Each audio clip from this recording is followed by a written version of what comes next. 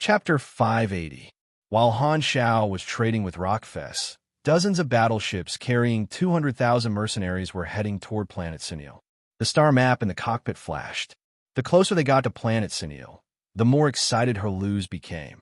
The other Sunil mercenaries were also excited. They were all too clear about the predicament of their race. Due to the catastrophe, the death rate of the young adults had always been high. Their compatriots were living in an abyss of suffering. Now, there was finally hope to completely solve this problem. These warriors who had sacrificed their lives for their race were all extremely excited and grateful to Han Shao. This day has finally come. Herluz took a deep breath and calmed himself down. Outside the porthole, Planet Sunil was in sight. The fleet landed quickly as if the ground had crashed into them. The main city of Planet Sunil was still Forest City.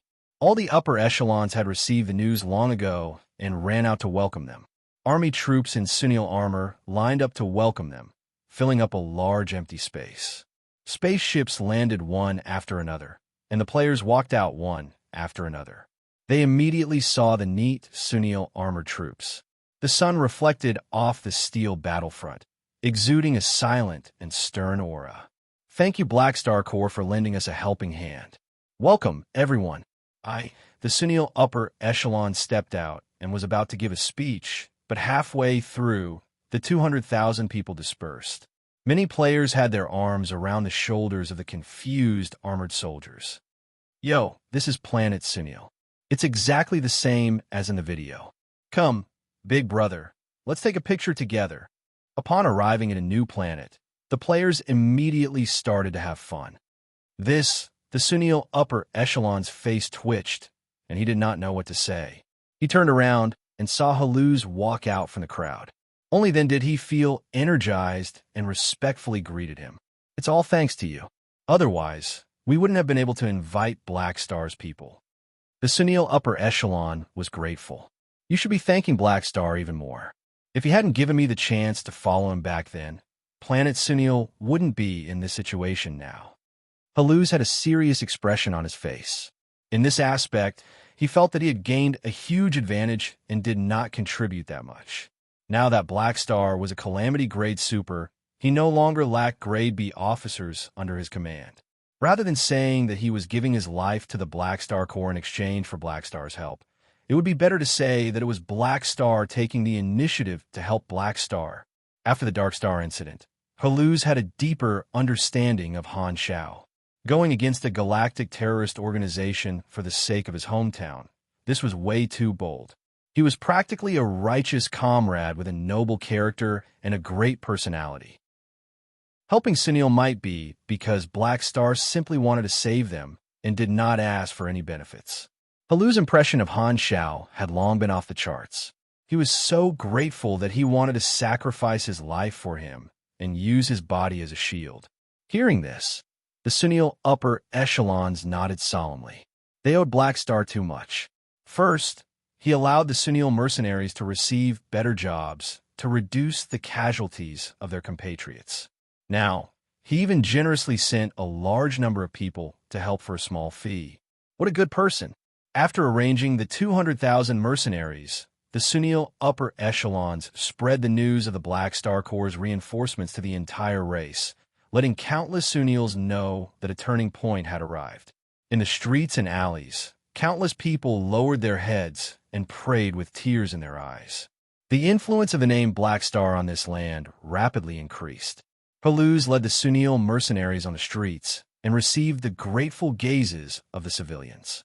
Feeling the flames of hope reigniting in this city, he was filled with many emotions. Herluz had seen the characteristics of the players and firmly believed that the catastrophe would be completely resolved. However, he suddenly thought of a problem. When the problem of the race is resolved, where should I go? Confusion was like a bullet that hit his heart. That's right, I went out as a mercenary to fight for the race. Once the crisis of the race is resolved, do I still need to be a mercenary? Herluz's footsteps paused, and he fell into a dilemma.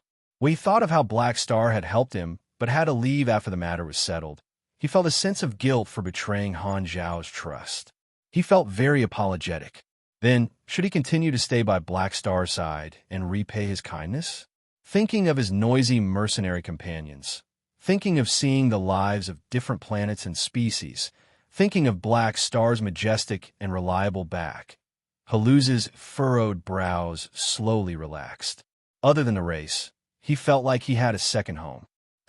Without the burden of the race in the future, I might even be able to save some money and find a beautiful wife to marry. Haluz's mood brightened up again, and he had unlimited expectations for the future. On the other side, the players who entered Forest City were warmly welcomed by the Senils, who lined the streets to welcome them. I didn't expect the name of the Black Star Corps to be so useful. Everyone was amazed. After experiencing it for themselves, the players realized that the influence of their faction was greater than they had imagined. The name of the Black Star Corps seemed to have a lot of influence. 200,000 players wandered around Forest City. The upper echelons of the Senils were still formulating a plan, and the employment had not officially started. At this time, no one would stop the players from moving around freely. Many of them used the old method and triggered additional missions from different characters. They also found equipment stores, skill instructors, item stores, and other functional locations. As a civilization, the Senils had most of the functions of an NPC resource site and could satisfy the needs of a large number of players. Not long after, the players were gathered and recruited. The Senils listed a large number of missions, including exploring the wilderness, collecting information on beasts, clearing beast strongholds, taking back abandoned resource sites, excavating new mineral veins, and so on. There were all kinds of jobs. After accepting the missions, the player's interface would automatically trigger the corresponding missions. It meant that the players could also obtain a lot of EXP from these missions other than the employment missions. The good missions were quickly snatched up, and the most popular one was naturally the mission to snatch resource sites. Most of these resources were materials, so the players could take some while they were snatching them. The resource site missions were basically split among the guild players, but if the Senils wanted to completely solve the catastrophe, there was still a lot of work to be done. All 200,000 players could receive missions. After accepting these missions, the players also triggered a faction mission series. The requirement was to help the Senils solve the catastrophe, but it had nothing to do with the employment missions. Even if they were not mercenaries, they could still come and help the Senils, triggering the mission series. In fact, the employment missions that the players received were the real bonus rewards. This was the benefit of joining the Black Star Corps faction. The missions were like carrots hanging above the players' heads, and the 200,000 players of Planet Senil could not wait to work. A few days later, Black Star Base Number 1, Machinery Modification Workshop. Countless mechanical arms were assembling mechanical soldiers one after another. Han Shao was working in front of the lathe, focusing on building the Mech Legion when his communicator suddenly rang. Who's looking for me? Han Shao put down the things in his hands and took out the communicator. All kinds of possibilities flashed through his mind. Maybe it was Ames urging him.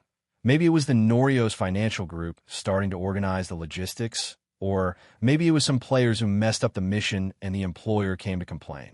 All kinds of thoughts flashed through his mind. He glanced at the communicator and was surprised to see that it was an unfamiliar call. The call connected, and an unfamiliar figure appeared on the screen. The moment he opened his mouth, he questioned Han Shao fiercely. Black Star, where did you put my people? Your people? Han Shao asked back. Bufuli, don't tell me you forgot. The other party's tone was dark. Where have I heard this name before? Han Shao stroked his chin and suddenly remembered. Wasn't this the Esper with the fiery eyes? Pui, the fire-breathing Esper who wanted to steal his spaceship and ended up becoming his prisoner. He had his super genes extracted every day and squeezed out hundreds of bottles of gene potions. Now, he was so skinny that he was on the verge of death.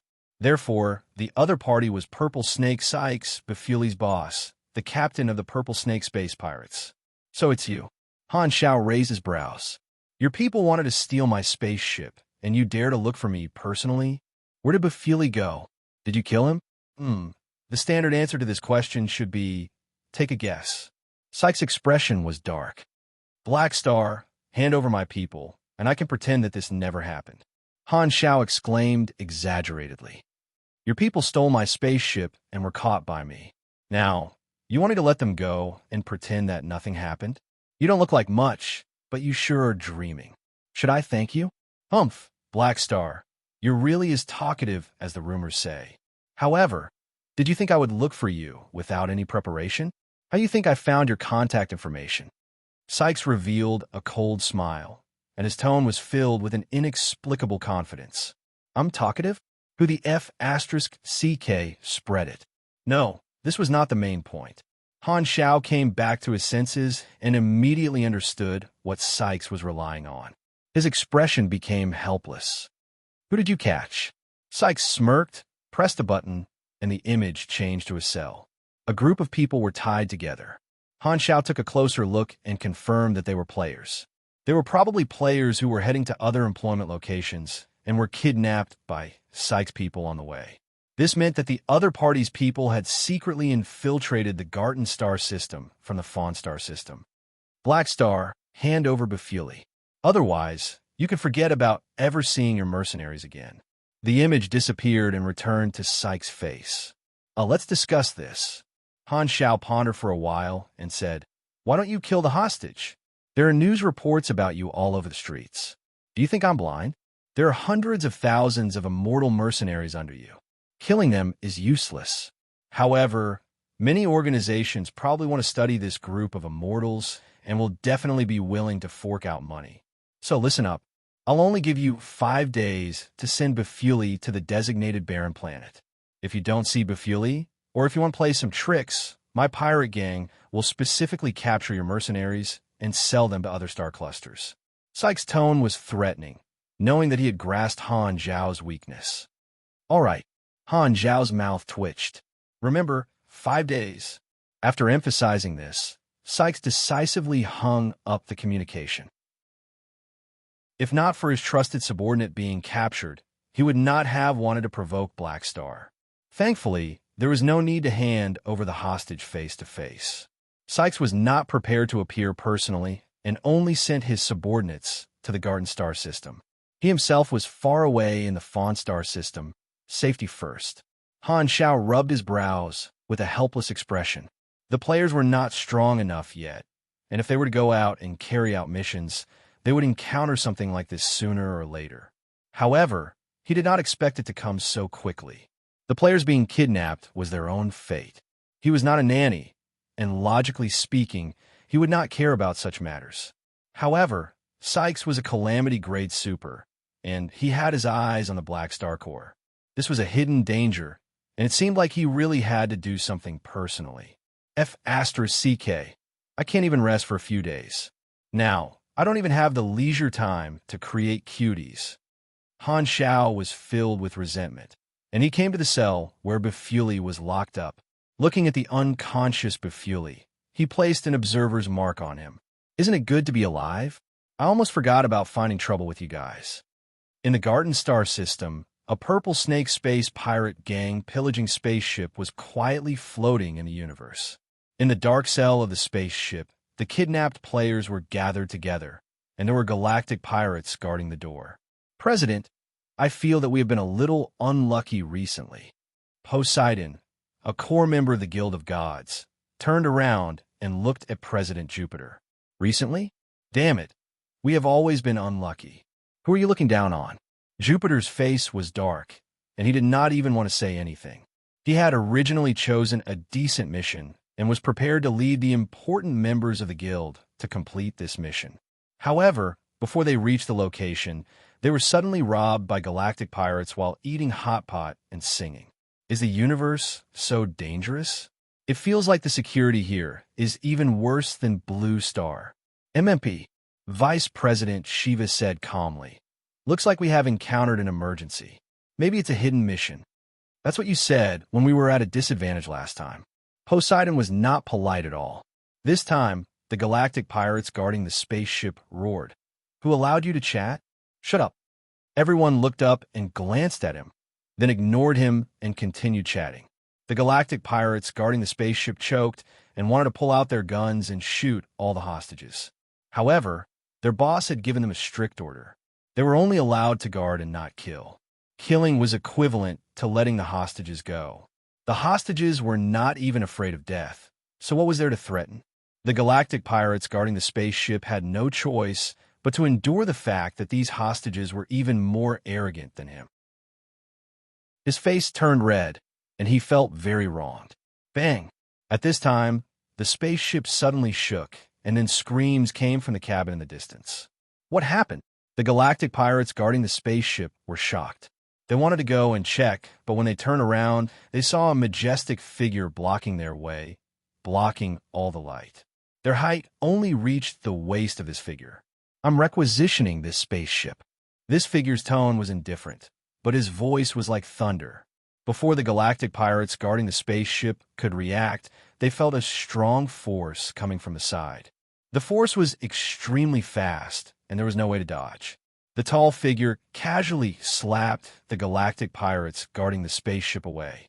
The galactic pirates crashed into the wall and exploded into minced meat. Jupiter and the others looked at this figure. Chapter 581.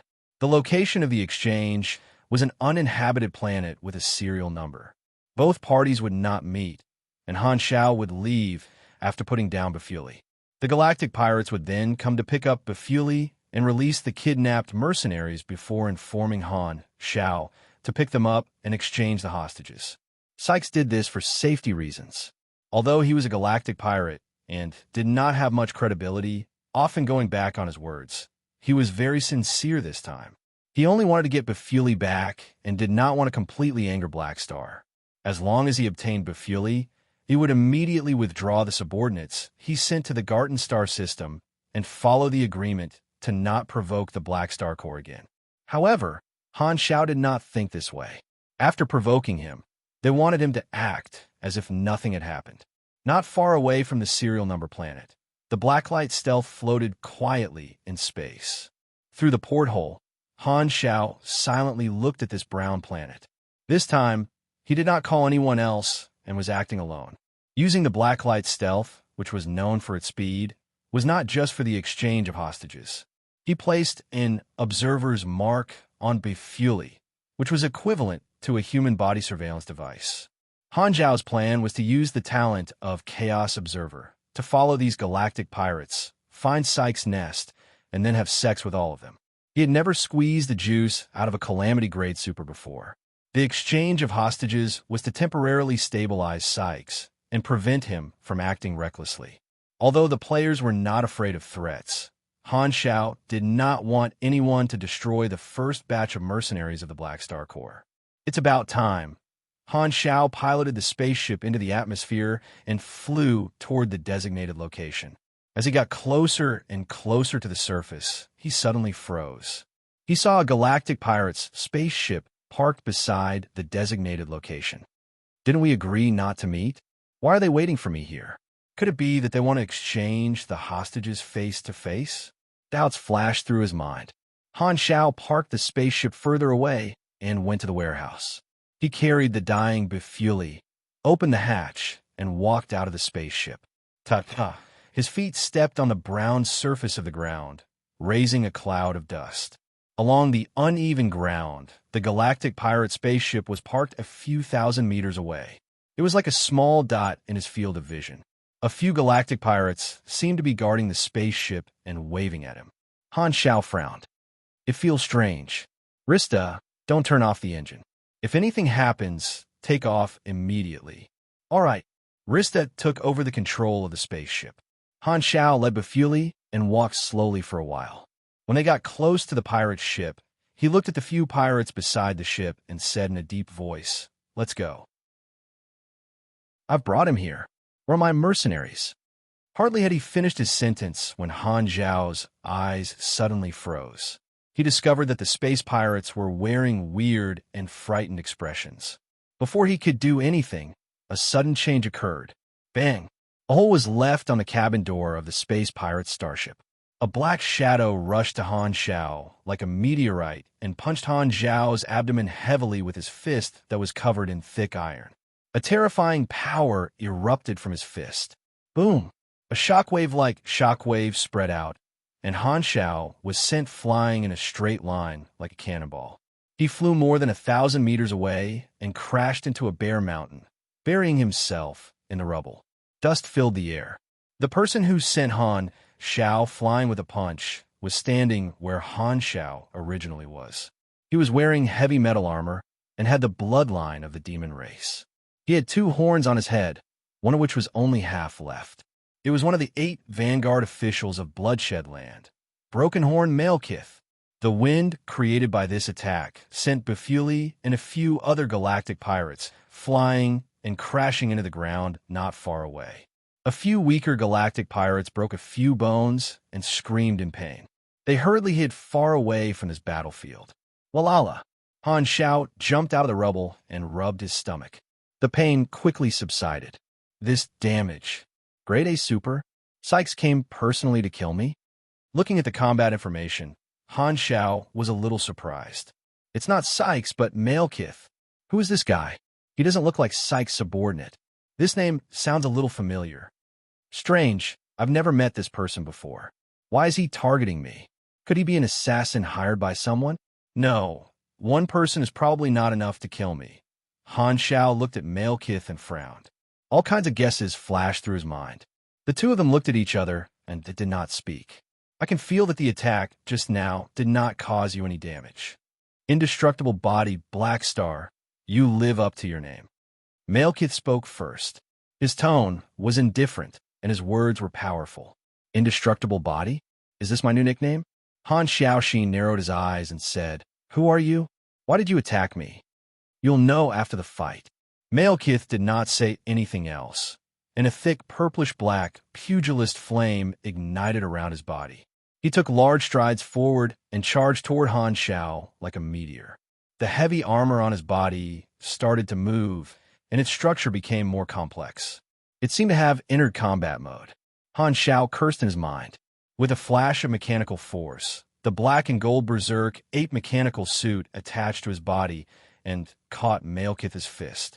A shock wave instantly spread out. Han Zhao's weight and strength were no match for Malekith's, and he was instantly pushed back. His legs dug deep trenches in the ground. At this time, the figure of a Ghidorah suddenly appeared behind Han Shao. He had used Nagajan's character summon card. Muscles are the truth. Han Shao could clearly feel the muscles in his body swelling up. His entire body was filled with endless strength, and his strength attribute suddenly skyrocketed. The momentum of the berserk ape mechanical suit stopped for a moment, and Han Shao planted his feet into the ground. The torque of the berserk ape mechanical suit suddenly increased, and Han Zhao's waist and arms were twisted into an arc that he was about to throw. He grabbed onto Malekith's fist with both hands and threw Malekith over his shoulder. The moment Malekith left his hand, he broke through the sound barrier and was thrown out in a straight line. His speed was extremely fast, and in the blink of an eye, he became a small dot in his field of vision. He crashed into the bottom of the undulating mountain range in the distance, and the ground trembled slightly. The ability of the berserk ape mechanical suit. Berserk throw. Han Shao glanced at the enemy's information.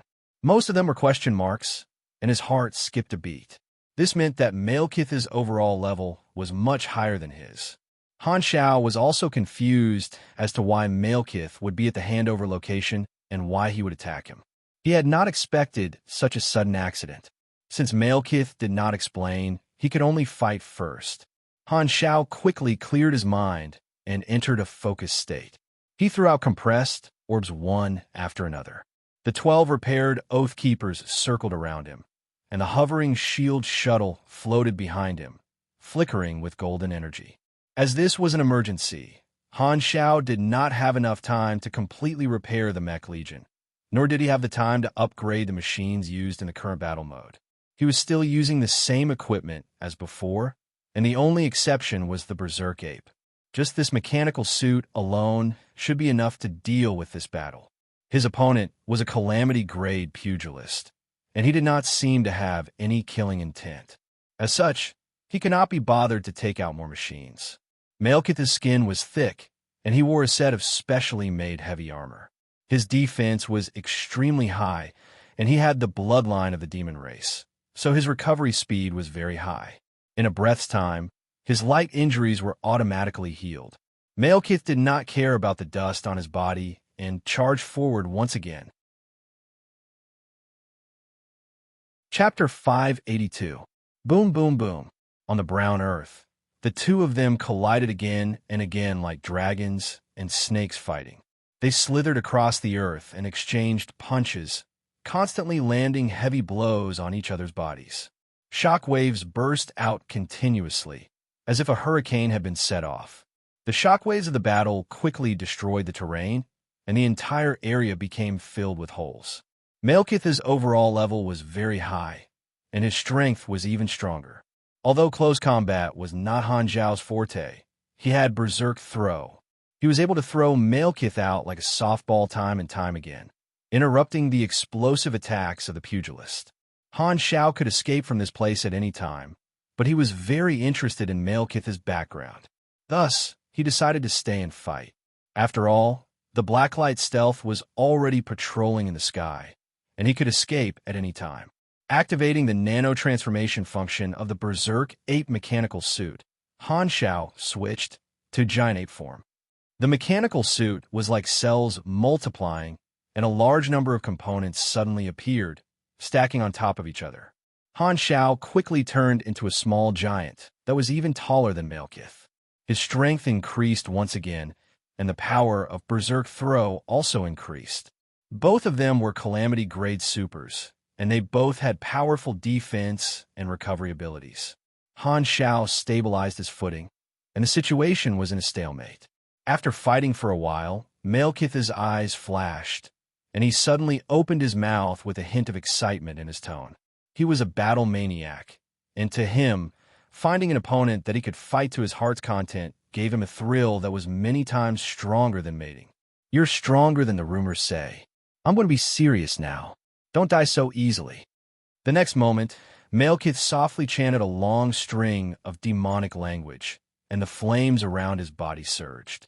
His eyes were like blazing flames, and black and red flames spewed out from the gaps of his armor. His aura soared, and the surrounding temperature rose rapidly.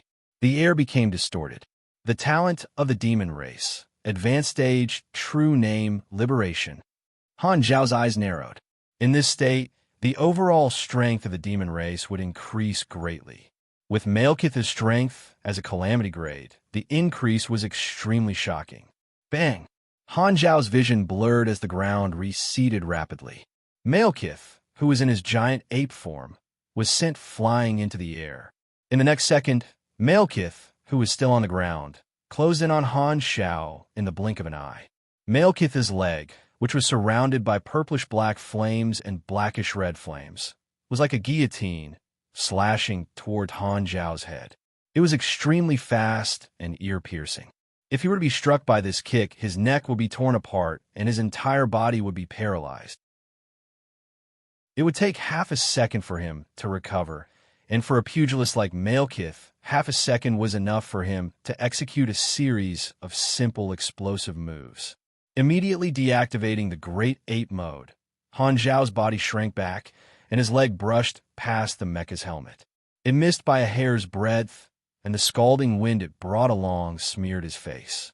After missing his attack, Malekith clasped his hands together and prepared to pummel Han Zhao to the ground. At this moment, Han Zhao's helmet suddenly opened up, revealing a fiery vortex in the depths of his eyes. The next moment, two incandescent beams of fire shot out from his eyes, giving Malekith a love explosion. Boom! Malekith's attack was interrupted once again. There were different types of demons. When using the True Name release, one could clearly distinguish them. For example, those that breathe fire were flame demons, and those that breathed ice were frost demons. Malekith clearly had the bloodline of a flame demon, so his resistance to fire was extremely high. Although the damage of this attack was limited, it successfully pushed him away. Han Zhao placed some genetic medicine into the injection module of the mecha. Just now, he injected Befuli's genetic medicine and used his one-time use character summon card. After obtaining a breather, Han Shao did not hesitate and directly activated the third transformation of the Berserk Ape Mode, Berserk Overload form. The miniature high-density nuclear reactor operated at high power, and the power of the weapon and the mecha's attributes were all significantly increased. Han Shao put his arms together and activated the nano weapon module. The armor on both his arms merged together, forming a huge cannon barrel. Light beams shot out from it and struck Malekith from afar. Small mushroom clouds appeared on the ground as Han Shao activated the nano weapon module. Rumble. Malekith endured the bombardment and moved forward. He also raised his hands and shot out Shockwave Blast. The two of them shot at each other, and one of them moved forward while the other retreated. After True Name release, Malekith's speed increased tremendously, and he gradually shortened the distance between them. Soon, he was in front of Han Shao again. His fist, which was surrounded by flames, went straight for Han Zhao's chest. Wong. At this moment, Han Zhao's body exploded with shocking electric arcs. His heavy fist was like a bolt of lightning, and it landed on Malekith's face first. Bang! This punch was like a thunderbolt that exploded out of nowhere. The shockwave spread out from Han Zhao's feet, and the ground within 100 meters of him cracked and caved in. As for Malekith, he had already turned into a shooting star and disappeared from sight. Power explosion. If it was a melee attack, the damage would be increased by 650% to 700%, and there would be additional energy explosion and splash damage. There would be a 65% chance of causing a critical hit, and there would be additional debuffs such as knockback, and stun. Not only had he used one skill, he had also used Gene Release at the same time, which was Flaming Will that had been strengthened by the skill upgrade card. The power of the skill had accumulated to a terrifying level. Malekith had been sent flying for more than 10 kilometers. He would only be able to land after flying for a while. Han Shao panted softly. Melee combat was the most exhausting. His health and energy were still very healthy, but his stamina had decreased by quite a bit. Fortunately, stamina recovery was usually in percentage form. The higher the upper limit, the faster the recovery. This guy is really strong, much stronger than Degulish and Nagajan. That attack, just now, probably only caused him some light injuries. Han Shao was hesitating whether or not to continue fighting. Suddenly, a thought flashed through his mind, and he recalled Malekith's background. A corps officer of Bloodshedland, one of the 8 Vanguard officials under Heber the Tyrant. He's a beyond grade A subordinate. Han Shao immediately became alert. Why would another beyond grade A officer find him? This time, a rolling smoke dragon appeared in the wilderness far away. It was Malekith running back. This time, he did not charge over, but stopped a few dozen meters away from Han Shao. He had already deactivated his True Name release form, and there was a red fist print on his face. Well done, Black Star. You're an opponent worthy of my full strength. I really enjoyed the battle just now. Malekith revealed an appreciative smile. Even after activating his True Name release form, he could not completely suppress his opponent and had even suffered a small loss. Black Star was very strong, even stronger than many people had guessed. There was no doubt about that. He had already achieved his goal for this trip. I know your identity, Malekith. You're from Bloodshedland. Han Shao did not want to continue fighting. He only wanted to know the purpose of Malekith's visit as soon as possible. Frowning, he said, "Why did you attack me? And why are you here?" "I came here especially for you." Malekith touched the broken horn on his head. Black Star was the Dragon Emperor's trusted officer. The Black Star Corps had been in the limelight recently, and he had been ordered to pay attention to Black Star's movements and find an opportunity to test him. When the Purple Snake Space Pirates kidnapped the mercenaries of the Black Star Corps, Bloodshedland's intelligence network had coincidentally found out that Malekith was nearby. Thus, he had stolen the spaceship of this group of space pirates and waited for Black Star to come to him. Without anyone disturbing him, he would be able to figure out Black Star's strength. If Black Star was strong enough, then Floating Dragon will only bury talents like you. You should have greater achievements. With your strength, you should be on the same level as me and become the 9th Vanguard official. Malekith finally expressed his intentions and threw out an olive branch. Chapter 583. With a strange expression, Han Shao sized Malekith up from head to toe. "Are you here to poach me?" He did not expect to meet a hunter. After all, he was now an officer of Floating Dragon, and normal organizations would not dare to do such a thing. The core officers of Bloodshed Land had come to invite him and even offered him a very high position. He would become one of the Vanguard officials as soon as he joined, which was a very high position. Bloodshed Land and Floating Dragon were two different organizations. Floating Dragon had always been supported by Ames alone, and Heber was also a beyond grade A super. Not only that, but he was also the oldest of the 4 famous beyond grade A supers in the Shatterstar Ring. Pugilists trained one's physique and life force, so his lifespan was very long. Thus, Bloodshed Land also had Floating Dragon's greatest advantage. Furthermore, Bloodshed Land was an important ally of a star cluster civilization. They were rich in resources, had a wide network, and had a very strong armed force. They had many branches in various star systems of another star cluster. Just their organization alone was already a giant in the Shattered Star Ring. Furthermore, unlike Floating Dragon, they were still active and expanding. For example, in the previous version of the Wayne card Shattered Star Ring deck, there were 3 cards in the Floating Dragon faction. They were the faction card Floating Dragon Island, the strong card Dragon Emperor Ames, and the mercenary card Black Star Mercenary. There were a total of 14 cards in the Bloodshed Land faction. I've been in the limelight recently and displayed my abilities.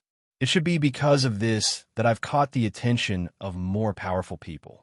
Han Shao nodded. While this was rare, it was not unprecedented. When one's fame and legendary points reached a certain level, there would be a chance of such a thing happening. After becoming famous, all sorts of people would come looking for him. Bloodshed Land coming to poach him proved that his level had also subtly increased. I'm a little curious. Aren't you guys afraid that Ames will be angry? Han Shao curled his lips. Malekith smiled faintly, containing great confidence. Do you think His Excellency Tyrant will be afraid of Ames? Furthermore, this is not the first time. Han Zhao's eyes moved, and he became curious. You guys poached someone from Floating Dragon before? That person is still alive? Of course he's alive, and he's in a very high position now. Ames didn't cause you any trouble. Huh, you know her very well. Indeed, she dragged Floating Dragon Island and attacked our headquarters, so His Excellency Tyrant took action. What's the result? Han Shao raised his eyebrows. Malekith pursed his lips, his eyes filled with passion. He chuckled and said, the original Floating Dragon Island was twice as big as this. Ames is at a disadvantage. Han Shaoxin thought. This was a secret that the players in Han Zhao's previous life did not manage to find out. It turned out that Floating Dragon had a grudge with Bloodshed Land. No wonder they were trying to poach Ames. Wait, if I reject, I might be viewed as an enemy by the Bloodshed Land? Han Shao became vigilant and asked in a deep voice, Thank you for your invitation, but what if I refuse? Malekith's smile disappeared, and he stared at Han Shao. His tone became unquestionable as he slowly said, Consider it again. Black Star's hundreds of thousands of immortals had already attracted the interest of the Bloodshed Land, but Heber did not bother to poach people slowly. If he wanted to poach someone, he would poach the leader directly. Thus, Han Shao became the target of recruitment. Malekith did not want to return empty-handed from a mission personally given by the tyrant. This is a threat, right? Han Shao frowned and secretly weighed the pros and cons. If he changed his allegiance to the Bloodshed Land, he would incur the wrath of Floating Dragon. The connections that he had built with Floating Dragon would disappear, and the Black Star Corps and Blue Star would lose the special treatment that Floating Dragon gave him. Ames placed a lot of importance on him, and if he betrayed her, she would be even angrier. The consequences would be dire. As for the benefits, they seemed to be huge as well. Bloodshed Land's influence was much stronger than Floating Dragon's. What he lost on the swings, he gained on the swings. With the help of the Bloodshed Land, he could rebuild a wider network. At the same time, with the resources of the Bloodshed Land, he could provide greater support to the Black Star Corps. making up for all his losses. The only problem was that he might need to go to the star cluster where the bloodshed land was. Since Heber dared to poach me, if Ames succeeded in her revenge, it would be very embarrassing. Thus, Heber would probably protect me. After thinking for a while, Han Shao spoke. I've thought about it. His brows relaxed, and he smiled at Malekith. I refuse. Although he had analyzed the pros and cons out of habit, that was just a habit. From the start, Han Shao had never planned to leave Floating Dragon. He was not someone who would be swayed by a few words. Ames had provided so much convenience, and this was all a favor. Their relationship had always been in a warm state.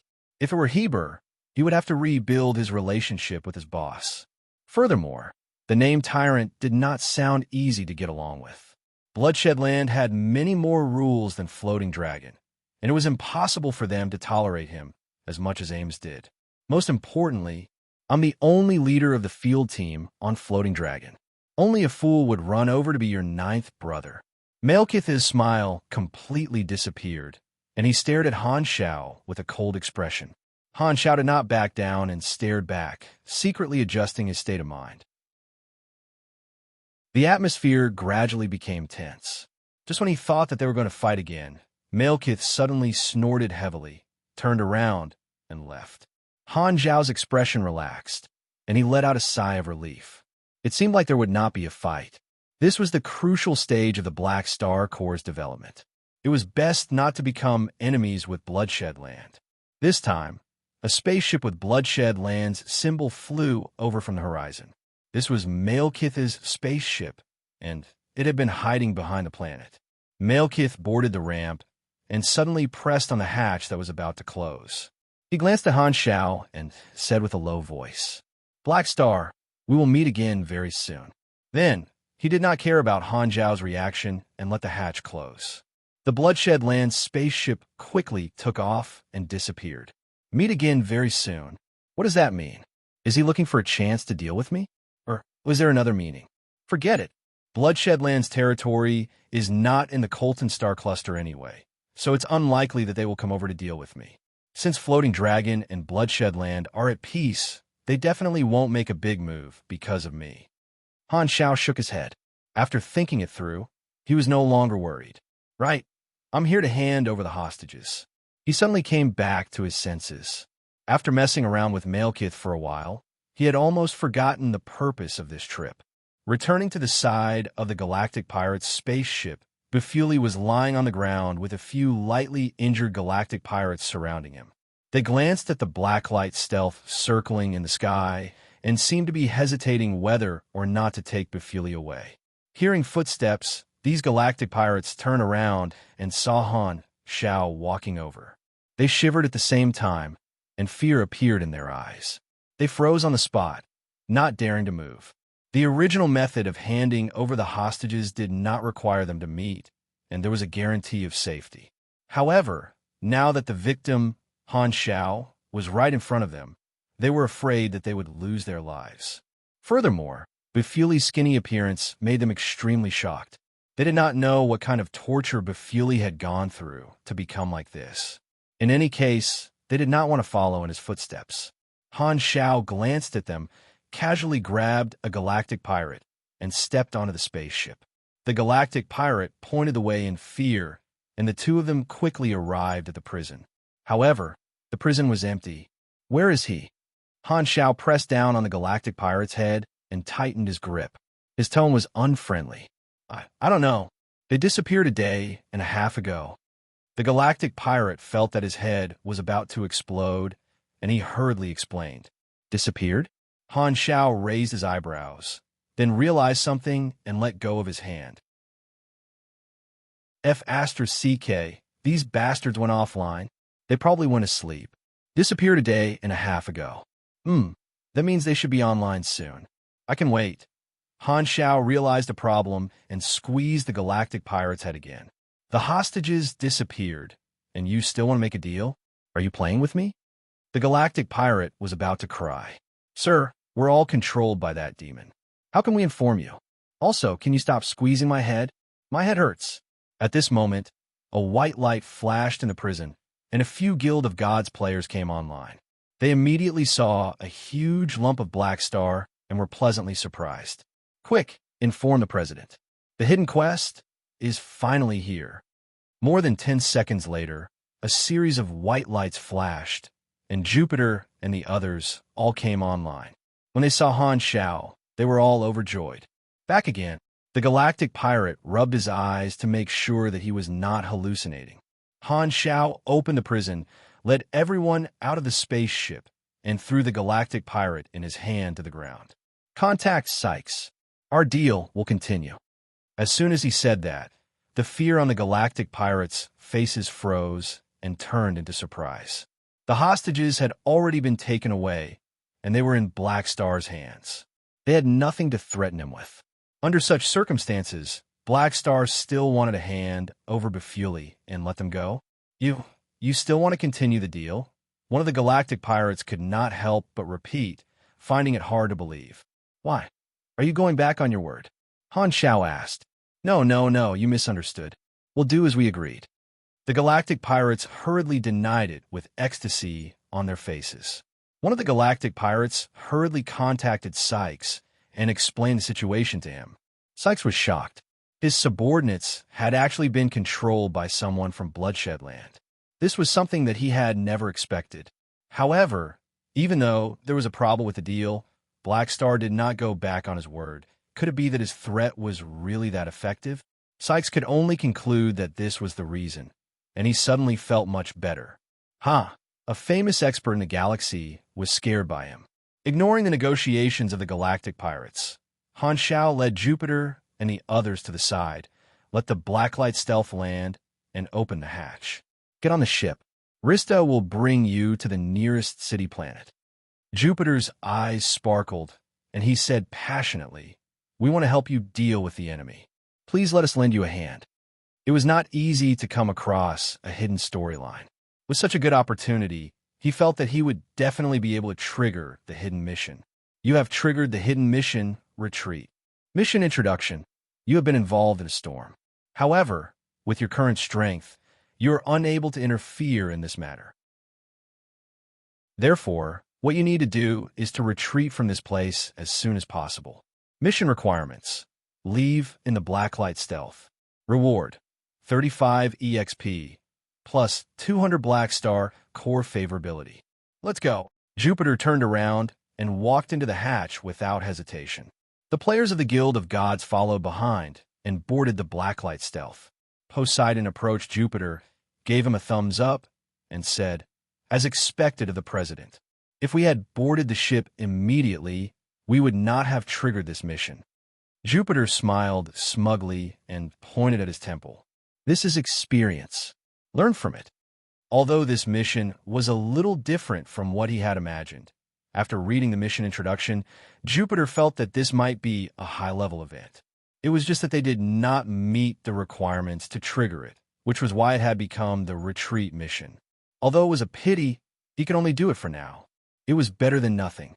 Han Xiao was still standing outside, waiting for the galactic pirate's reply. After a while, a galactic pirate ran over and said carefully, "Your Excellency Black Star, if there are no problems, we will leave with Bufuli. Go. Don't provoke me in the future. I won't let you go next time."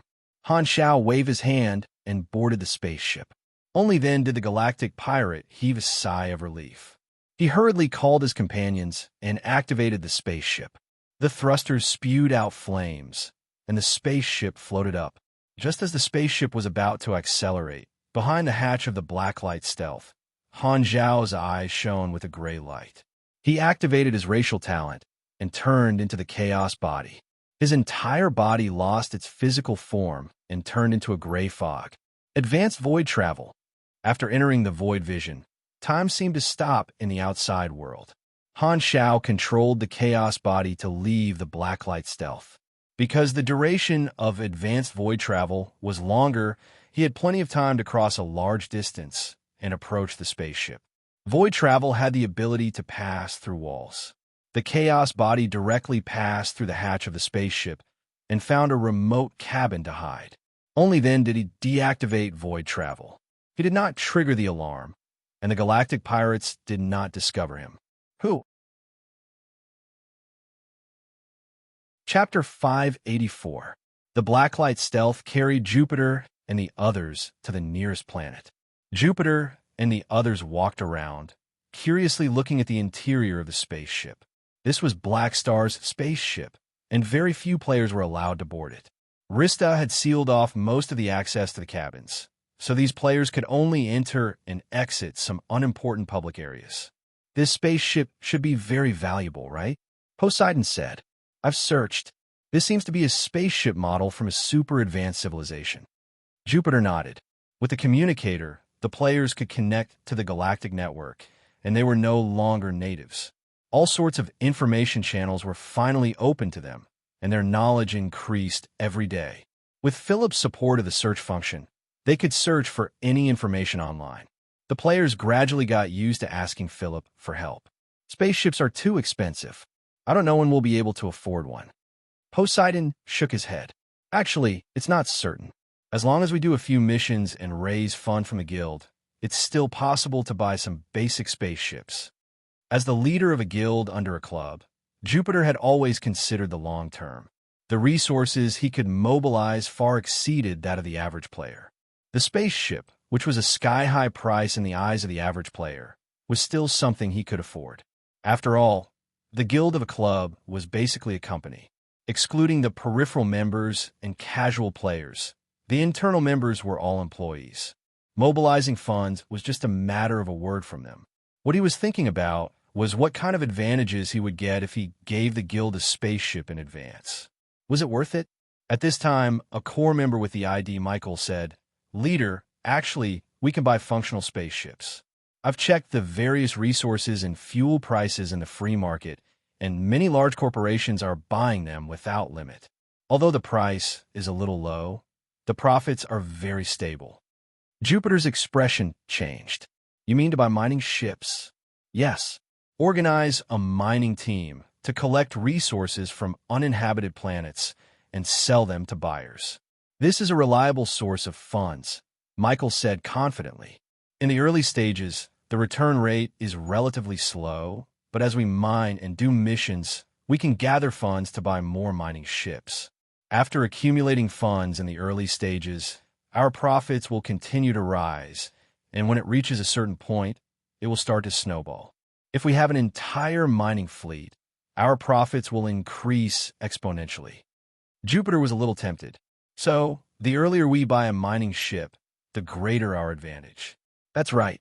Michael nodded and added, "Now, hiring missions are the way to go. Everyone is doing them, and the profits are very high.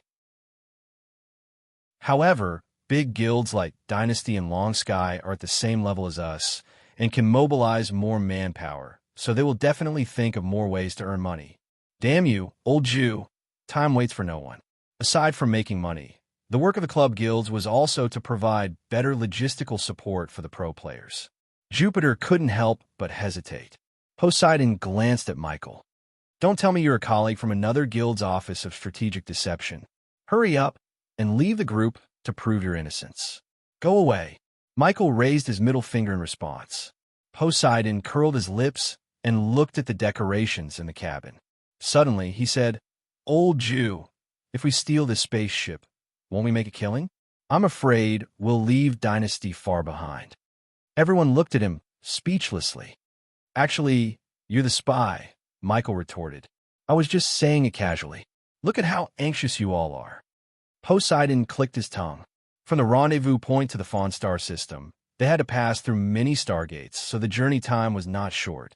However, in order to get rid of Sykes, this hidden danger, Han Xiao decided to wait patiently. The raiding spaceship traveled in the universe. In a certain secluded place on the spaceship, Han Xiao and his chaos body stuck close to the wall. He realized that the racial talent of the Chaos Observer seemed to be very suitable for this kind of careless stealth. Any stealth that did not kill all the witnesses was careless. Because he was in his chaos body state, Han Xiao had nothing else to do. He could only browse the forums every day and understand the progress of their hiring missions from the players' posts. Because they had not been in the universe for long, the players were still relatively well-behaved, and most of their missions were going smoothly. On planet Sunil's side, The 200,000 mercenaries were also working in full swing. The situation was reassuring. Other than browsing the forums, Han Shao used the observer's mark to spy on Erosia, Serbia V, and Herluz to pass the time. After more than 10 days, the raiding spaceship finally left the Garten star system and entered the Fawn star system, connecting with the main fleet very quickly. The Purple Snake Space Pirate Gang fleet had more than 40 battleships, and the majority of them were small and medium-sized raiding spaceships. The main spaceship was a modified Raven cannon battleship, which was the main spaceship model of the Black Raven civilization in the Fawn star system. A space pirate gang of this size was already considered a big space pirate gang that could not be underestimated. The raiding spaceship flew into the fleet and docked with the main spaceship. A few space pirates carried the weak Bufuli through the passage and came to the main spaceship hall. Sykes had been waiting there for a long time. The hall was filled with his subordinates, and 3 Grade B officers were waiting at the side. Sykes sat in his seat, and when he saw the skinny Bufuli, he suddenly stood up and hurried over with a surprised expression. "Bufuli, how did you become like this?" Bufuli looked at Sykes, his lips trembling. Tears suddenly welled up in his eyes, and his voice was sobbing. "Black Star is a devil. What exactly did he do to you?" Sykes could not help but size Bufuli up. In his memory, Bufuli was a burly man, but now he was as thin as a stick, and his entire body was shriveled up. It was as if he would fall with just a push, and he was crying like a softie. Not only him, the other space pirates also looked at him with disbelief. They could not believe that their strong comrade would become so pitiful. What exactly did he go through for a Grade B super to become like this? When Bufuli thought of those hellish days, he could not help but reveal a look of fear, and he subconsciously shivered. He imprisoned me in a dark cabin. I don't even know how long it has been. He used a device to continuously extract my super genes, and the speed of my recovery became slower and slower. Until now, I have only recovered a little of my strength. Those who obtained strength could not bear to lose it the most. Every time he recovered a little of his strength, it would be mercilessly taken away. He had to go through this cycle again and again, especially when he was imprisoned in a cell and lost the feeling of time. All these actions had caused Bufuli severe mental trauma. Hearing this, Sykes could not help but shiver. He secretly regretted his decision to provoke Black Star. He did not expect that this guy was not only strong, but he was also a F** king pervert. Originally, because Bufuli was a Grade B super that he valued, he took the risk to threaten Black Star. Now, it seemed that Bufuli was almost crippled, and he did not know how long it would take for his mental state to recover. What Sykes needed was a useful officer, not a useless person. Even if there were some space pirates present who did not usually get along with Bufuli, seeing Bufuli in such a pitiful state, they could not help but feel pity. Black Star insisted on the deal, so he is probably using Bufuli as an example to threaten us. Another Grade B space pirate said.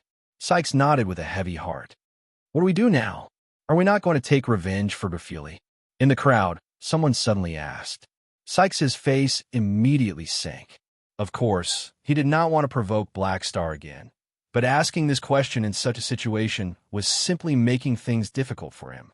If he directly said no, wouldn't he lose his prestige, lose his leadership, and be looked down upon by his subordinates? I have my own plan. Helpless, Sykes could only give an ambiguous answer, intending to change the topic. At this time, the person who asked the question just now spoke again in the crowd. What kind of plan, and how exactly are we going to do it? It's you again. Can you shut up? Is this something you have the right to know? Sykes' face was not looking good. He looked in the direction of the voice, wanting to see which subordinate dared to question his boss. Seeing that their boss was angry, the space pirates hurriedly separated, revealing the person who spoke. The eyes of all the space pirates in the hall focused on him, wanting to see who was so daring. Seems to be a galactic human, wearing a black trench coat. Seems to be quite tall, looks... Why does he look a little familiar? Sykes stared at this person, blinked, and confusion appeared in his eyes. The next moment, his expression suddenly turned to shock, and he jumped up, shouting in shock and anger. Black Star, why the F***CK are you here? The surrounding space pirates jumped out of fear as if they had seen a ghost, and the space around Han Xiao became empty. The whole place was silent. Han Xiao glanced around, then stared at Sykes, stroked his chin, and slowly said, "Don't be nervous. I'm here to make a deal with you this time." "What deal?" "I want you to give up your freedom in exchange for—" Han Xiao raised his eyebrows, chuckled, and said, "Your life." Bzzz.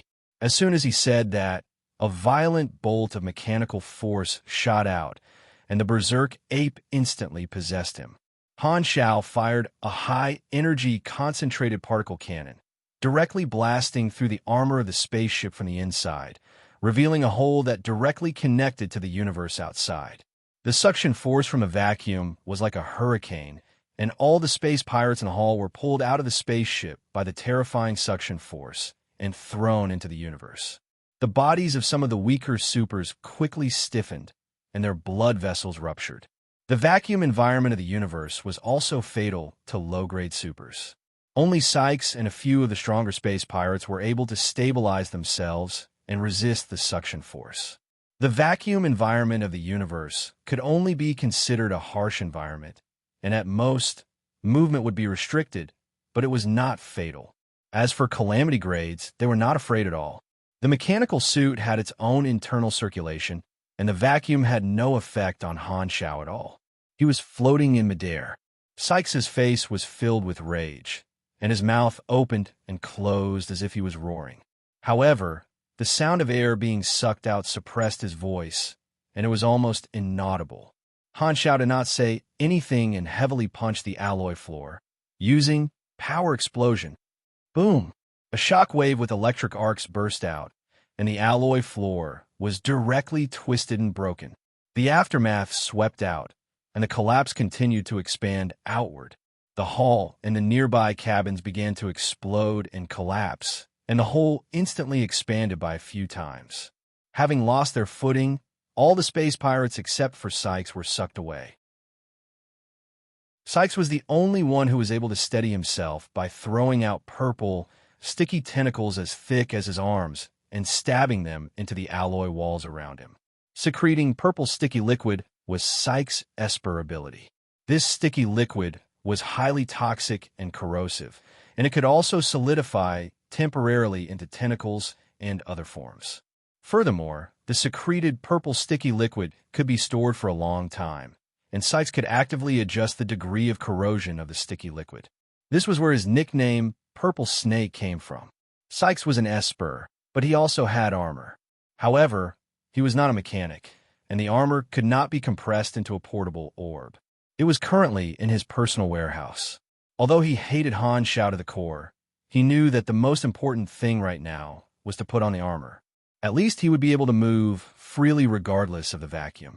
He immediately used his tentacles to move along the wall, heading straight for his personal warehouse. The thrusters fired, leaving behind a faint trail of flames. Han Xiao approached Sykes back at high speed. At this time, Sykes suddenly waved his hand, and a wave of purple sticky liquid slammed toward him. The edges of the sticky liquid came into contact with the walls of the spaceship, and thick smoke came out. The corrosive traces were like melting. This Esper ability is quite interesting. Han Xiao's eyes sparkled. The vambrace suddenly changed shape, revealing a row of pipes, and he clenched his fist. The interior of the spaceship had not completely turned into a vacuum, and a large amount of air was sucked in by the nanoholes all over the mechanical suit. Immediately after, a row of high-pressure air cannons shot out from the vambrace, directly scattering the wave of purple sticky liquid. The corrosive sticky liquid splashed everywhere, and the surroundings were instantly filled with thick smoke. Han Xiao accelerated and grabbed one of Sykes' arms. Mechanical force exploded all over his body, and the thrusters fired in reverse. Han Xiao instantly stopped in place, grabbed Sykes' arms, and made a twisting throwing motion. Berserk throw. Main ship, please answer. Main ship, please answer. What's the situation now? In space, the dozens of raiding spaceships of the Purple Snake space pirates surrounded the main ship that Sykes was in. Everything was normal at first, but dozens of seconds ago, all the raiding spaceships suddenly lost contact with the main ship. No matter how they called, the main ship would only respond with silence. Just when the other raiding spaceships were about to dock with the main ship to check the situation, the outer armor of the main ship suddenly exploded, leaving a hole. Countless items were sucked into space like a tornado, including many of their galactic pirate companions. Before the galactic pirates on the other spaceships could be shocked, the next moment, the tail of the spaceship, which was thousands of meters away from the hole in the hull, also had a hole blown open. A large amount of broken metal flew out along with the figure. It was their boss, Sykes. Chapter 585. It happened so suddenly that the galactic pirates were stunned, seeing their boss, Sykes, tumbling in space. The Purple Snake Space Pirates finally realized that this was an enemy attack, and their expressions changed. Quick, help the boss. The enemy should be in the main ship. Surround the main ship and don't let him escape. The galactic pirates yelled. Two of the spaceships approached Sykes, and the other dozens of spaceships quickly formed an encirclement formation. Through the porthole, Han Xiao could clearly see the spaceships turning around and aiming their cannons at the main ship he was in. Han Xiao smiled and called out to Philip in the helmet. Philip, assist me with virtual intrusion. Order confirmed. Switching to virtual interface view, the tactical screen in the helmet displayed the intrusion interface. The mechanical suit's chest emitted a cone-shaped green light, forming a virtual operation screen in front of him. Han Zhao's fingers quickly entered the code. The first to be invaded was the main ship of the Purple Snake Space Pirates. You have used virtual intrusion on the Purple Snake battleship. Starting to crack the firewall, level 2. Proceeding with level 1 authentication, authentication passed. Proceeding with level 2 authentication, authentication passed. Intrusion successful. You have obtained the authority to operate the Purple Snake battleship. Authority level. Highest data has been sampled. Backup generation complete. Plus 10% success rate and plus 25% speed for the next intrusion into a machine controlled by the same artificial intelligence. Your authority has been blocked by the enemy's virtual intelligence. Proceeding with level 2 authentication passed. You have successfully retained your authority. Next authorization authentication time, 140 seconds later. The virtual intelligence used by the galactic pirate spaceships was obviously far inferior to Dark Star's. It only had a level 2 firewall. Han Xiao was already at the Calamity grade level, so his virtual intrusion ability was also greatly improved. Invading the galactic pirate spaceships was a piece of cake, and he immediately obtained the highest level of authority. The level of authority obtained from the first intrusion was inversely proportional to the difficulty of the intrusion. It was equivalent to the virtual intelligence of the Purple Snake Space Pirates being pressed against the ground, unable to fight back at all. The interface immediately displayed the virtual model of the Purple Snake battleship. All the modules were available, and Han Xiao tapped on the shield module. Activate the shield at full power. The next moment, an oval-shaped light blue electromagnetic shield enveloped the entire spaceship. Dong, dong, dong. Outside the porthole, dozens of plundering ships saw this and gathered fire without saying a word. A light cannon exploded on the shield, and the inside of the spaceship shook incessantly.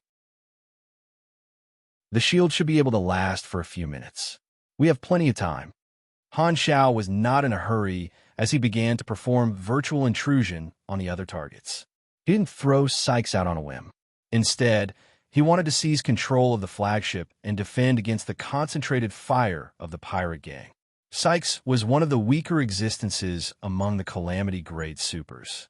If it was a one-on-one battle, Han Zhao's chances of winning were very high. However, this was not a one-on-one battle, but a group battle. He was faced with a fleet of space pirates. Han Zhao's strategy from the very beginning was to seize a favorable location and display the abilities of a virtual mechanic. While this side was bombarding, not far away, Sykes was still floating in space. Although he could use his energy to move, he was not a martial artist after all, and his Esper ability did not increase his speed. When he turned around, he saw his subordinates driving 2 pillaging ships towards him. They were obviously here to receive him. Sykes's eyes lit up. He urged his energy and approached them. Only now did Sykes have the time to think about what to do next. He originally did not want to make an enemy out of Han Xiao, but the other party had taken the initiative to come knocking on his door. This matter could not be settled peacefully. Both parties were already enemies. Sykes was burning with anger. He gritted his teeth. The other party had come alone, making him feel that Han Xiao did not even put the purple snake space pirates in his eyes. If that was the case, then he would not care about anything else. He might as well get rid of Black Star right here and now. Killing intent rose in Sykes's heart. The 2 pillaging ships finally approached. Sykes put away his thoughts and prepared to wait for his subordinates to open the hatch to receive him. Right at this moment, a sudden change occurred. The 2 pillaging ships fired beams of light cannons at Sykes. His vision instantly turned into a vast expanse of white as a surging heat assaulted him. Sykes's expression changed drastically. In the battleship Purple Snake that was under fire, Han Zhao's operation interface had 2 more virtual models of the raiding spaceships. He had long noticed the spaceship that had gone to pick up Sykes and directly hacked it to take control. He did not want Sykes to run to other spaceships. His fingers danced on the control interface, creating blurry afterimages. The speed of his input was extremely shocking. The artificial intelligence of the pillaging ships could not fight back at all. One after another, the pillaging ships turned into Han Zhao's shape. It was as if a green grassland had appeared above Sykes' head. The main ship suffered fewer and fewer attacks. The pillaging ships controlled by Han Xiao opened fire at the other galactic pirates, and the galactic pirates were instantly thrown into chaos. A Calamity-grade virtual mechanic was enough to deal with an entire galactic pirate fleet alone. The high-level combatants in the galaxy were not just for show. This was especially true for mechanics in the later stages.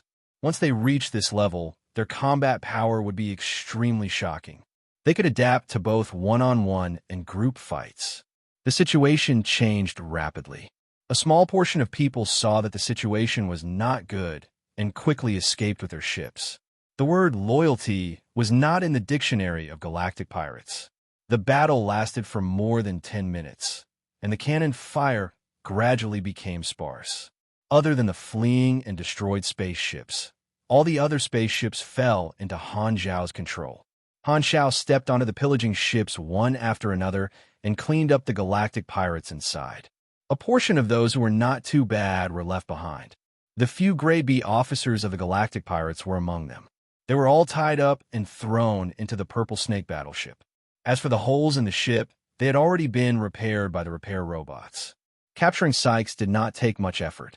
Han Xiao mobilized a large number of pillaging ships to focus fire on him alone. Although the power of these spaceships' light cannons was far weaker than the main cannon of Dark Star, there were too many of them. Sykes could not move freely in space, and it was difficult for him to dodge. He was a living target. It was so miserable that even Han Xiao could not bear to watch. After confirming that Sykes was about to explode, Han Xiao controlled the gravitational force of the spaceship to drag Sykes back to the Purple Snake battleship and threw him in front of the other galactic pirates. B-Boss. All the captured galactic pirates looked at the half-dead Sykes and could not help but feel fear. Grade A supers rarely became galactic pirates. The cohesion of the Purple Snake space pirates came from Sykes' strength, which gave the galactic pirates under him a lot of confidence. However, Sykes did not even have to fight a few rounds with the enemy before he was easily defeated. The powerful image that Sykes had in their hearts was instantly shattered. The more they admired Sykes in the past, the more they feared Han Xiao now. Some escaped, but they are all small fries. Not important. Han Xiao stood in front of everyone and put away the berserk ape. The galactic pirates who were still alive were all captured, so there was no need for virtual intrusion. The spaceships were all in his hands. After counting, Excluding the spaceships that escaped in time, he had captured a total of 24 spaceships. Although most of them were cheap pillaging ships, there was also this Raven cannon battleship, which was quite a bountiful harvest. Sykes was severely injured. His hands and feet were locked by the electromagnetic confinement ring. He lay on the ground on his side and stared at Han Shao with hatred and resentment in his eyes. "Don't look at me like that.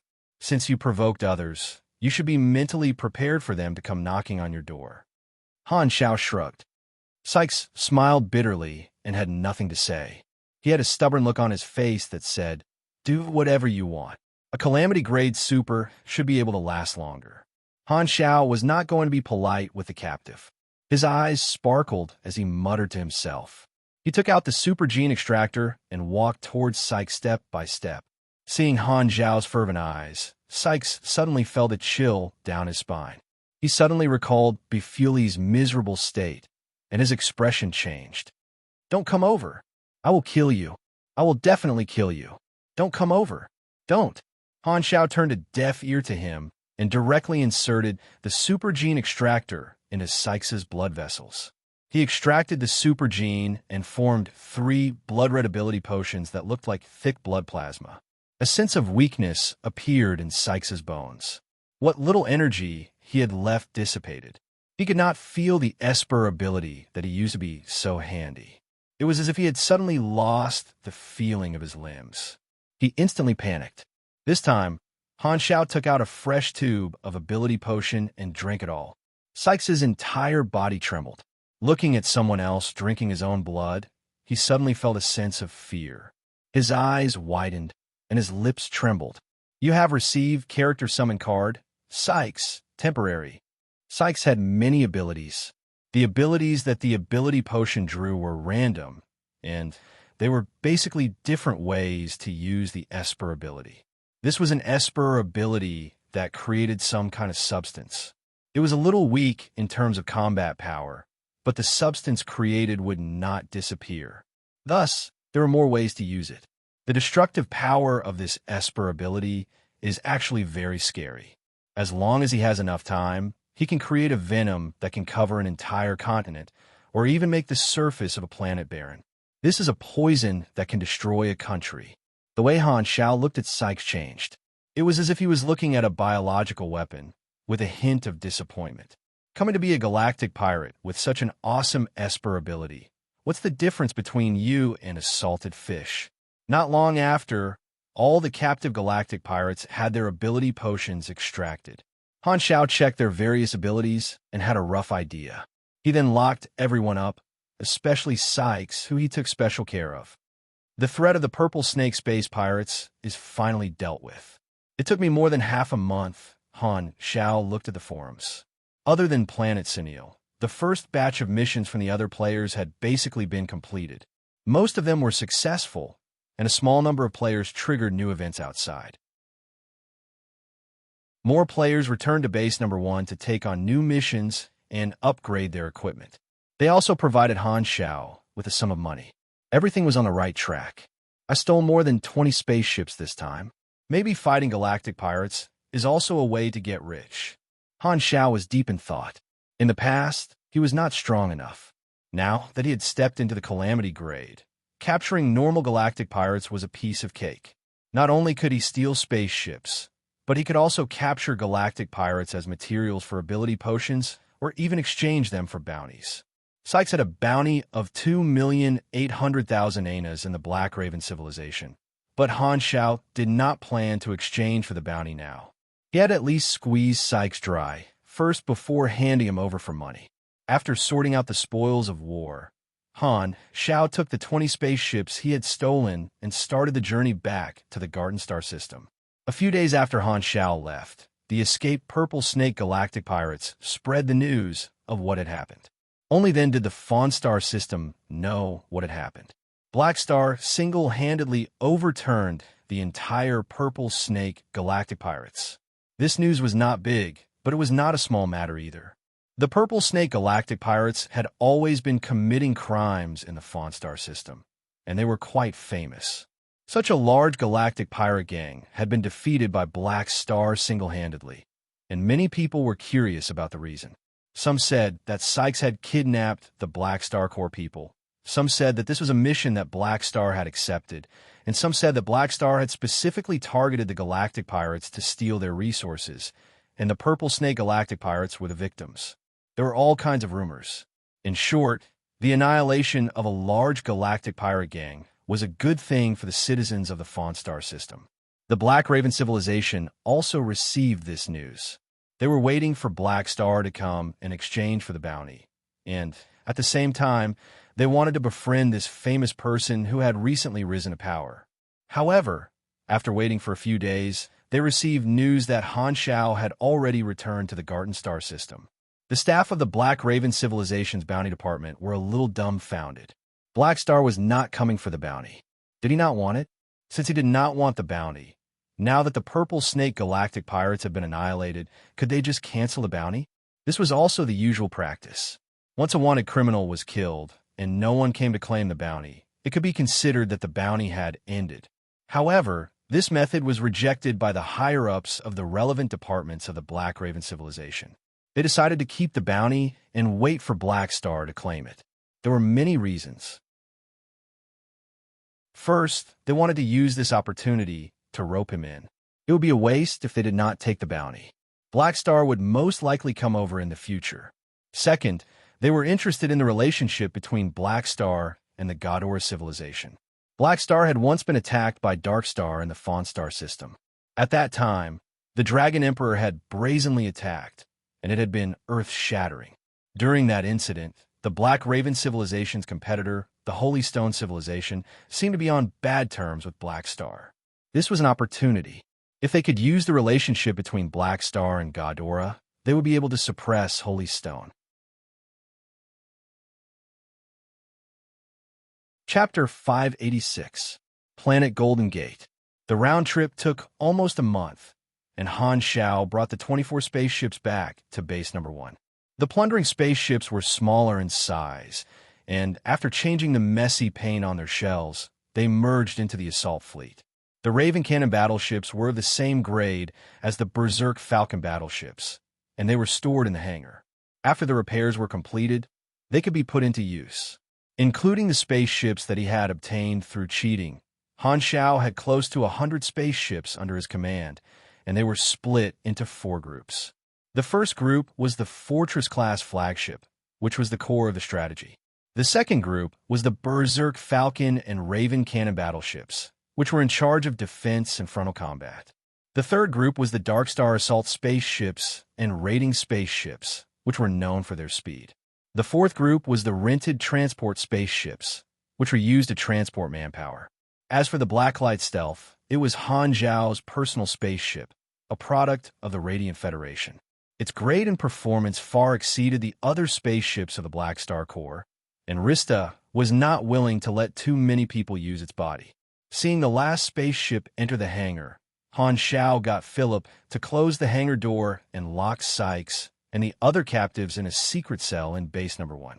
The cell was made of an extremely tough alloy and was equipped with a large number of automatic defense weapons, such as defense turrets, nerve gas, and so on. There were also tranquilizer syringes, high-temperature cutting ray bars, strong electromagnetic confinement suction cups, large vacuum fields, and other means of control. There were also a large number of miniature cameras installed in the walls, which Philip monitored 24/7. The security was extremely tight to prevent the captives from escaping. However, on the way back, he had been extracting the super genes of these captives every day, and everyone, including Sykes, was extremely weak. Because the recovery ability of a Calamity-grade super was much stronger, Sykes was given special care, and his production was more than 5 times that of the others. Han Shao had already stored a few hundred bottles of ability potion, and he divided them into different categories. He kept a portion for himself and sold the rest in the faction store. The interior of Base Number 1 was like a beehive, and Han Shao could see players everywhere as he walked. He was gradually familiarizing himself with the new main city. Many people looked at Han Shao. He was a well-known NPC in the eyes of the players, and he was also the leader of the faction. When the players saw him, they felt like they were seeing a familiar face. Many people took the initiative to greet him, and Han Xiao nodded in response. There was a backlog of work waiting to be dealt with in the faction. Han Xiao checked Sylvia's homework and then returned to his room.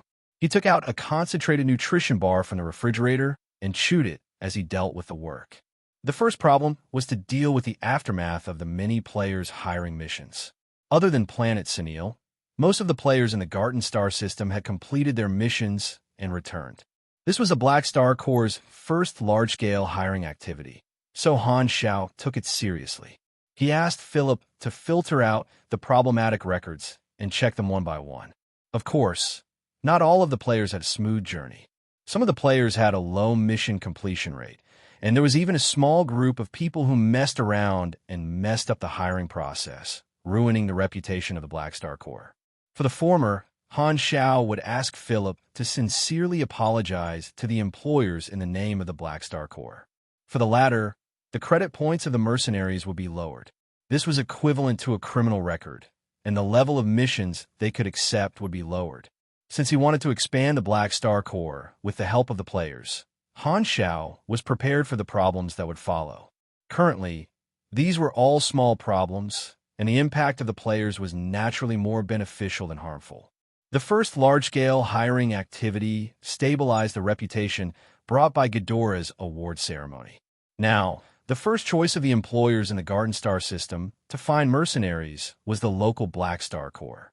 The Mercenary Alliance recognized the Black Star Corps as the leader of the Garden Star system and provided a large number of high-quality local hiring missions. The result of this was that the mercenary business in the Garden Star system was slowly being monopolized by the Black Star Corps. Although the population of a star system was huge, there were not many people who needed mercenaries. The freelance mercenaries operating in the Garden Star system suddenly realized that they could not find any high-quality jobs. The missions given by the Mercenary Alliance were mostly jobs with low pay. The freelance mercenaries were very jealous of the business that the Black Star Corps enjoyed. Many of them realized that if the Black Star Corps continued to develop at this rate, the backlog of hiring missions in the Garden Star system would be finished sooner or later. At that time, the new hiring missions would be taken by the Black Star Corps, and the freelance mercenaries would have no work to do. This was a terrible prospect. The rise of the Black Star Corps could not be stopped, and the freelance mercenaries in the Garden Star system showed three trends. The first was to ignore the future and be satisfied with the current situation. The second was to leave the Garden Star system and find work elsewhere. The third was to apply to join the Black Star Corps. There were many freelance mercenaries who chose this path. Now that the Black Star Corps had grown in size and had a good reputation, since the Black Star Corps had the tendency to monopolize the mercenary business in the Garden Star system, joining the Black Star Corps was not a bad choice. They would go from being victims to benefiting from the Black Star's business. In Han Zhao's business plan, there was a plan to increase the number of freelance mercenaries through the players to increase the number of freelance mercenaries. After the players joined, the number of mercenaries had already increased to a few 100,000. The basic facilities were more or less complete, and they had more than enough funds. Therefore, he did not plan to control the number of freelance mercenaries. He got Philip to filter out the background of the freelance mercenaries who applied to join and get rid of those who were obviously here to freeload missions. The first batch of freelance mercenaries that passed the screening was about 6,000 to 7,000 people. However, this number would still change. Han Xiao got Philip to send out a notice to this group of mercenaries and set a date for them to come to base number 1 for an interview in 15 days. At that time, a portion of them would probably be eliminated, and the ones left would be the new mercenaries who were truly recruited into the Black Star Corps. Recruiting more freelance mercenaries was an important part of the expansion of the Black Star Corps. The second matter to be dealt with was also related to the players. After the first solo hiring event, this group of players had a better understanding of the galactic environment and the mission flow. Many players on the forums shared the problems they had encountered during the mission. Han Xiao also paid attention to this problem. In his previous life, he had also experienced the stage where the players were not used to the environment when they first entered the galaxy, so he had a basic understanding of the problems that the players faced. A year before the launch of version 2.0, he had built a mechanical production line. Apart from creating mechanical equipment, there was also a portion of the production line that was used to increase the player's capabilities. And now, the players finally had a need for this. Han Xiao was prepared to put this portion of the production line into the faction store. Coincidentally, after the players finished the first round of hiring, most of them would return to base number 1. The sales would definitely be very good.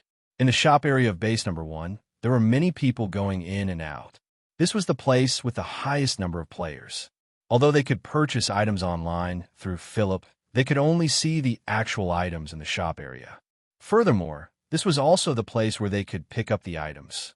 Many players used the rewards that they had just received to purchase equipment. At this time, the faction store suddenly refreshed.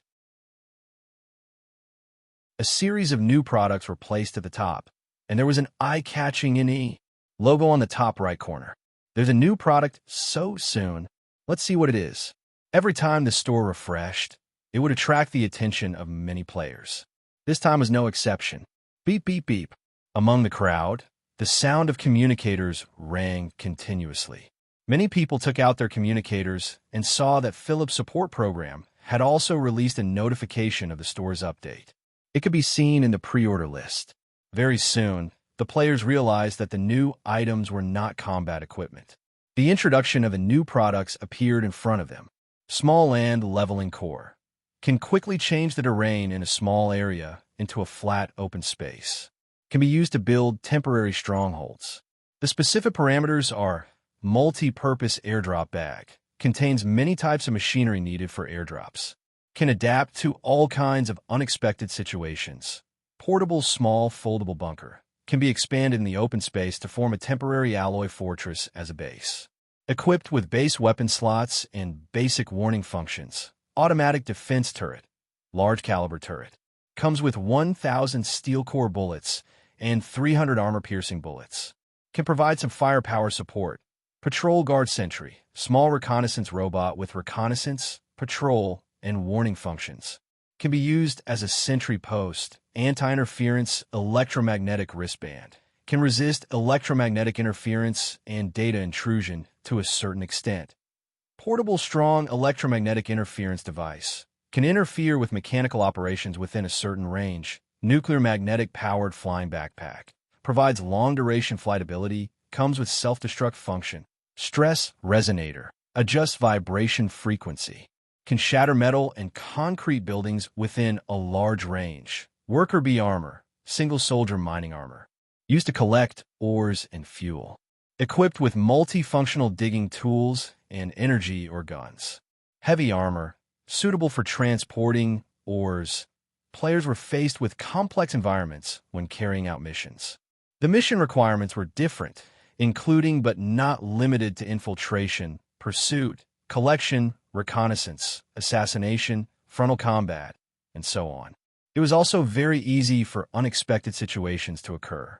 Although these machines added by Han Xiao were not equipment that increased combat power, they could adapt to many situations.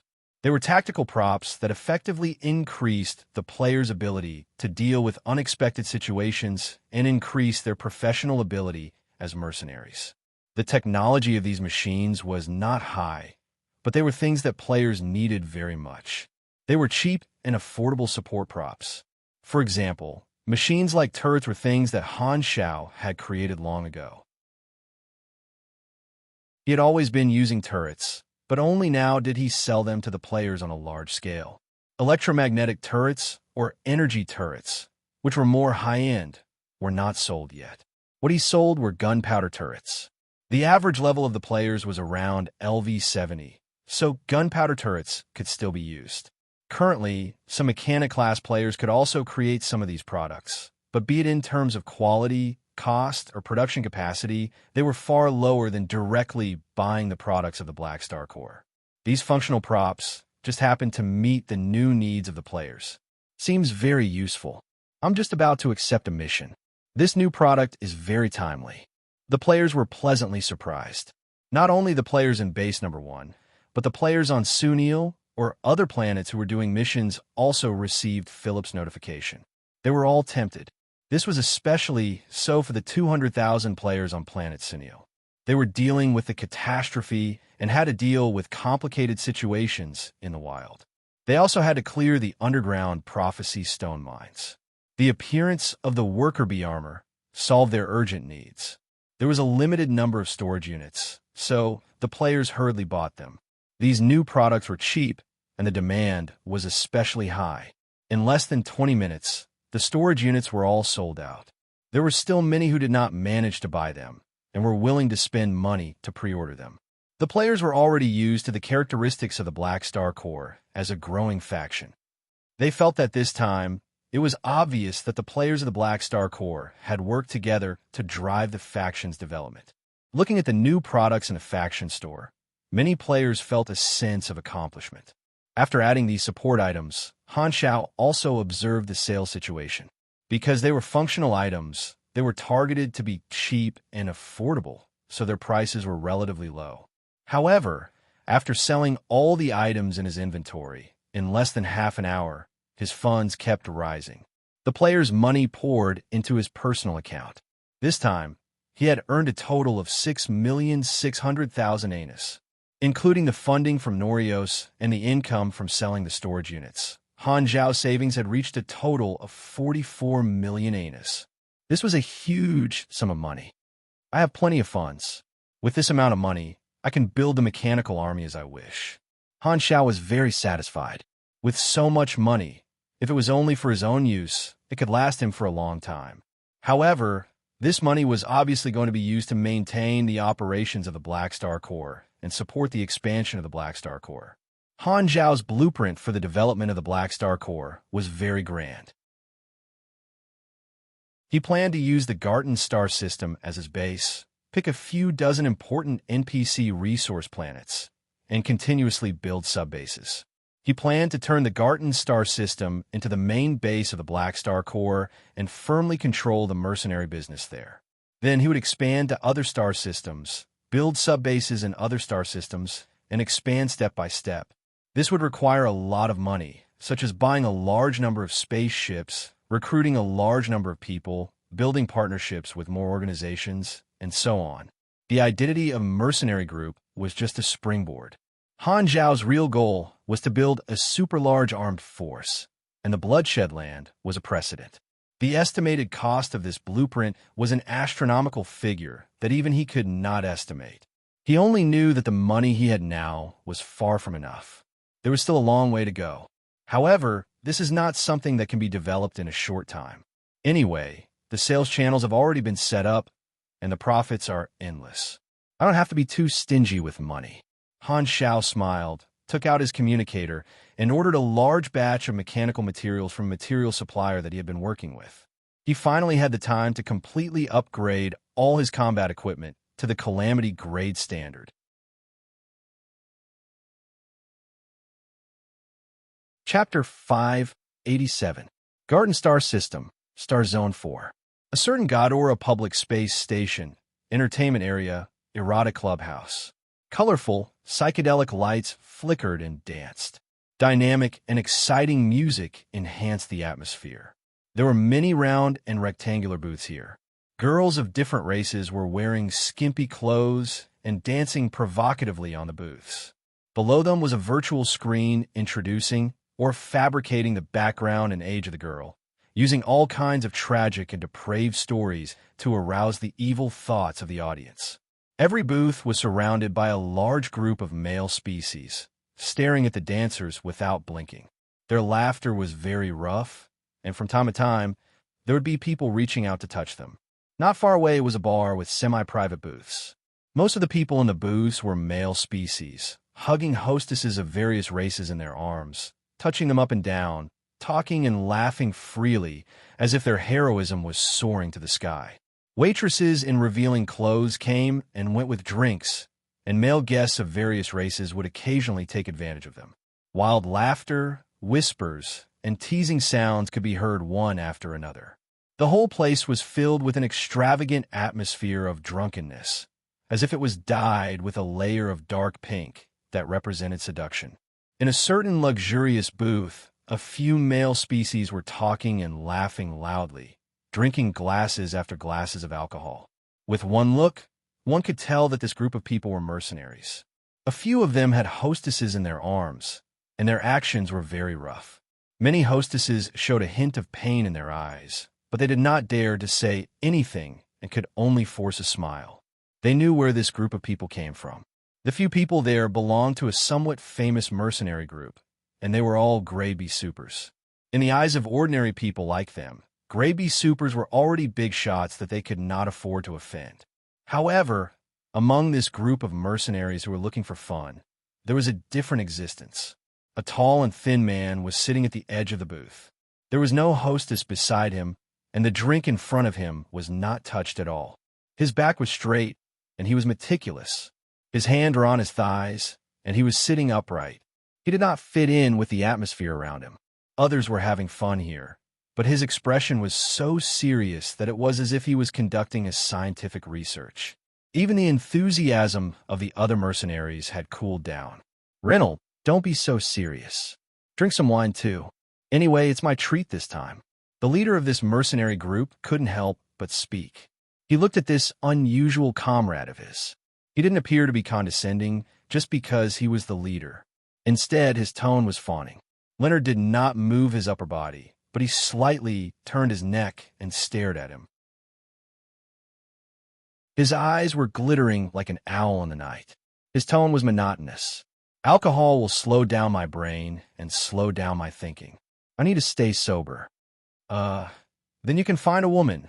Without waiting for the captain to finish, Leonard continued. "Women will distract me and interrupt my thoughts. Physical desire will also affect my lucidity." "All right then." The mercenary leader smiled awkwardly. He couldn't do anything to Reynold. Reynold had a high position in his mercenary group and was indispensable.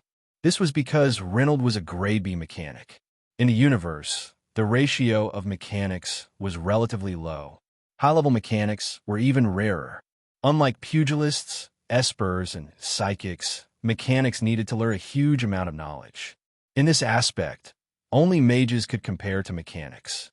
To a mechanic, knowledge was the fundamental way to become stronger. His team had worked with Reynold for quite a long time. Reynold had always been providing weapons, equipment, repairing spaceships, and machinery. He was responsible for the logistics of the entire team. Furthermore, he had Grade B combat strength. Reynold's position was even higher than his. If not for Reynold's position being so important, the mercenary leader would not have tolerated his weird personality. This time, another mercenary started a topic. "Have you heard? Recently, many freelance mercenaries want to join the Black Star Corps. They say that Black Star will monopolize the mercenary business in the Garten star system in the future. What should we do?" "Don't worry about them. It's still too early for Black Star to monopolize the Garten star system. When the time comes, we'll just find work in other star systems." The mercenary leader curled his lips and did not care. This time, Reynold said expressionlessly, "Let's go join the Black Star Corps." All of a sudden, silence descended. All the mercenaries looked at Reynold in shock. The mercenary leader said unhappily, "What do you mean? I'm the leader. Don't make decisions for me." "Okay." Reynold nodded. He immediately took out his communicator and pressed a few buttons. Then he stood up and left. "Wait, where are you going?" The mercenary leader suddenly felt that something was wrong. "I'm leaving the team." Reynold walked further and further away. Everyone was dumbfounded. Leaving the team without a single word of disagreement, without a trace of hesitation. That was too decisive. The mercenary leader panicked. He hurriedly stood up and yelled, "Are you crazy? We fought side by side for so long, and we all treat you as a friend. You're leaving just like that? I'm working with you on an equal footing. I didn't sell myself to you. Why can't I leave?" Reynold did not even turn his head. He did not stop at all. Every step he took was so precise that it was as if he had measured the distance. He left the group of mercenaries looking at each other in confusion. What is Reynold thinking? Does he think that there is no future for him following us? Someone said indignantly. The mercenary leader's face was gloomy. He flung away the barmaid in his arms, and she fell to the ground. He did not even look at her and slammed his fist on the table. Clang! Web-like cracks appeared on the table, scaring everyone. This be asterisk starred. Without Reynold, the strength of the team would be greatly reduced. Thinking of this, the mercenary leader was furious, but there was nothing he could do. Garton's star system, inside an interstellar travel spaceship. In the passenger room, Brock looked at the Black Star Corps interview notice on his communicator. His eyes flickered. He was a mixed-blood god aura, a freelance mercenary. His resume had passed the initial screening, and he was informed by Philip to go for an interview. However, being a mercenary was only a disguise on the surface. Brock's true origin was actually a spy left by Dark Star in the outside world. Before he became a mercenary, he was an elite trained by Dark Star. Dark Star's fleet had been wiped out, and almost all the higher-ups had been caught. However, there was still a portion of Dark Star members who did not follow the fleet. They were lurking in the outside world and had been disguising their identities. These people used to be Dark Star's intelligence network, but they were now the remnants of Dark Star. Due to the leader going bankrupt and running away, they were now without a leader. Everyone was in danger. Godora had been cleaning up Dark Star's remnants recently, and it was very effective.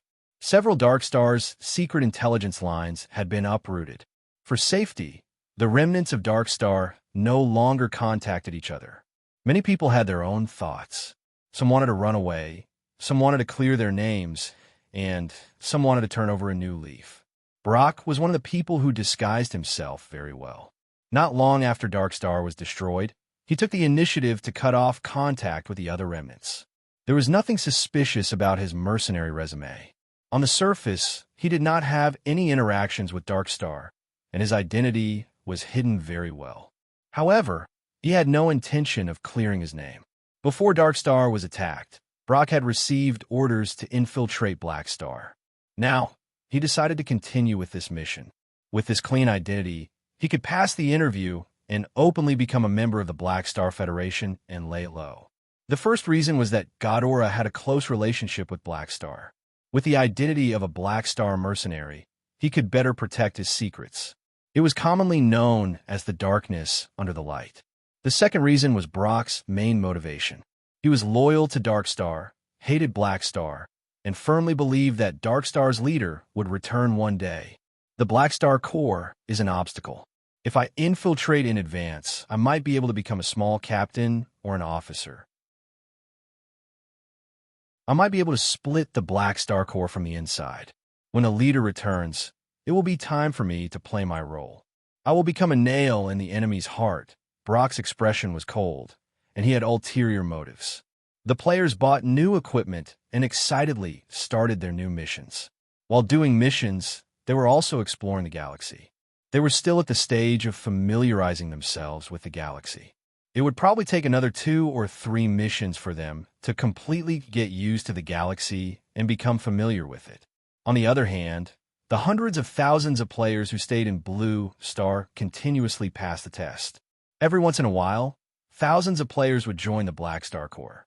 These players were considered newcomers, but after the influence of the forum, they at least knew how to start a mission and would not start from scratch.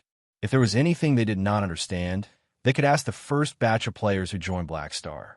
Thus, Han Xiao did not have to worry about the players' movements in the short term. They were on the right track and could slowly play on their own. 15 days passed quickly, and it was finally time to interview the newcomers. In the past half a month, Han Xiao had built many new machines in seclusion. However, the amount of work needed to upgrade all the equipment was very large, and he had not completed it yet. He could only stop his seclusion and take some time to interview these mercenaries. In the grand hall of the base, thousands of mercenaries who came for the interview gathered. They were of different races, humans, beasts, bugs, genders, males, and females. Everyone sized each other up, and it was extremely noisy. This is Black Star's base camp. It looks quite grand. Not bad. Brock looked around. When he followed the large group in, he had been observing the structure of the base, looking for weak points, memorizing them, and forming a map in his mind. After a while, the alloy floor in front of the thousands of people cracked, revealing a round hole. Han Zhao's windbreaker fluttered as he slowly flew up and landed in front of the crowd. The eyes of the thousands of people instantly gathered on Han Shao. There was curiosity, respect, and eagerness in their eyes as if they had seen a big shot. With Han Zhao's current fame, strength, and status, he was indeed a big shot in the Garden Star system.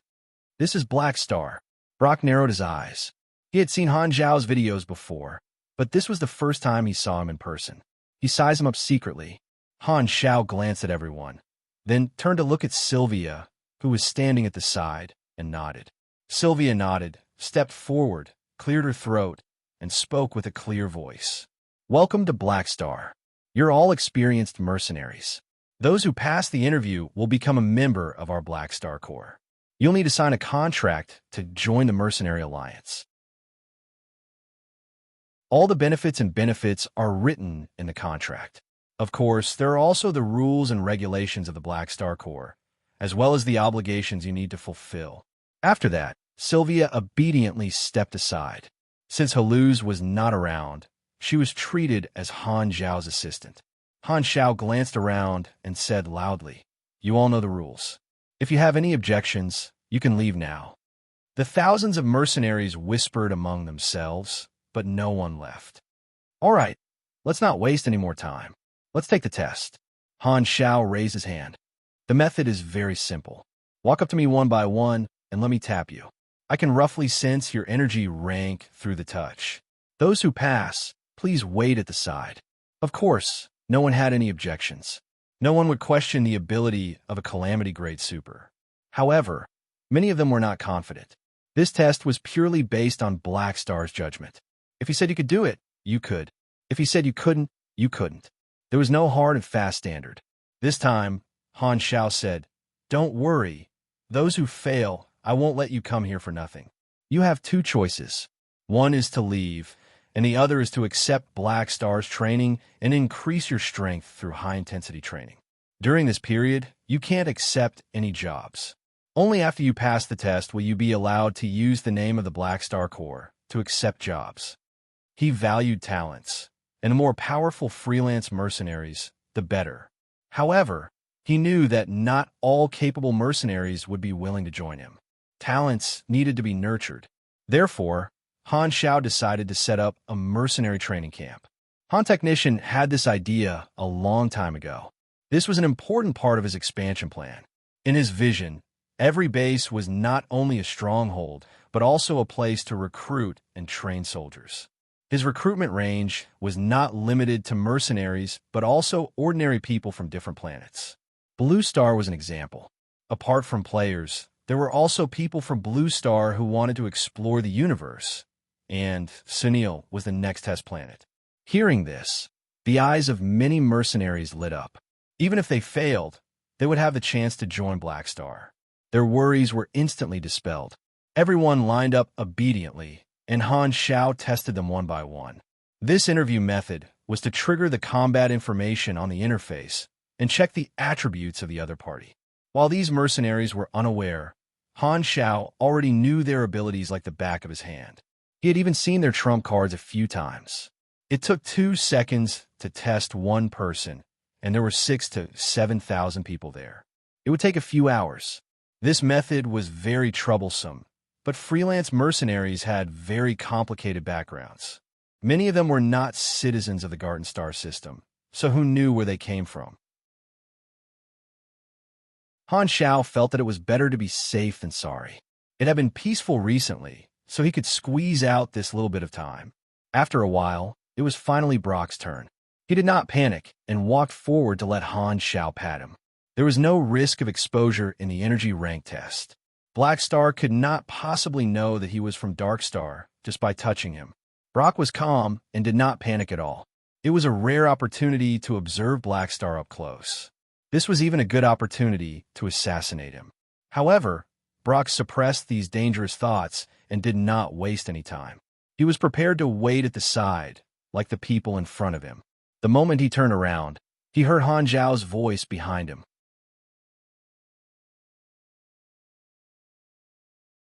Chapter 588. Why did Black Star call out to me? And his tone is so weird. Brock suddenly stood still. He was slightly shocked, and all kinds of guesses flashed through his mind. Did I give myself away? That's impossible. Brock took a deep breath and suppressed the uneasiness in his heart. He turned around to face Han Xiao and pretended to be surprised. Your Excellency Black Star, is there a problem? Han Xiao stared at Brock and sized him up. Then, he looked at the information that popped up on the interface again. His level was much higher than these freelance mercenaries. The attributes, skills, and specialties of the freelance mercenaries were no secret in front of Han Xiao. Brock's strength had barely reached grade B. Most of the freelance mercenaries who applied were grade C, and there were only a few grade B. Brock was considered an elite among them, and he was the first grade B warrior that Han Xiao had tested. However, in Brock's profession list, there was a Dark Star elite warrior. In the skill list, there were also skills that were trained by Dark Star. Han Xiao had been involved with Dark Star for a few years, so he naturally could not have remembered wrongly. In addition, Brock was a mixed blood god aura, so this guy's identity was obvious. This was one of the remaining Dark Star forces, one of the secret personnel who was on the run. He actually dared to come and join my camp. This guy must have grown 10 times the courage. Han Xiao narrowed his eyes. His brain worked quickly, and he instantly guessed Brock's goal of hiding under the light. He wants to gain my trust, hide in my camp, and be a spy. Is this his own subjective action, or is he under orders? Han Xiao thought to himself. He thought further. Not long ago, Ghidorah's people had told him bad news. They had lost the Dark Star leader and Ashes. These two guys were nowhere to be found. The leader of Dark Star was a dangerous figure. Ghidorah had let go of the chief evil, and Han Xiao felt that the Dark Star leader would make a comeback sooner or later. He wondered if Brock had been instructed by the leader of Dark Star. If so, did that mean that the leader of Dark Star had a secret method to contact the remaining forces? Perhaps he could follow Brock's lead and find the leader of Dark Star. With a thought, Han Xiao raised an eyebrow and smiled. He said to Brock, "You are very strong. I want to give you a special class. Are you interested?" Brock heaved a huge sigh of relief. His hanging heart was finally at ease. He immediately felt that his worries were a little unnecessary. I'm overthinking things. It's impossible for me to be exposed. Brock completely relaxed and pretended to be flattered. What do you need me to do? Oh, I want you to be the instructor of the training camp for the time being and help me train the mercenaries who have yet to reach the standard. All right, no problem. Brock hurriedly nodded, secretly happy. Although an instructor was not considered a cadre and did not have the chance to come into contact with the Corps, this was a good start. Being given a special position as soon as he joined proved that Black Star valued him. This way, it would be easier to gain Black Star's trust. Do your job well. Go to the side and wait for a while. After the test is over, I'll make the arrangements. Han Xiao encouraged him and sent the excited Brock away. He secretly threw an observer's mark at Brock. The observer's mark could locate up to 5 targets at the same time. He still had one last empty spot left for Brock. In the future, if he wanted to mark a new target, he would need to replace one of the 5 old targets. Brock's identity as a spy had been exposed. Not only did Han Xiao not get rid of Brock, but he also wanted to boldly use this person. With Philip and the observer's mark, none of Brock's little movements could escape his eyes. Once the other party made any strange movements, he would be able to discover it immediately. Of course, Brock had just joined, so in order to disguise himself, he would definitely not dare to do anything rash. Most importantly, if a spy wanted to gain his trust, he would definitely work hard without any complaints. This was a very useful coolie. If he did not squeeze him dry, he would feel bad. Coincidentally, the training camp of Base Number 1 had not been built yet. Only Grade B supers had the ability to become the instructor of a large group of Grade C supers. Training others was very troublesome. Han Xiao did not want to waste his free time. He had originally planned to call Jeanette back, but now that he had Brock, it was enough. Anyway, no matter how he ordered this guy, Han Xiao would not feel bad. This small episode did not cause any abnormalities, but it made many people even more excited. To them, this meant that Black Star valued talents. As long as they were strong, they would have a chance to get a better position on the spot. Time passed, and Han Xiao tested them for a few more hours. About 5,000 people passed, and became official mercenaries. More than 1,000 people failed and were sent to the training camp. During this time, he discovered 3 more Grade B supers. Unfortunately, their talents and skills were not outstanding, so they were at the normal level without any bonuses. They were relatively normal Grade B supers. However, no matter how small a mosquito was, it was still meat. They were Grade B supers after all. Therefore, Han Shao promoted the 3 of them to squad captains on the spot. They had the authority to gather a certain number of Black Star mercenaries to form a fixed team. There were 2 promotion systems in the Black Star Corps. The first was the individual merit system, which was from 1 star to 5 stars. The last was the honorary title of Black Star 18 Horsemen, which was promoted according to the amount of contribution, allowing the individual to enjoy better benefits. The second was the occupation system, which was the management structure of the army. Han Shao had learned from the Sky Ring Army. The occupation system and the merit system complemented each other. The higher one's merit level or strength, the higher one's position would be, and they would be able to manage more teams. In other words, they would become a squad captain. Grade B supers met the strength requirements and could directly become squad captains. Naturally, no one had any objections. Currently, the Black Star Corps was divided into a few factions. The Sunil faction led by Herluz, the War Alliance faction led by Harmon, the Free faction led by the players, and some mercenaries. This faction had the largest number of people and could be seen as the most normal group of people. There was also the Confidant faction formed by officers, such as Erosia. Only Han Shao could command the people of all these factions. Normally, these factions would do their own things. Among them, the Sunil faction and the War Alliance faction were the most obvious. The members were very close to each other and had a strong sense of cohesion. Where there were people, there would be competition. Forming factions was a problem that would inevitably arise after expansion. As the Black Star Corps expanded, the difficulty of management also increased. If they wanted to develop better, they had to imitate the other large mercenary groups and establish layers of management systems so that everyone had a clear division of labor. This was also a problem that Han Shao had been thinking about recently. The upper echelons were a problem. Currently, all the officers were basically combatants and did not have any specific functions. Only Herluz could barely be considered his assistant. There were many empty positions, such as vice captain, area manager, mercenary manager, logistics manager, spaceship commander, and so on. These positions were like screw holes, and the elites and officers were the screws. Han Shao to find the right screws, put them into the holes, and tighten them.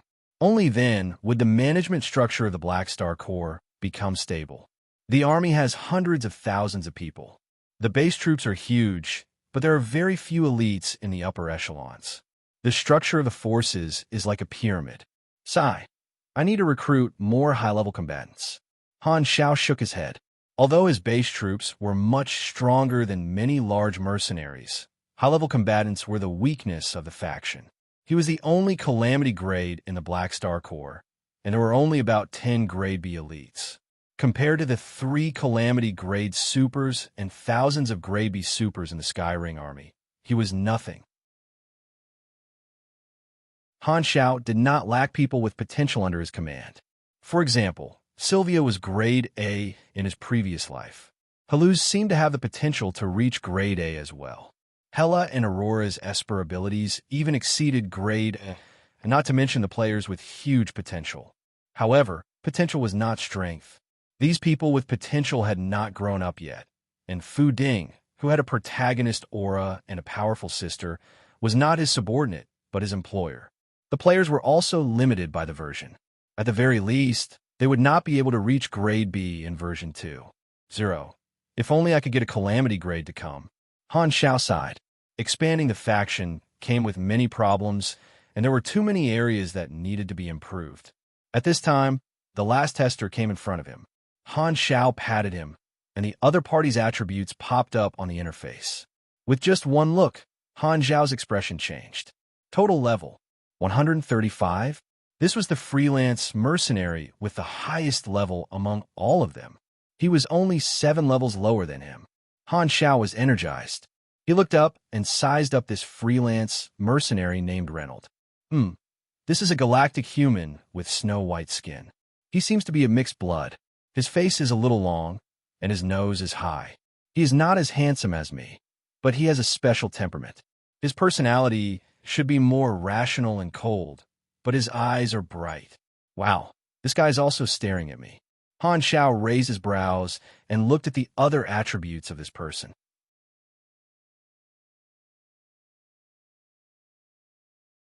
Chapter 589. Han Technician had a total of 23 talents, and Reynold only had 6 fewer than him. He had a total of 17 talents. This number was almost twice that of the other 3 grade B freelance mercenaries. Those with high potential would frequently obtain new talents as their level increased. Currently, in the Black Star Corps, the officer with the most talents was Haluz. He had 15 talents, and his strength was much stronger than when he had first joined. When Han Xiao had recruited him, he only had 12 talents. In terms of talent quality, Fu Ding and Harmon were at the top. Both of them had molding talents. Anyone who used Fu Ding's advanced luck glow would know that it was extremely powerful. Harmon's War God's Fortitude and Desperation Physique, together with his low-level luck glow, were equivalent to unlocking a health bar and unlimited bloodthirsty berserk. Molding talents were the standard to differentiate between normal people, elites, and bosses. Reynold actually had a molding talent, which made Han Xiao very surprised. Perfect mechanical sense, total machinery affinity X1. 4, including base value, passive ability bonuses, and talent bonuses. This effect is directly applied to the total value. When using mechanical force to enhance machinery, the quality of the machinery will temporarily increase by 1 to 2 grades. The highest grade will not exceed pink rare grade. The default effect of all mechanic class active abilities is +4 level. This effect can break through the upper limit of the ability. It's actually this talent. Han Zhao's eyes sparkled. In his previous life, a player had posted on the forums and listed all the molding talents of Galaxy characters. Some talents were class-specific, and perfect mechanical sense was a mechanic talent. Furthermore, it was one of the top molding talents, having 3 abilities of the same system. The total value of his machinery affinity would be increased by 1. For this effect was extremely powerful. Machinery affinity was the core ability of the mechanic class, and it was used to increase the power of machinery. For example, if a mechanic's various talents and abilities gave him a total of 500% machinery affinity, perfect mechanical sense would give him a bonus of 500% multiplied by 1. 4. His machinery affinity would become 700%. This bonus rule was the same as the Calamity grade talent, Superhuman. It also directly increased the total value, which meant that the stronger one's foundation was, the stronger the bonus would be. As one's level increased, the effect would also become greater. The other 2 effects of perfect mechanical sense were also very practical.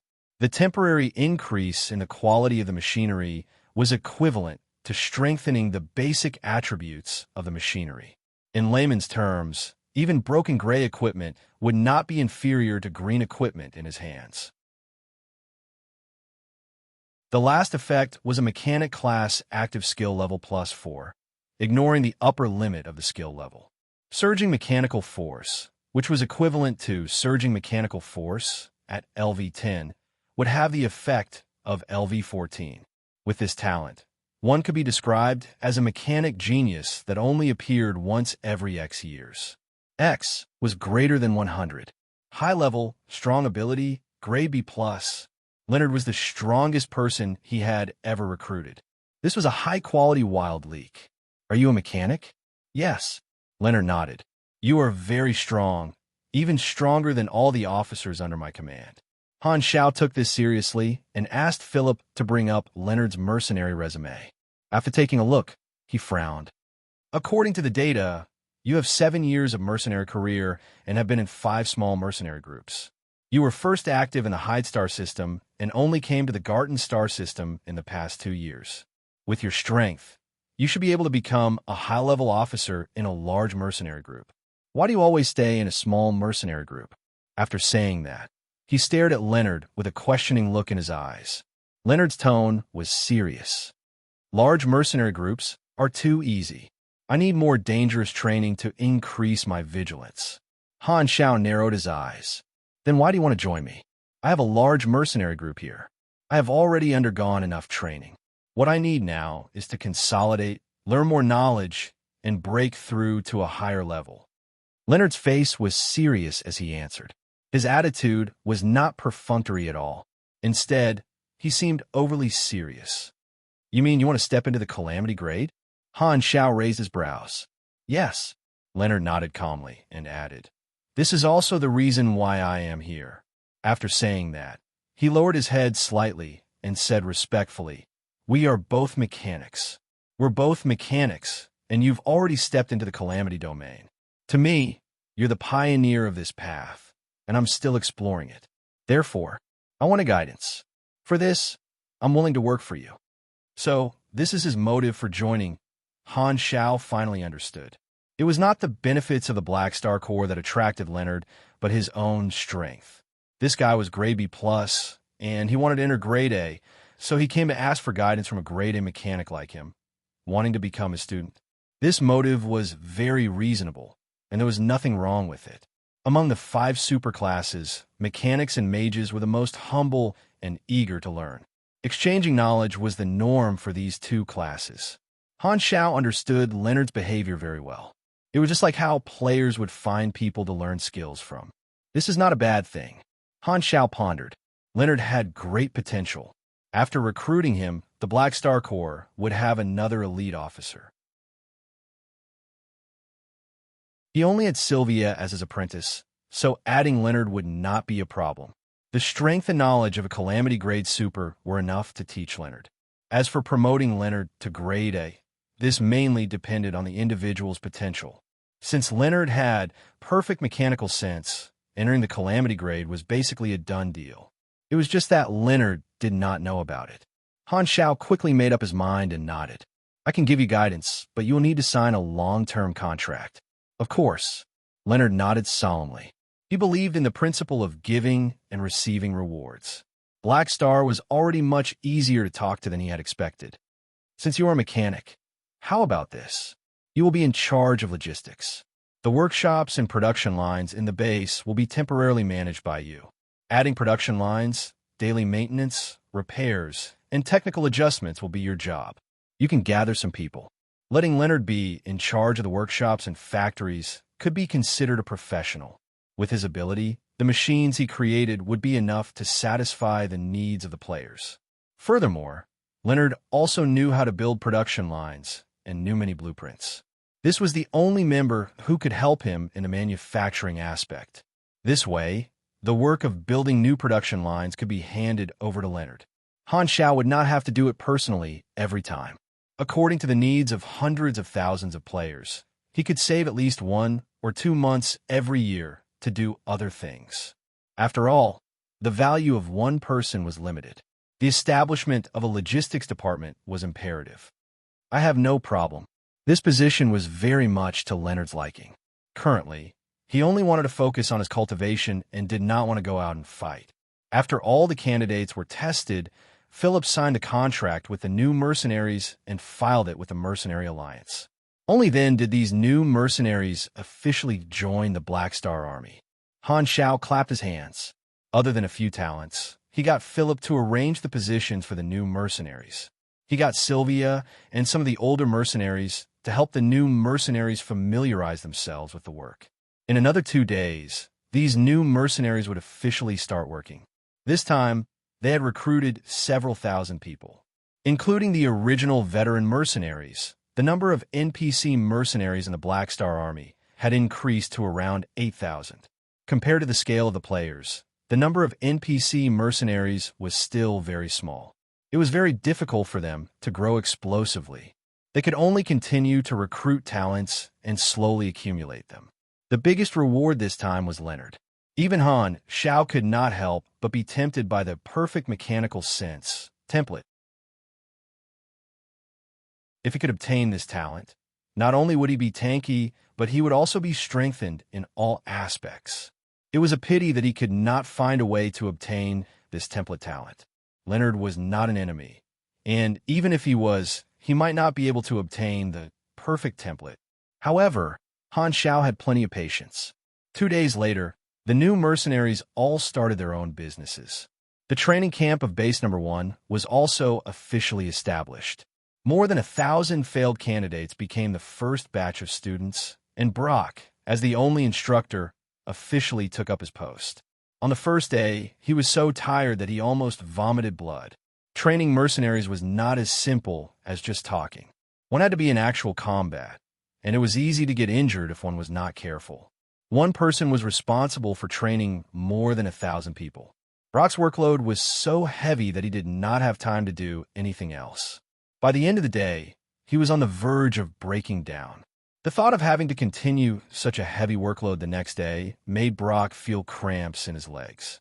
However, after the first day of work as an instructor, Han Xiao purposely came over to motivate him, and Brock was instantly energized. Han Xiao's attitude gave him the wrong idea.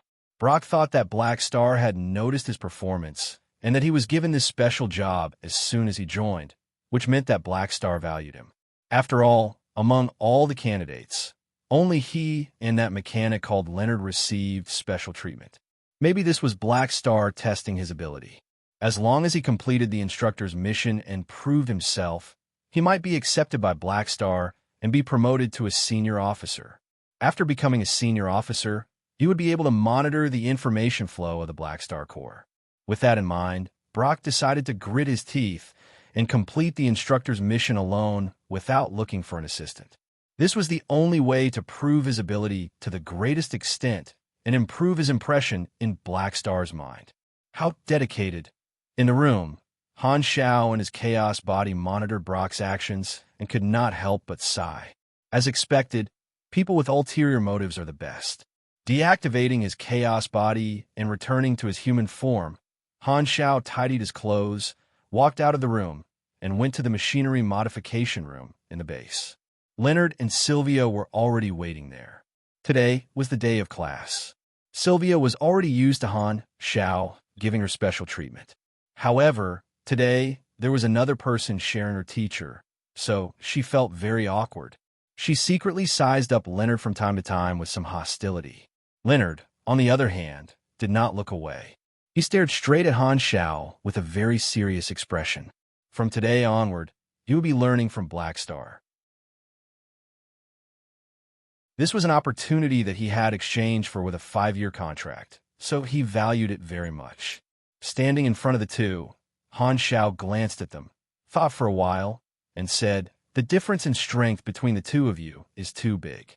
Leonard, I'll teach you first. Sylvia, you can watch from the side." The difference in strength between the two of them was too big. The knowledge that was too profound for Sylvia was just the basics in Leonard's eyes. Of course, he could not teach them together. As soon as he said that, Sylvia's eyes widened. Teacher is teaching the newcomer first. She immediately felt that it was unfair. She glared at Leonard, but she realized that he did not even look at her. She could only puff up her little face and sulk. Bringing Leonard and the angry Sylvia to the side, Han Xiao cleared his throat and prepared to start the lesson. This time, Leonard quickly took out a pen and a small notebook from his pocket. What are you doing?" Recording the content of the lesson. With a serious expression, Leonard wrote down the 2 sentences with a few strokes. Han Xiao glanced at it, and his mouth twitched slightly. There's no need to record the content of the conversation. No, any omission is disrespectful to you. Then, wouldn't it be better if you recorded it? No. As a mechanic, mastering all the details is also a training method. Without saying anything, Leonard wrote down the conversation again. He even drew out Han Xiao's expression when he spoke. The speed of a mechanic was naturally unquestionable. Almost as soon as he finished speaking, he finished recording. This is too inflexible. He's more like a mechanic than I am. Han Xiao had a general understanding of the personality of this new partner. His mouth twitched, and he officially started the lesson. Instead of teaching, it was more like sharing knowledge. What Leonard really lacked was high-end knowledge. After all, It was very difficult for him to save money, and he did not have the connections like Han Xiao did. Therefore, Han Xiao slowly explained the high-end knowledge. Anyway, Leonard was not a player, so he could not learn it overnight. He had to learn slowly. Leonard listened very seriously, and his pen never stopped. Sylvia, who was beside him, was confused. This knowledge was too profound for her, so she could not understand it. Gritting her teeth, Sylvia forced herself to focus and memorize the content. Leonard's appearance made her feel a sense of danger. She did not want to be left far behind. After teaching Leonard, Han Xiao went on to teach Sylvia. However, Leonard did not leave early but listened by the side.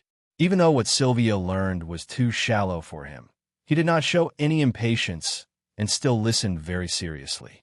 Time passed slowly. Han Xiao finally stopped talking. He looked at the time, announced the end of the class, and hurriedly left to continue building his machinery. Only Sylvia and Leonard were left in the room. The two of them stared at each other. If there's anything you don't understand, I can teach you. There was still a long way to go. Leonard felt that he had to build a good relationship with Black Star's apprentice, so he showed a smile that he thought was kind.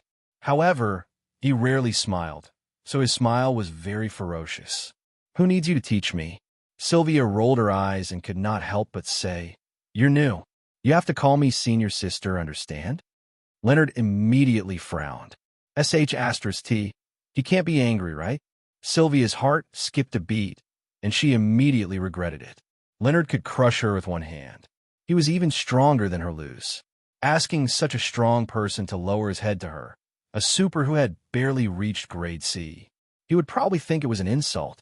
However, Leonard pondered for a while, nodded, and said with a serious tone, Senior sister. Ah, you really call me that? Sylvia was stunned for a moment.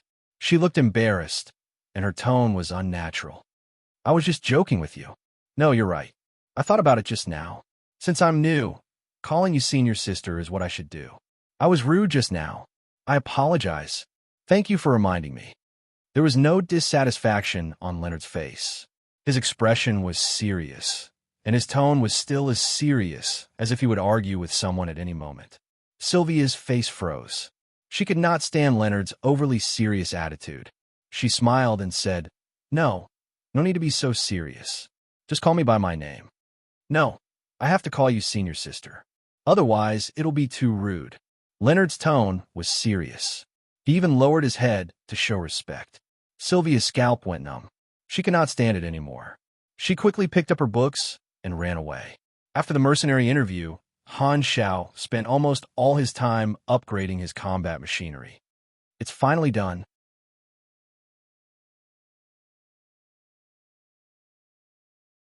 Chapter 590. In the room, a strong metallic smell lingered in the air, and heat waves from the high-temperature smelting were still floating in the air. Han Xiao was already used to this smell. He took out the last piece of machinery from the rapid cooling box, turned it into a compressed orb, and placed it on the table. Rows of compressed orbs were placed on the alloy table in front of him. They were all new generation machinery. The new generation machinery created with the ability of a grade A mechanic completely surpassed the old equipment he had created when he was still a grade B mechanic in terms of technology, attributes, functions, and power. Thus, it replaced the old equipment and became his standard combat weapon. The old equipment could no longer keep up with the battles at the Calamity grade level, and it had entered the ranks of backup weapons. This time, Han Xiao had completely changed the equipment, and the scale was the largest so far. The original combat mode had not changed, and it was still the single soldier style with a mechanical suit as the core. Han Xiao had strengthened the mechanical weapons of this mode. Buzz!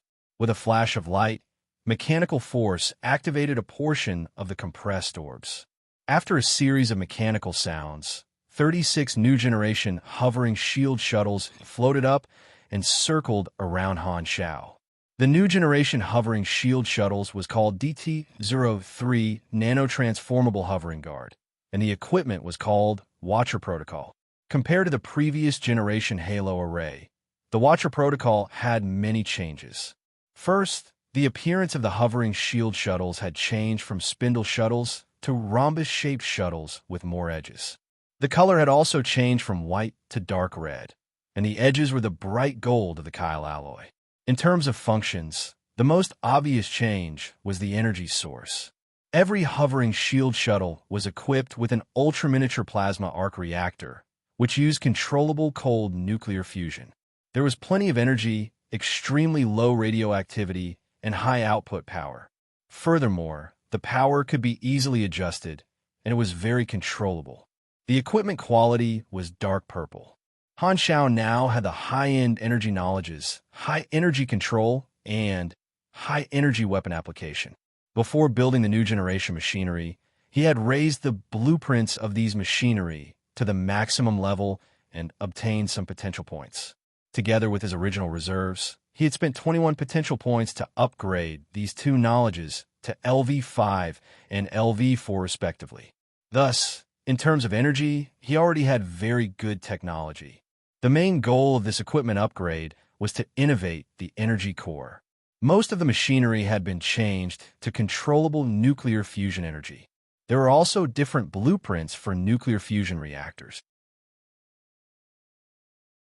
The plasma arc reactor was one of Han Zhao's most advanced energy core blueprints. The technology could be summarized as using electricity to form a magnetic field inside to heat up the plasma and induce a nuclear fusion reaction. It was efficient, clean, and controllable. The cutting-edge knowledge above the high-end energy knowledge was the research on the more powerful and unstable antimatter energy and psionic energy. Usually, only star cluster civilizations would have cutting-edge knowledge, and Han Shao could only obtain high-end knowledge at the moment. In the short term, Han Shao had no intention of obtaining cutting-edge knowledges. Since he had become a virtual mechanic, the cost of obtaining cutting-edge knowledges for the armed and energy classes would be 3 times the original cost. Currently, he only had 2 potential points left. With a flash of mechanical force, Han Shao controlled the Watcher instrument and gradually tested the various functions. First was the most basic cannon power. He had Philip open the weapon test module in the machinery modification room, and an alloy wall rose from the ground. The golden edges of the hovering shield shuttle glowed with azure blue energy. Then, the sharp edges of the hovering shield shuttle suddenly opened up, turning into a round muzzle. The azure blue laser shot out and easily penetrated the alloy wall, leaving a hole that penetrated from the front to the back. The penetrative power is very strong, Han Shao nodded.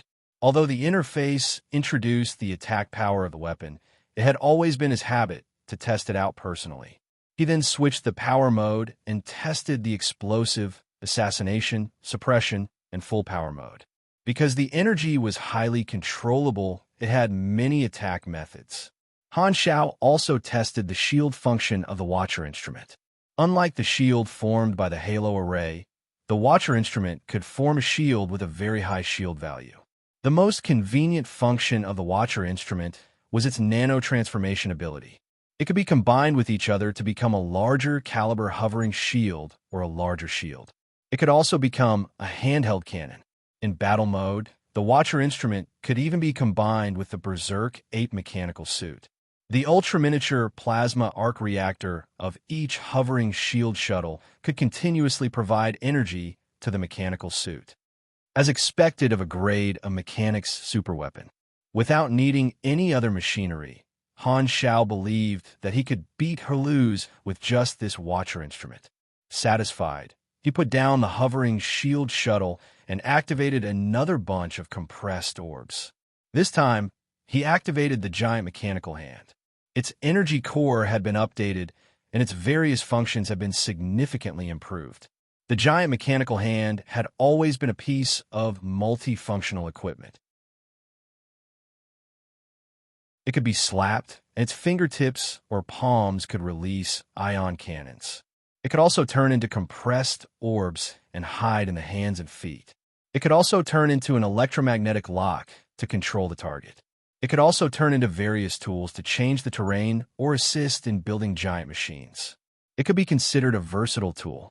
Han Shao also added a new function to the giant mechanical hand. The giant mechanical hand could combine with each other and become a Buddha's palm with an area of tens or even hundreds of meters. It could also combine into an aircraft carrier. Although the Berserk Ape mechanical suit had interstellar travel capabilities, that was for individual soldiers. The combined aircraft carrier of the giant mechanical hand could carry a small team. Speaking of aircraft carriers, Han Xiao had also developed an important machine: short-range warp engine. This blueprint came from the combination of basic spatial technology, advanced detection technology, advanced application of quantum entanglement, and interstellar travel technology. Unlike the large warp engines of interstellar spaceships, the short-range warp engine was mainly for individual soldiers or small aircraft. Of course, although it was called short-range, it was only relative to large warp engines. It was not really short. The warp engine also had limitations, which was that it needed a long period of coordinate guidance. The short-range warp engine's guidance time was 12 seconds. During this time, it could not be moved or interrupted. Otherwise, it would be very dangerous if the coordinates deviated. The cooldown time was at least 2 minutes. The Radiant Federation microsecond warp technology of the Blacklight stealth was very high-end. Han Xiao could not do it at the moment. Even so, this equipment was still very useful. It could be used for large-scale strategic movements or travel. Han Xiao had already added a short-range warp engine to the Berserk Ape and some aircraft. The effect was very good. It was equivalent to the mechanical version of Hex's Flash. As for the load from individual warp, it was not even an itch for Han Xiao. As a void species, their resistance to space was very high.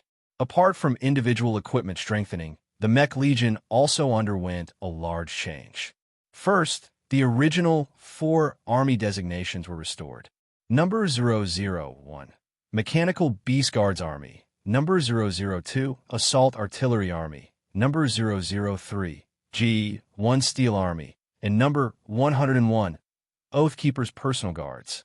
At the same time, Han Xiao also slightly increased the size of these armies. On this basis, Han Xiao added 2 more army designations. Number 004, G2 Heavy Iron Cavalry. This was an army made up of 600 heavy-armored mechanical soldiers. They had the size of small giants and were equipped with high-speed propulsion vehicles. They charged forward like iron cavalry and had extremely strong impact force. They could easily pierce through the formation of an army. These heavy iron cavalry mainly focused on close combat. They were equipped with high-temperature cutting tools, high-speed drills, spiral saws, and other killing weapons.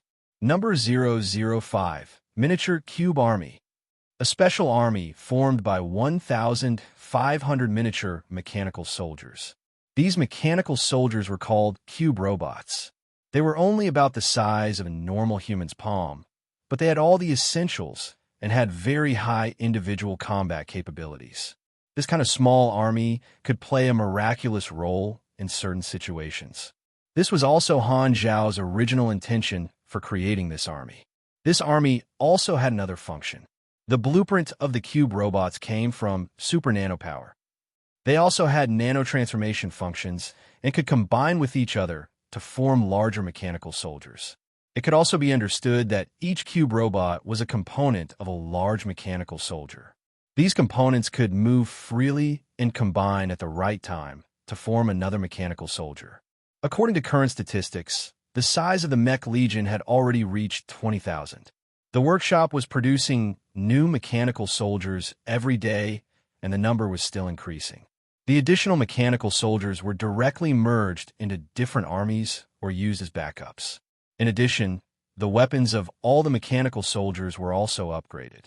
4 close combat weapons, vibration converters, high-pressure cutting knives, and so on were added. For long-range weapons, plasma cannons, heat cannons, and radiation guns were added. This enhancement was also reflected in the turrets. Han Xiao had created a new type of turrets. Ammunition and explosives were also improved. New types of ammunition, such as vacuum oxygen bombs, space distortion bombs, thermonuclear mines, small-yield nuclear grenades, and orbital sniper bombs were added. Other than the original combat mode, Han Xiao also added 2 new tactics. The first was the strong control style. Han Xiao had fused a blueprint of an electromagnetic superconductor particle. It was about the size of a grain of rice. He had created a lot of them, and they were placed in front of him like a pile of black sand. The superconductor particles contained strong magnetism and could be controlled by electromagnetic mechanical force. This set of equipment was also called strong electromagnetic swamp. When used, the superconductor particles would be like a black flood, carrying strong electromagnetic force.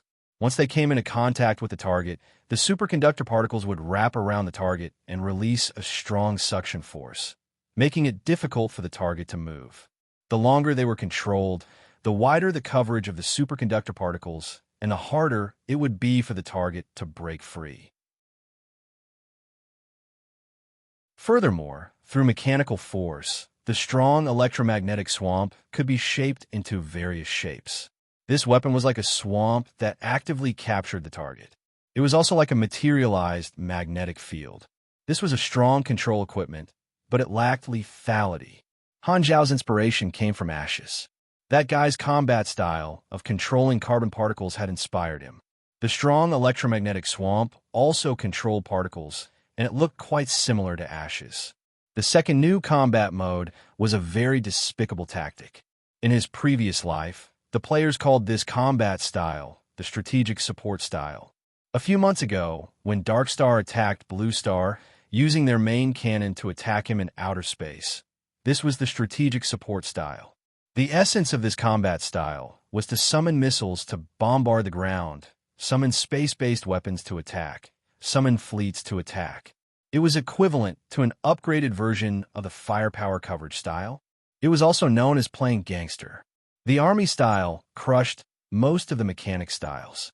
Only two styles were the most troublesome opponents for the army style. One was the virtual intrusion style, which was the virtual mechanic that Han Xiao had advanced to. The other was the strategic support style. Han Xiao put down all the compressed orbs and looked at the other side of the modification room. There was a huge machine there.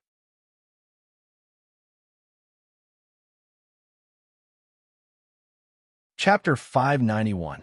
This railgun was called Eye of God. It was a space-based satellite weapon and could move independently from the spaceship. It was placed at the edge of outer space and the atmosphere, orbiting around the planet.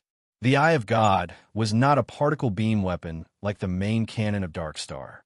Instead, it used a physical shell. The size of the bullet was very large, and it could be combined with different types of ammunition. There were more tactical options. It could hit the surface from outer space and gain more kinetic energy through the acceleration and gravity acceleration. With the support of his virtual technology algorithm, the coordinates of the attack were very accurate. The cost of making this railgun was very high, second only to the Berserk Ape mechanical suit. This did not include the cost of every shot. After spending so much money, the return was naturally not bad. The attack power of the Eye of God was very high. It was like a huge cannon placed in outer space. There were only two limitations. First, its attack speed was very slow, and the shell had to fly for a while. Second, it could not be used in galactic battles and could only be used to attack the surface. It was very suitable for the mercenary business of airdropping cabins. This weapon was the most destructive means Han Xiao had, but he only had one at the moment. The strategic support style was only in its infancy. However, Han Xiao had money in his pocket, so he could make more if he had the time. After the strategic support style was fully formed, it would not take long for hundreds of railguns to fire at the same time to flatten the surface of an asteroid. It fully demonstrated the logic of the mechanic class being rich. When other supers were stuck at a bottleneck, only the mechanic class could steadily increase their combat power by burning money. With this set of equipment, I can finally be considered to have the strength of my level. Han Xiao nodded in his mind. The total cost was close to 1,000,000 anus. After updating all his combat machines, his destructive power had truly reached the level of a natural disaster. He could summon a nuclear bomb at any time and destroy the ecology on the surface of a planet. The Watcher Protocol, mechanical prosthesis, short-range warp engine, Mech Legion number 004 and number 005, Electromagnetic Swamp, Eye of God. After roughly counting all his machines, Han Shao packed up the compressed orbs and wore them on his body. Large weapons like the Mech Legion and space-based satellites were placed in the spaceship warehouse. Other than the combat machines, Han Shao had also fused an interesting blueprint during this period of time. He had also built it for spaceship boarding battles. The Ravager's charge cabin was a landing device. This was an external suspension cabin that was installed on the spaceship. It was equipped with shock-absorbing equipment, and a portion of the landing crew could ride inside. The moment the enemy spaceship's shield was broken, the assault cabin would launch out and bite the enemy spaceship. Then, the assault cabin would be inserted into the enemy spaceship's outer armor through the assault cabin's embedded equipment. The hot melting and cutting equipment would burn open the armor and send the landing crew inside into the enemy spaceship. Of course, if the situation was not good, the assault cabin could also self-destruct. In interstellar wars, charge cabins were often used. The people who landed inside naturally had no way to retreat. They would fight to the death. If they didn't succeed, they would die trying. Basically, they were a suicide squad. Han Shao felt that this thing was very suitable for players. That was the real Dare to Die team. Just the thought of raising both hands high and shouting "Woola Woola" or something like that was very cool. Han Shao had recently been researching the Berserker Falcon-class spaceship, but he was missing a part of his knowledge. He was stuck in the process of reverse engineering. In his previous life, high-level mechanic-class players could also build spaceships, but it was basically a team job. Everyone had different knowledge, so they had to assemble different parts. Han Shao did not want to divide the work. He wanted to learn the entire process of building spaceships. Building spaceships independently was a milestone special legendary point, just like the legendary hunter milestone that he had yet to complete. However, he was still missing a part of his knowledge, and he was currently lacking potential points. This was a little difficult.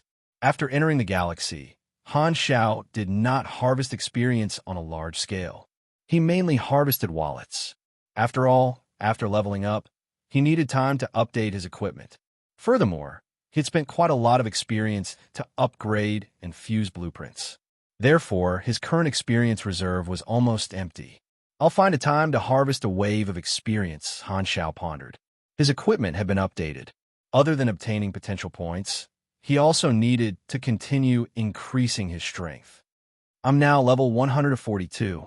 Although I've just entered grade A, with a full set of equipment, my combat strength can be compared to people of higher levels. Furthermore, my talent is very tanky, so I have a huge advantage. If the opponent's ability is too common, my chances of winning will be greatly increased. Han Xiaoxin evaluated his own combat strength. Generally speaking, most people in Galaxy would enter grade A between level 150 and 160, depending on their talents, skills, and attributes. However, he had entered grade A at level 140. Even among those amazing protagonists, this was rare. After reaching grade A, every 20 levels of promotion or every main class advancement could be considered as a watershed. Han Shao was currently between level 140 and level 160, so the EXP required to level up was very high. Almost all of them started at 1 billion EXP. In his previous life, by the time the level cap was released, the experience required to level up was already in the tens of millions. Even so, players still needed to work hard for a long time before they could level up. Even if he could take advantage of the players, it was still very difficult to accumulate enough experience to reach level 160. In the short term, there was no hope of promotion. However, there was another way to increase his strength, which was to change his main class. Han Zhao's virtual mechanic was currently level 17. He only needed 3 more levels before he could change his class, which would cost him about 3 billion experience. This time, Han Shao did not plan to sell knowledge. That was a one-time sale, and there was a limited amount. Furthermore, it was not suitable to give it to the players at once. He decided to teach the blueprint skills. This was a larger chain of benefits. Although the blueprint skills were only targeted at mechanic players, and the profit was not as high as promotion knowledge, the advantage was that there were too many blueprints that could be fused from different knowledge combinations. In version 1.0, Han Xiao pretended to be a mechanic instructor and tricked more players into changing their class to mechanic in order to expand the market for blueprint skills. Furthermore, he did not only sell low-level blueprints to the players, he could also sell high-level blueprints. The players did not have enough knowledge, so even if they bought high-level blueprints, they would not be able to use them for the time being. However, there would still be people who would buy them, because having a high-level blueprint that they could not use for the time being was better than not having one. He had never underestimated the desire of the Chinese players to stock up. Thinking of the players, Han Xiao opened the forums and took a look. The forums were bustling all the time. The strategic equipment that he had sold the last time was used by the players in their new employment missions. Many people took screenshots and shared them. Among them, the worker bee armor was especially well received. It allowed many life players to find a new source of income. Fighting and killing were not good. Mining was more practical. The second most well-received item was actually the nuclear magnetic flying backpack. The focus of the comments was not on the flying backpack, but on the explosion. This made Han Xiao even more confident in the Raider Charge cabin. He knew that self-destruction was the best match for the players. He scanned through a few pages of posts. Other than sharing posts, chatting posts, and spamming posts, there are also some high-level players making guides and introducing new strategies. After looking for a while, Han Xiao suddenly realized that one of the posts had become popular, and it quickly rose to the top. Weighing Card Beginner's Guide. Third issue. He clicked in and took a look. The player who made the post was obviously mesmerized by the weighing card. He did not use the money he earned to buy equipment, but actually used it all to make up a deck. Wow, a salted fish, playing with these fancy things every day instead of focusing on killing monsters. These players have been corrupted by the weighing cards. Han Xiao's mouth twitched. Could it be that the weighing card was his biggest business competitor? After a rough glance, he realized that the Shattered Star Ring card deck had been updated. This was also the focus of the post. The Black Star Core was among the updated cards. Shattered Star Ring card deck adjustments. Mercenary card Black Star Mercenary changed to Mercenary card / Force card Black Star Core. Card attributes increased. New special effect added. Civilization card Godora. Card attributes increased. Force card Floating Dragon Island. Card attributes increased. Strong card Black Star Han Xiao added. History card Destruction of Dark Star added. Original Force card Dark Star moved to discarded card deck. Han Xiao instantly understood why this post had suddenly become popular. In the eyes of the players, the Black Star Core represented their faction. Seeing their faction appear in the deck, the players were extremely excited. The way they saw it, the changes to the Wayne card reflected the results of their contribution to the growth of their faction. The update of the Wayne card showed the trend of all the regions in Galaxy to a certain extent. There is actually a new strong card that was exclusive to him, and the attributes of the strong card were not bad. This meant that his deeds had already spread far and wide, and he had already become a famous person. Han Xiaoxin suddenly realized that the Wayne card seemed to be a set of hidden rankings, showing a person's fame and status in the galaxy. After looking at the forums for a while, and taking some potions from Sykes and the other secret prisoners, Han Xiao closed the door and left the machinery modification room. Although he had delayed building machinery for almost 2 months, Han Xiao did not forget about the mission of sending Hela and Aurora to Floating Dragon. Now that the Black Star Core had expanded, the players and normal mercenaries shared a large number of missions, and he did not seem to have received any difficult missions that required him to personally take part in. Therefore, Han Xiao decided to complete Aim's instructions first. Hela was usually in the combat training room, and Aurora should be there as well. On the way, he met Sylvia, who had a panicked look on her face as if she was hiding from something. She hurriedly greeted him and ran away. Han Xiao did not take it to heart. After walking for a while, he saw Reynold looking around at the intersection, so he went up and said a few words of encouragement. Seeing that Reynold was about to take out his little notebook, Han Xiao hurriedly shut up and walked away with large strides. When he arrived at the combat training room, as expected, Hela was undergoing actual combat training there, and Aurora was also forcefully dragged to join in. Due to her past experience, Hela's pursuit of strength was very strong. After entering the galaxy and seeing so many strong people, her sense of danger had become more and more serious. She wished that she could not sleep every day and spend all her time on training. The effect was also very obvious. The combat training room of the Galactic Era could simulate actual combat and force out the combat potential of supers. Hela's talent had always been very good, and coupled with her hard work, her strength had increased by quite a lot recently. A few days ago, Han Xiao sparred with Hela and found that Hela had already leveled up a few times. Han Xiao opened the door, and the virtual combat scene disappeared.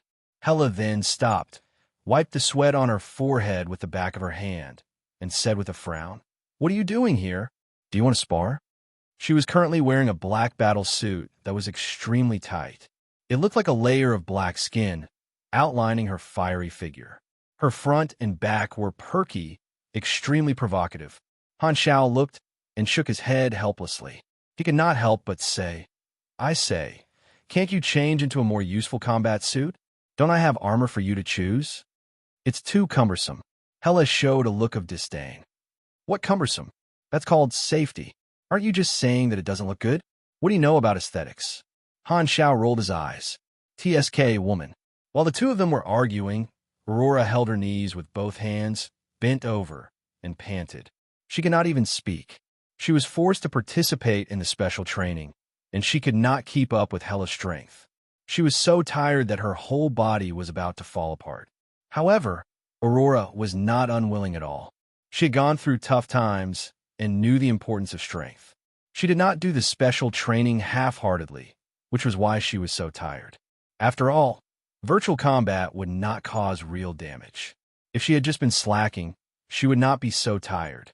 Han Xiao took out a high-energy nutrition bar, threw it to Aurora, and said, "All right, stop training. Pack up. I'll bring you to Floating Dragon Island." Aurora heard this and hurriedly stopped tearing the packaging of the nutrition bar. She said in surprise, "Can I finally see Big Sister Ames?" Hela's eyes sparkled, and her lips curled up slightly. After entering the galaxy, she completely understood Ames' reputation in the universe. She had been looking forward to officially training with her for a long time. Beep, beep, beep. Han Xiao was about to say a few more words when his communicator suddenly rang. He took it out and saw that it was actually a communication request from Ames. She said that the Dragon Emperor had arrived. "Ames, Blackstar, when will you send my students over?" Ames' projection appeared. She had a half-smile on her face, and a pair of long, white, python-like legs appeared in front of Han Xiao's eyes. "I was dealing with some things previously, so it took some time. I'll send them to Floating Dragon Island in a few days." Han Xiao nodded. "Okay." Ames pondered for a while and suddenly said, You better come quickly. When you arrive, I want you to accompany me to a place." "Where?" "Bloodshed Land." Ames' tone was calm, and no emotions could be heard. Han Xiao raised his brows and had an ominous feeling. He felt that his leisure time was about to disappear again. "Can I not go?" "Humph, no."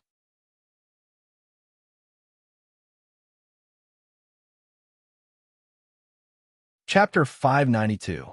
Han Xiao had no choice but to put away his communicator and fall into deep thought. Why is Ames going to Bloodshed Land?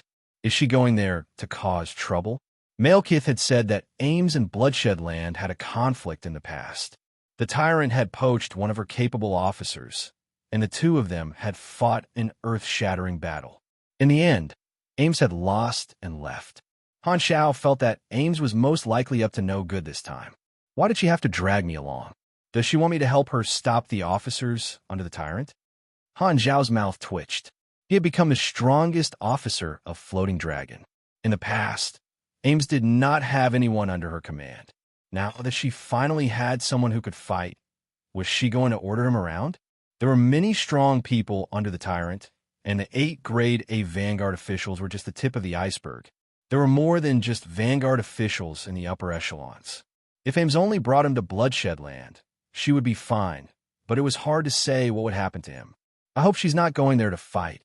Han Xiao felt a headache coming on. Hela watched the entire conversation and asked, "What kind of place is Bloodshed Land?" "That's a gathering place for a bunch of musclemen." "It's very dangerous," Han Xiao said with annoyance. As Ames had asked him to move quickly, Han Xiao did not delay. He found Reynold and told him to stay in base number 1. He then found Sylvia and told her to take care of the trivial matters. This was mainly just a formality. The real manager of base number 1 was Philip. Han Xiao could remotely control the situation of the base, so he did not have much to tell her. Even though he was not in the base, the Black Star Corps could still operate normally. It only took half an hour to deal with the trivial matters. Han Xiao called Hela and Aurora, who had changed into clean clothes, and the three of them boarded the Blacklight stealth that was parked in a hangar. Boom! The ceiling of the hangar opened, and the anti-gravity stabilizer at the bottom of the Blacklight stealth was activated, emitting a faint blue light. The spaceship rose vertically into the air, and then the thrusters shot out purple flames. In the blink of an eye, the flying ship turned into a stream of light and disappeared into the horizon. Floating Dragon Island. The Blacklight stealth exited its hyperdrive state and slowly caught up to Floating Dragon, landing on the dock. Is this Floating Dragon? Walking down from the spaceship, Aurora looked around curiously and saw the thugs gathered at the dock. They all looked fierce and were obviously not good people. The thugs all turned to look at him. Seeing this, Hela quickly followed and stood beside Aurora.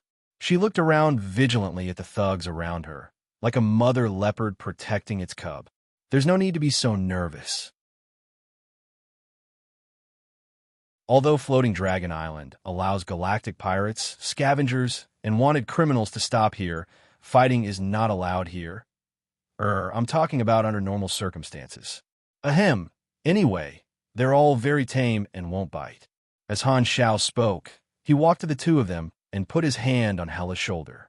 He looked around and said to the thugs around him, "Hey, what are you guys still looking at?" Hearing this, the thugs around him all looked away and continued doing their own things. Han Zhao's spaceship was too famous, and no one wanted to provoke Black Star on Floating Dragon Island. Hela glanced at Han Xiao, then looked at the hand on her shoulder and shifted her body uncomfortably. "My friend, you're back again." This time, Wilsender's voice sounded not far away. He had received the news long ago and was waiting there to welcome Han Xiao. What Han Xiao did not expect was that Ginny had also come and was standing behind Wilsander. He greeted Wilsander, then looked at Ginny and smiled. "You're here too. Work has been quite busy recently, right? You seem to be quite tired." Ginny was expressionless. She took the weapon from the guard and fired at Han Xiao crazily without saying anything. Boom, boom, boom. Han Xiao allowed the small-caliber laser to hit his body. It exploded into pieces of light, but it could not hurt him at all. At the side, Aurora was dumbfounded. Hela clenched her fists slightly, as if she was hesitating if she should stop it. Wilsander had a helpless expression and kept shaking his head. Ka ka ka. When the gun barrel overheated and could not continue firing, Ginny threw the gun down and said indifferently, "Ames is waiting for you in the palace." Then she turned around and left. She knew that she could not hurt Han Xiao, so she just wanted to vent her frustration. As the manager, Ginny was probably very busy during this period. Han Xiao was very understanding and did not mind letting Ginny have some fun. Anyway, this would not affect his future operations. He could expand as much as he wanted. Ginny's leisure days would never come back. Han Xiao patted his clothes and did not mind. He turned to look at Hela and said, "Let's go. I'll bring you to see Ames." The two looked at each other and had nothing to say. They could only nod. After saying goodbye to Wilsander, they went all the way to the palace in the center of the floating island. Han Xiao led the three of them into the palace. A dragon bone throne floated in the middle of the palace. Ames sat on it and looked at the three of them. She sighed and said, "Black Star, you are so slow. You took a few months to send them here." Han Xiao did not comment. Hela and Aurora nodded. Ames controlled the force field and lowered the height of the throne. She landed in front of the three of them and smiled. Okay, you are my student from now on. You can call me teacher. Teacher, the two of them replied. Ames was very comfortable with this title. Her smile became even gentler. She used to call Aesop that. Now that she had her own students, it felt very special. Although our Esper abilities are different, I can teach you how to develop your Esper abilities. Using my experience, I can help you stimulate your potential, Ames said gently. Hella nodded solemnly. Okay, when do we start? She was a training maniac. With such a powerful teacher, she could not wait to start training. Unexpectedly, Ames shook her head. Not now. I want you to accompany me to a place. Han Xiao raised an eyebrow and interrupted. Bloodshed Land. Yes, the three of you have to accompany me. Bring Hela and Aurora? It does not seem like they're going to fight. Han Xiao heaved a sigh of relief. This was good news. He did not want to provoke another beyond grade A super organization for no reason. However, to confirm Ames' intentions, Han Xiao asked, that is Heber's territory. I heard that you have a grudge with him. Why are we going there? Ames' smile disappeared, and she slowly said, the tyrant is an ambitious guy. We are not on the same path. He even poached a talent that I relied on in the past, but this time, we are not going there to cause trouble. Every once in a while, the tyrant will hold a grand gathering and send out invitations to the big shots of the Shattered Star Ring. Basically, everyone will show up. The people who attend the gathering include the high officials of star cluster civilizations, representatives of some large organizations, and even the emissaries of the three universal civilizations. The beyond grade A supers of the Shattered Star Ring are naturally among the people he invited. I also receive an invitation. Humph. Although this guy is annoying, he is indeed an unfathomable character. Back then, I attacked their headquarters, but the next gathering, the tyrant still invited me. In short, the tyrant's gathering has been going on for many years, and it has become an unspoken tradition among the large organizations. This is an opportunity for many big shots to expand their network. The tyrant is able to control the situation and has the qualifications to be the host. During the gathering, many big shots will interact and discuss different topics. Every time there is a gathering, a lot of information will leak out. The topics that these big shots discuss during the gathering will mostly affect the future development of the Shattered Star Ring. So that's the case. Han Xiao understood. Simply put, the tyrant was holding a gathering in the Shattered Star Ring for everyone to go and make friends. The difference was that most of the people who attended were of high status. Together, they could even influence the development of the Shattered Star Ring. Holding such a gathering and turning it into a tradition among the upper echelons. Indeed, the tyrant was an ambitious person. So, you're going to attend the tyrant's gathering too? Han Xiao was a little surprised. Floating Dragon had always been neutral, and with Ames' personality, she did not seem to care about this kind of thing. Of course I'm going, Ames said with a heavy tone. I don't want to appear too stingy. What the hell? What does this have to do with being stingy? Han Zhao's face was filled with question marks. He thought about Ames' logic and finally understood what Ames meant. I have a grudge against him, and he actually dares to invite me to the gathering and use this method to show his generosity? Damn, he dares to invite me. Does he think that I won't dare go? If I don't go, won't I appear to be stingy? I'm going. I have to go. I'm so awesome. So why would I be afraid of him? He felt that his guess was not far from the truth. This was the right way for Ames to open the gathering. Then, why did you bring me along? F*CK. It's because the tyrant has so many strong people under him, so Ames did not want to be outdone and purposely pulled me along. At least I'm not going to cause trouble. Han Xiaoxin was confused and could only comfort himself like this. He helplessly asked, when is the gathering starting? There's still some time. We'll set off tomorrow and head to the Bloodshed Land headquarters. The Bloodshed Land was located in the Soul Cluster. If the Shattered Star Ring was a flat map, the center would be the dangerous and unstable wormholes. The space was extremely unstable, and wormholes would disappear and reappear one after another, randomly connecting to various corners of the universe. On the two sides of the flat map, one side was the edge of the explored universe, and the other side was the unknown universe that had yet to be fully explored. The other side was the passageway to other star fields, which required one to pass through a large stretch of desolate universe. Rista had crossed star fields for a very long time before arriving at the shattered star ring from another star field. Surrounding the wormholes were the more than 10 star clusters of the shattered star ring, all of which were split up by the 7 star cluster civilizations. The closest to the wormholes was the Terra Lam star cluster, where the scavengers were rampant. Han Xiao had stepped into it once when he was doing the Morning Star mission. The Colton star cluster and the Sol cluster were separated by a desolate universe belt, which could barely be considered a border. On the other side of the Sol star cluster was the largest star cluster, the Sedin star cluster. Sol was the sandwich biscuit between Sedin and Colton. The surface area of Sol was long and narrow, and its area was the second largest in the shattered star ring. In terms of politics, the star cluster civilization that controlled Sol was called the Clint Kingdom, and the star cluster civilization that ruled Colton was called the Amethyst civilization. These two civilizations were neighbors and had built many large stargates in each other's territory. Ghidorah's stargate was built by the Amethyst civilization. The tyrant's bloodshed land was an important guest of the Clint Kingdom. With a star cluster civilization behind them, the tyrant's gathering had both the influence of a beyond grade A and the status of a star cluster civilization. That was why so many people gave them face. So, we're going to the Sol cluster, right? Han Xiao sighed. Take my spaceship.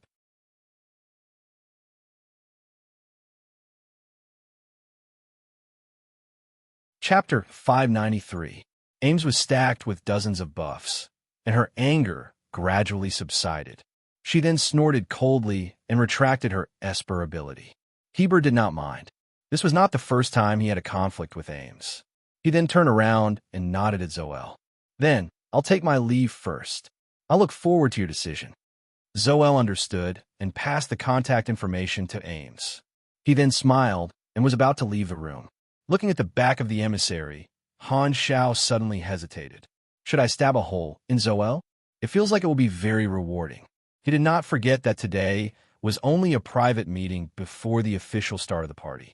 When the party started tomorrow, Heber would introduce Zoel to all the guests, and that would be when the undercurrents would start flowing.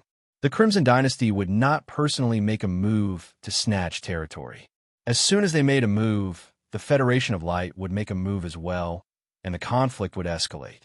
Because it was not the stage where players would fight outside of the chessboard, the Crimson Dynasty was trying to rope in the organizations of the Shattered Star Ring to increase the number of chess pieces in their hands.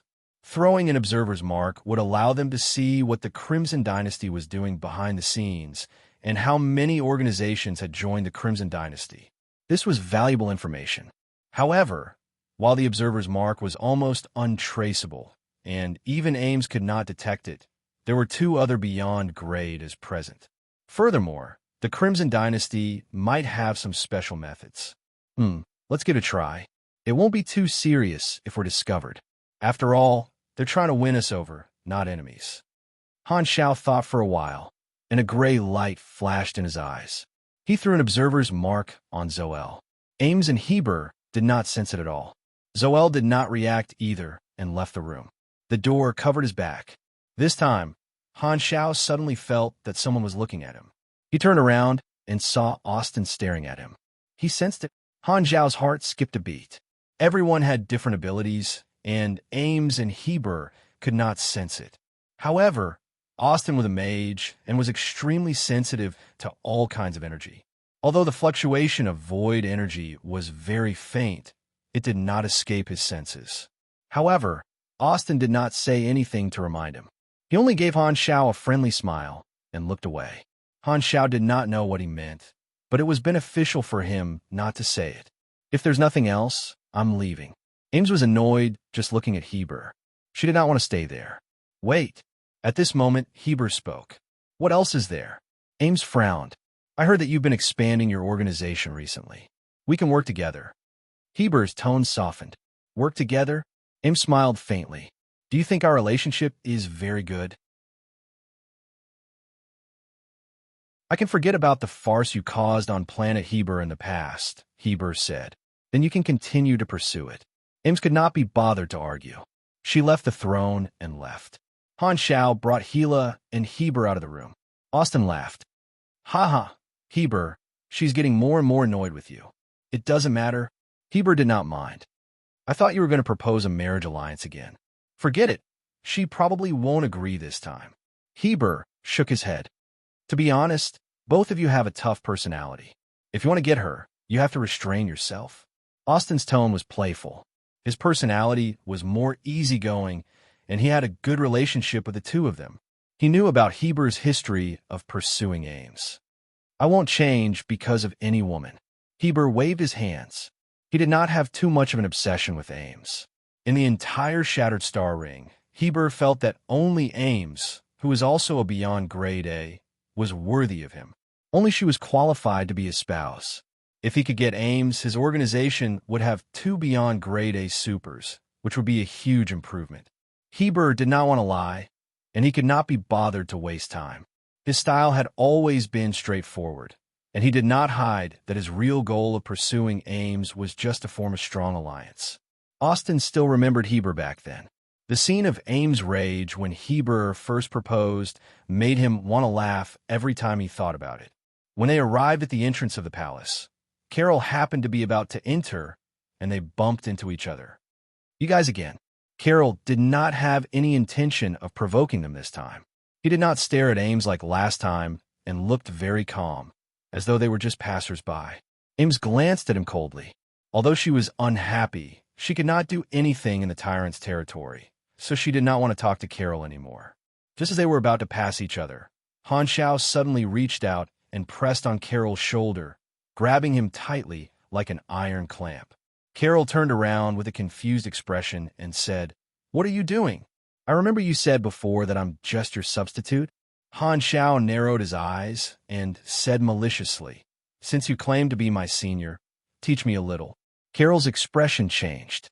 He thought that the previous provocation was over, but he did not expect Han Shao to suddenly make things difficult after a few days. Ames stopped in her tracks with a look of surprise on her face. "What do you mean? You want to fight here? This is Planet Heber." Carol's tone was threatening. "Don't worry, I just want to spar with you and see how strong a traitor like you is." Han Shao chuckled. The tyrant's subordinate wouldn't be afraid to accept the challenge, right? I understand. This must be Ames's intention. Carol felt that he had guessed it. Ames must have suffered a setback and wanted to regain her face, so she asked Black Star to challenge him. If it was just a spar between officers, Heber would not have said anything. Hee, is she that confident in this new officer? Carol's expression turned cold. All right, I accept your challenge. I hope you don't lose too quickly. Bloodshed Land was his home field, and he could use countless machines. Even though Black Star's name had been very famous recently, Carol was not afraid at all. Carol had heard about Ames' new officer. He also wanted to know Han Zhao's full strength and see what kind of trash Ames had found to replace him. Furthermore, his identity was sensitive, and he was representing the tyrant. Since Ames asked Black Star to challenge him, he could not back down. Although Heber could protect him with the tyrant's personality, if he backed down, he would end up very unlucky. Bloodshed Land despised cowards the most. If one was not a battle maniac, they would not be able to reach the upper echelons of the tyrant. Han Zhao's lips curled up, and he suddenly said, "We're both mechanics. It's boring to just spar. Let's bet something." Bet on what? Let's bet. How about 5 sets of machinery blueprints? The loser must obey the winner and take out the blueprints requested by the winner. Han Shao smiled slyly. Betting with blueprints. Carol frowned. Blueprints were the lifeblood of a mechanic. It was very common for mechanics to bet blueprints. Okay, Carol nodded. Han Zhao's eyes sparkled. There were a few reasons why he suddenly challenged Carol. Ames could not make a move, but he could. It was a good time to be high profile and show his strength. This was good for raising his position in this circle, and it could also help Ames vent her anger. If the tyrant interfered in a spar between officers, it would be embarrassing. Secondly, he had been spying on Carol for the past few days and roughly confirmed the other party's strength. Know yourself and know your enemy, and you will never be defeated. Furthermore, he realized that Carol had quite a few decent machinery equipment. Han Xiao proposed a bet because he wanted to win a few blueprints. He would not fight a battle without any benefits. The third reason was the most important. A new faction mission popped up on his interface. Aim's Wrath, Mission Introduction. The traitor's provocation and the tyrant's harassment have made Ames unhappy. As a member of Floating Dragon, you know what you need to do. Mission requirements. Publicly defeat Carol. Reward. 1,500 experience, plus 2,500 relationship with Floating Dragon faction, plus 30 favorability with Ames, plus 2 favorability with Heber, plus 15 renown. Punishment for failure. Minus 20 favorability with Ames, minus 5 favorability with Heber.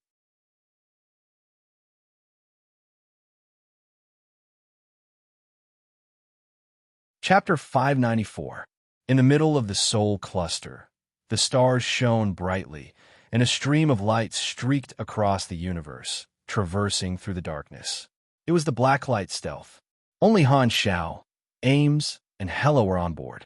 After many days of travel, they finally arrived at Seoul from Colton. During this period, they had passed through many star systems, through many teleportation stargates. At the stargate that Colton used to jump to Seoul, they were even interrogated by the Stargate Station.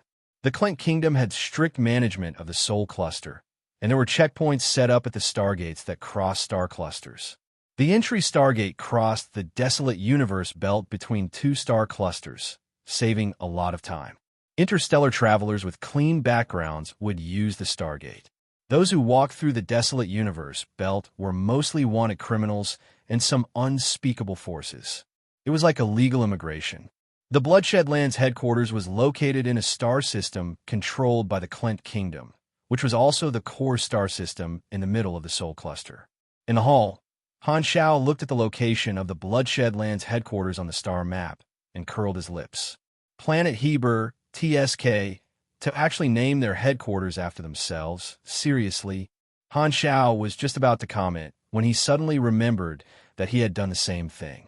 He immediately changed his words. Great minds think alike. Are we almost there? Aurora looked at the star map curiously and realized that she could not understand it. The hyperdrive will end in about 10 minutes and 27 seconds. Han Xiao looked at the interface that Rista had given him. The spaceship was now in autopilot mode, and the 4 of them were in the hull of the spaceship. Teacher, is planet Heber similar to Floating Dragon Island? Aurora turned around and asked. Ames was lying on the sofa with a noble and lazy temperament. She smiled and said, it's not the same. Planet Heber is much more expensive. It's an artificially modified planet built by the Clint Kingdom with the technology of a star cluster civilization. It's more like a moving fortress, the second most powerful weapon in Heber's hands. The ability of a star cluster civilization far exceeded that of a star system civilization. The most obvious difference was their mobility. A star cluster civilization could build a teleportation stargate, and the distance they could move in the universe was countless times that of a star system civilization. At the same time, the star cluster civilizations also had the technology to build planet-level battleships. The most common model was the planet-level mining mothership, which directly ate a planet and split it into various resources. Planet Heber was a planetary-class bastion built by the Clint Federation. Second strongest? What's the tyrant's strongest weapon? Hela asked with a serious expression. She was more interested in the abilities of the strongest people in the Shattered Star Ring. His strongest weapon is, of course, his own body. Ames shook her head. He can use his physical body to directly penetrate a planet. How is this possible? Aurora exclaimed. Han Xiao asked Philip to search for Heber's achievements. There was more than one record of him penetrating a planet. It was almost a routine for Heber. Heber's body is extremely strong. Soil and rocks can't stop him, and the dense rock layers deep underground are like paper in front of him. Magma is his bathwater, and the temperature of a planet's core is not high enough to burn him. Maybe a star can hurt him, but a planet can't. Therefore, colliding with a planet is not much of a challenge for him. Ames sighed. Heber was almost her nemesis. Even the strongest force field could not tear Heber apart. Heber could move freely even under the pressure. Even if she used floating Dragon Island to collide with him, it would be shattered by Heber's Iron Head technique. The natural enemy of force field Esper abilities was this kind of indestructible enemy. After all, although force field Esper abilities were all-round, they were more focused on control. Relatively speaking, killing power was not the strong point. Although Ames did things as she pleased, she was not without self-awareness. She was clear about her own weaknesses. Hela frowned and fell silent. Heber's strength had temporarily exceeded her understanding, and she did not know what to say. Heber penetrates a planet through a single point, just like how a sniper bullet penetrates several layers of wood. Han Xiao shook his head. A beyond grade 8 pugilist was truly terrifying. After chatting for a while, the blacklight stealth finally exited its hyperdrive state. The tunnel of light outside the porthole disappeared, and they returned to the universe. Just below the spaceship, a small iron-gray planet came into view. Its color was eerie and heavy. Planet Heber. Han Xiao received a communication request from Planet Heber. If he did not verify his identity and rashly stayed near Planet Heber, he would be treated as an enemy. Ames had the invitation letter, and after verifying her identity, Planet Heber sent the coordinates to stop at. Han Xiao then got Rista to control the spaceship and fly toward the designated landing location. Because Planet Heber was a moving fortress, just like floating Dragon Island, it was in a moving state all year round. Thus, there was no natural sunlight, and the sky was covered with thick, man-made black clouds to weaken the cosmic radiation. The spaceship slowly descended, and after passing through the black clouds, they could see the surface of Planet Heber in detail. Planet Heber was mainly cold and dark, and there was almost nothing fancy about it. There were towering, castle-like buildings, and the bases were like continuous mountain ranges. These buildings glowed with faint blue light, giving them a futuristic, mysterious, and technologically advanced feeling. Among the bases, there were some large hollow ring devices that were sparsely distributed. They were 1 to 2,000 meters tall, and the hollow rings were shining with a purple light. They were moving like ripples, as though they were doing something. In the sky above the bases, battleships were patrolling in groups. This was a planet-level armed fortress. Hela and Aurora could not help but gasp in amazement. The blacklight stealth landed at the dock between the bases, and they walked out of the spaceship. They saw a group of people already waiting there. They were all Bloodshed Land soldiers, and the leader was Vanguard official Malekith. Your Excellency, Dragon Emperor, thank you for accepting the invitation. Welcome to Bloodshed Land. Malekith gave a bow. He was the one who had personally sent Ames the invitation letter. Ames did not comment. She looked at the surroundings, smiled, and said, I haven't been here for a long time, and this place is still as boring as ever. Heber is really tasteless. Battleships and fortresses are the best decorations, Malekith replied. Malekith then saw Han Xiao beside Ames. His eyes flashed, and he calmly said, Blackstar, as I said, we will meet again very soon. Han Xiao raised his brows, acted dumb, and said, Who are you? I have never seen you before. Everyone looked over and stared at him. All right, I was just joking. Han Xiao grinned. The people of Bloodshed Land were really interesting, trying to sow discord the moment they met. Malekith purposely used such an ambiguous way to imply that he had met Blackstar in private. Han Xiao did not tell Ames that he had come into contact with Malekith, and Ames had been poached before, so she should be very sensitive to this. If she knew that her capable officer had met with Bloodshed Land in private again, she would probably not be nice to Han Xiao. Malekith looked like a barbarian with a bad brain, but it turned out that he had a dirty heart. All right, I will remember this grudge.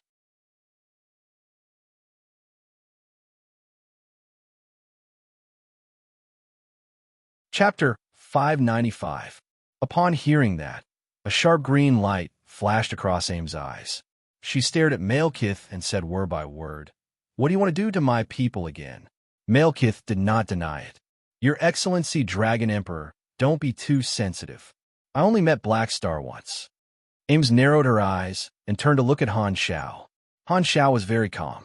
He took the initiative to find me and wanted me to leave Floating Dragon Island and join Bloodshed Land. TSK. The conditions he offered were not bad. And then? What did you think? Ames smiled faintly. If I had agreed, he would not have taken the initiative to bring this up. Han Shao shrugged. Ames' lips curled up slightly. She then turned to Malekith and said, "Did you hear that? Put away your little tricks and lead the way." Seeing that his provocation was useless, Malekith did not say anything else. He welcomed everyone in and led the way. There were still a few days before the gathering, but many people had already arrived. Bloodshed Land had prepared many guest rooms for the guests to rest in. The group headed to the guest rooms and passed through the bases. There were patrolling soldiers and vehicles everywhere. Han Shao had the time to observe the various facilities of Bloodshed Land along the way. It was not much different from what he remembered. In his previous life, players had also been recruited by Bloodshed Land, so he remembered the map structure of Planet Heber. If I remember correctly, the surface of Planet Heber is only a small part. There are even larger bases underground, Han Shao thought to himself. At this time, not far behind them, a stranger's voice suddenly sounded. "Long time no see, Ames." Han Zhao's first instinct was that this person's tone was very annoying.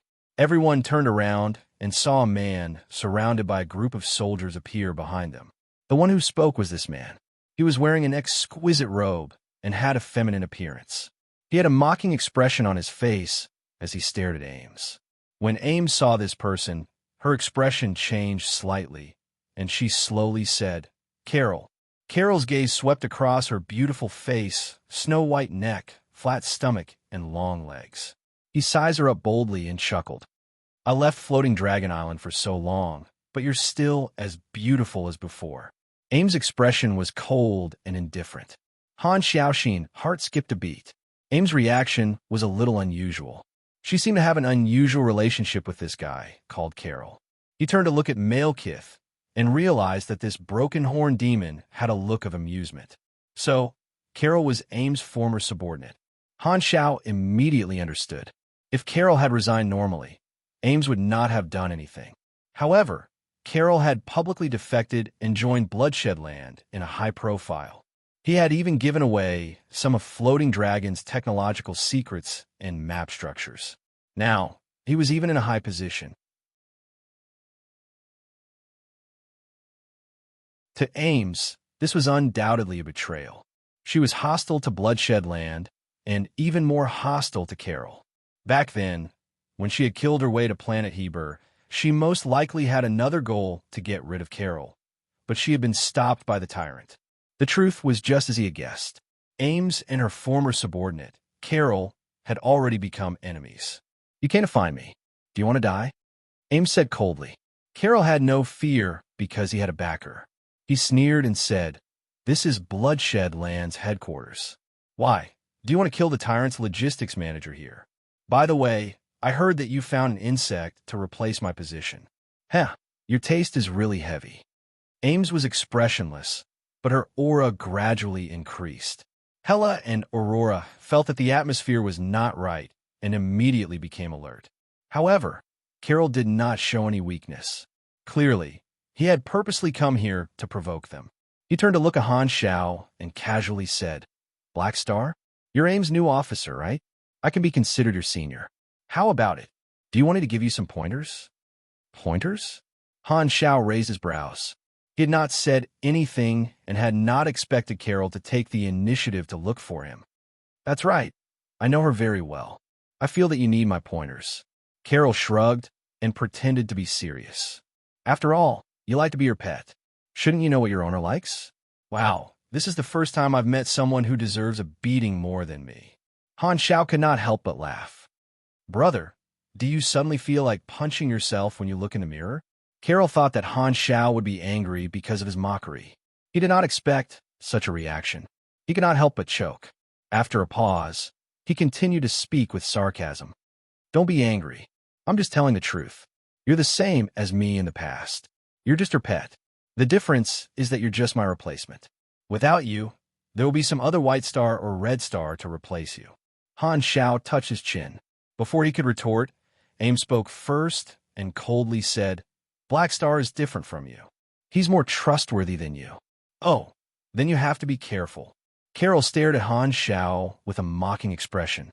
"The more she trusts you, the more determined her killing intent will be when you want to abandon her.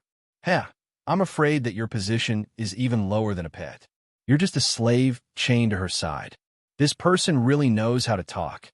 Han Xiao rolled his eyes. A few words would not anger him so easily. As he spoke, Carol looked at Ames again. This time, his eyes were even more fiery. "Do you know, in the past, I almost did not have the courage to raise my head in front of you, but now, I'm not interested in knowing your thoughts." Ames directly interrupted Carol. Her eyes were as cold as ice. She raised her hand and slowly said, "Since you took the initiative to provoke me, it seems like you're mentally prepared to bear the consequences." Boom! As soon as she said that, a violent force field rolled out. The ground cracked inch by inch under the heavy pressure, and the force field crashed toward Carol. At this time, 3 roars sounded in the surroundings. 3 figures moved quickly, leaving afterimages as they moved. They blocked in front of Carol at the same time, their bodies bursting with intense, pugilist flames. The 3 of them blocked the force field with their 6 hands. One of them was Malekith. These 3 were all Grade A Bloodshed Land Vanguard officials. After a moment of stalemate, a shockwave suddenly exploded. The surrounding Bloodshed Land soldiers all turned into rolling gourds and were sent flying. The 3 Vanguard officials were also sent flying. They exploded in midair and stopped their momentum. They landed on the ground and stared at Ames cautiously. The 3 of them had to take action at the same time to block Ames' force field. "You're indeed prepared." Ames' eyes darkened, and the air started to vibrate. That attack just now could only be considered an ordinary A from Ames. Now, she was going to be serious. Buzz, buzz, buzz. An even more powerful force field was brewing, and cracks gradually appeared on the ground and buildings in the surroundings. Seeing this, Han Xiao had no choice but to take a few steps forward and stand in front of Ames. With a flash of mechanical force, the Watcher instrument floated behind him in the shape of a ring, like a halo behind his head. The muzzle of the hovering shield shuttle lit up and aimed at the enemies. Han Xiao grinned. "Then, do you want to fight me one-on-one or as a group? I'm fine with either." Malekith and the other 2 Vanguard officials all had an eager look in their eyes. Although that was what he said, Han Xiao knew that they would not be able to fight. This was Bloodshed Land's show of strength, and the tyrant would definitely interfere. After all, they were guests, and Heber would not allow Ames to do whatever she wanted and ruin his party. However, although they would not be able to fight, he still had to show his stance. He could not just stand aside and let Ames face the enemy alone. At this critical moment, an unprecedentedly powerful aura suddenly burst out from afar, rushing straight into the clouds as if it had swept across the entire Bloodshed Land. Even the stars in the sky seemed to have lost their color and dimmed a little. Rumble, from an unknown distance, a person's voice came from afar. It was loud and deep like rolling thunder. "Ames, do you think I don't exist to make a move in my territory?" As soon as he heard this voice, Han Xiao immediately felt the domineering tone in it. He subconsciously thought of the tiger roar that he had personally felt when he went to the zoo in his previous life.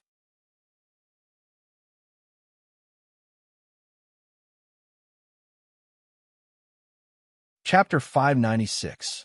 Everyone looked in the direction of the voice.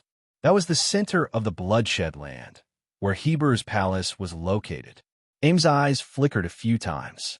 She glanced at Hela and her sister, sighed slightly, and lowered her hands, which were covered by her sleeves.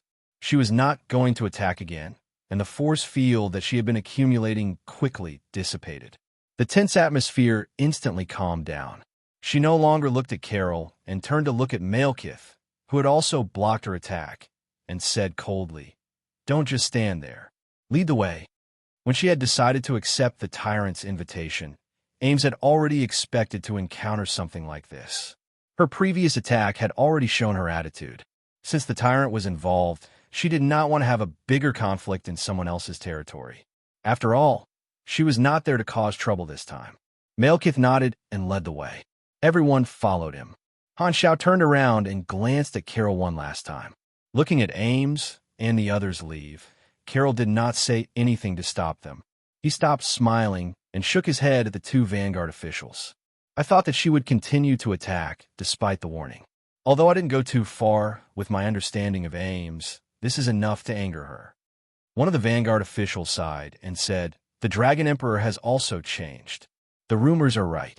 She has the ambition to expand." The Black Star Corps also represented the expansion of Floating Dragon. This situation had long attracted the attention of many organizations, and the Bloodshed Land was also paying attention to Floating Dragon's development. Carol's mission was to test Ames' attitude.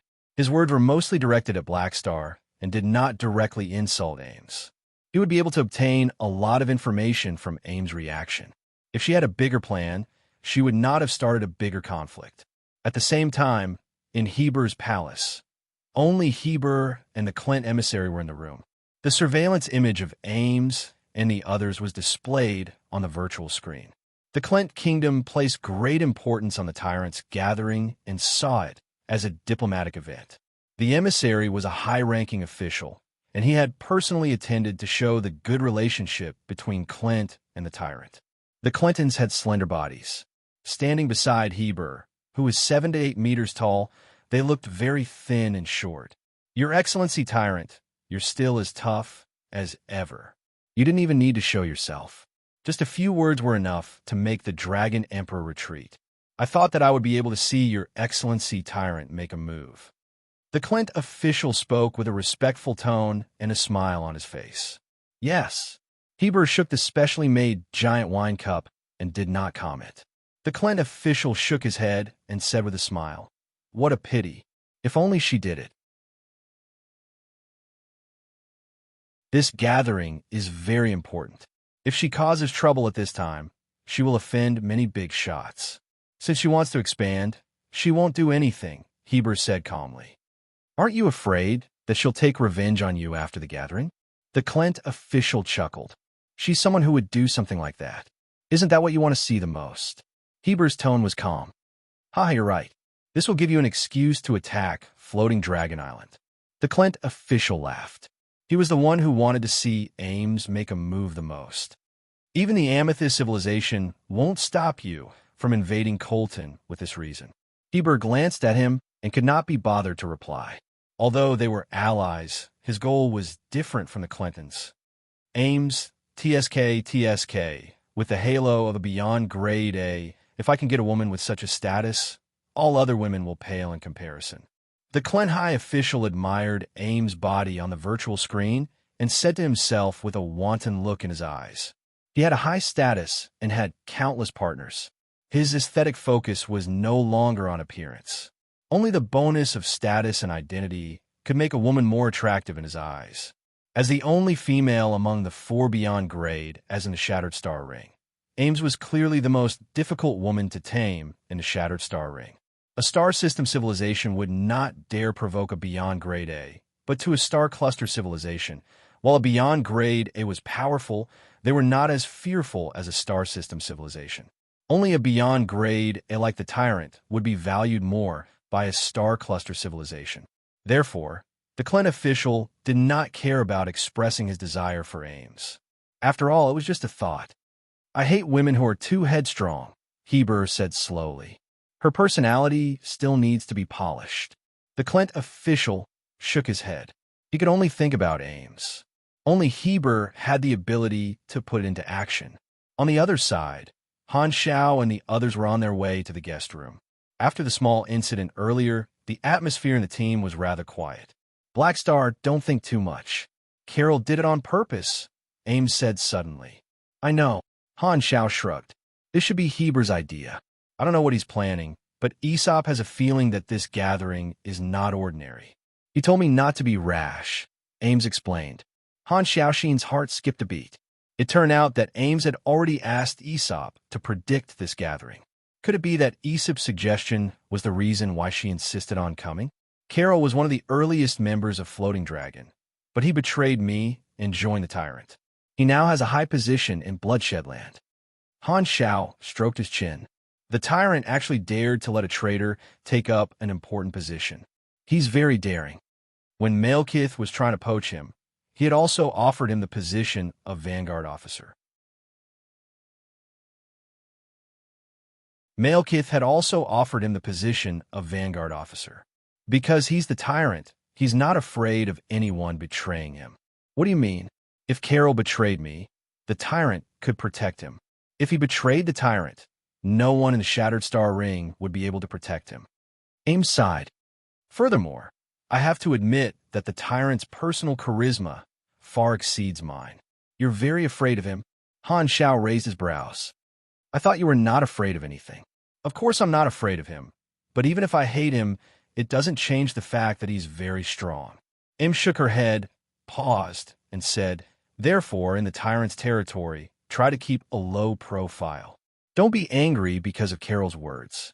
He did on purpose. Ames valued Han Xiao and took the initiative to explain because she was afraid that Han Xiaoxin would hold a grudge against her. Han Xiaoxin felt warmth in his heart.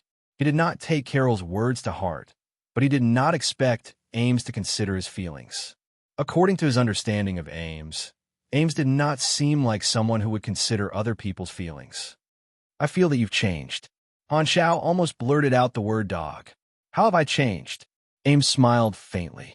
You become more patient than before. Ames smiled and did not reply. She turned her head and looked at Hela and her sister. Aesop said that only children are willful.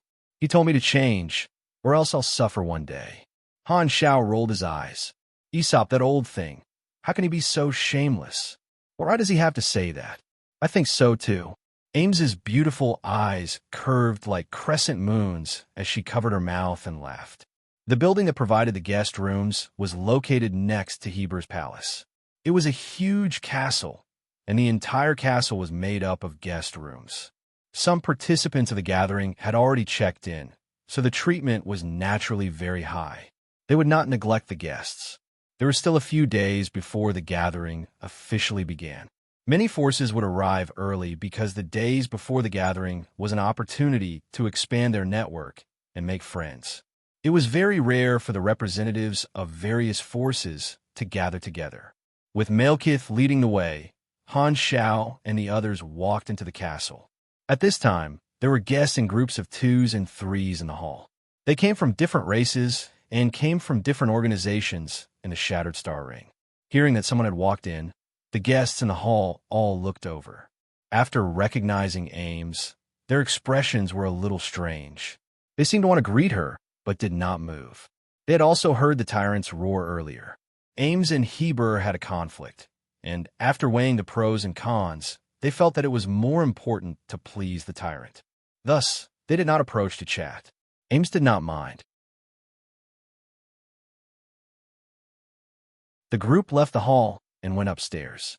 Bloodshed Land had arranged the rooms. Ames had one, Han Xiao had another, and Hela and Aurora had another. After returning to the room and closing the door, only Han Xiao was left in the room. He activated a compressed orb and turned it into a detector. He checked the room and did not find any monitoring devices. Han Xiao nodded, took out a mechanical device, and placed it on the ground. Hum. A light flashed and released an illusion that covered the room. Even with magic monitoring devices, they could only see the illusion projection and not what he was doing. Although there were many important people living in this castle, and there should be monitoring devices, Han Xiao was used to being cautious. Carol. Han Xiao's eyes sparkled. He turned into his chaos body and activated void vision. His vision suddenly crossed the distance and saw Carol's every move. When Ames decided to stop, Han Xiao took the opportunity to throw an observer's mark at Carol and replace the position of a galactic pirate. The observer's mark was used to monitor Carol's movements just in case. If there was a need in the future, it might come in handy.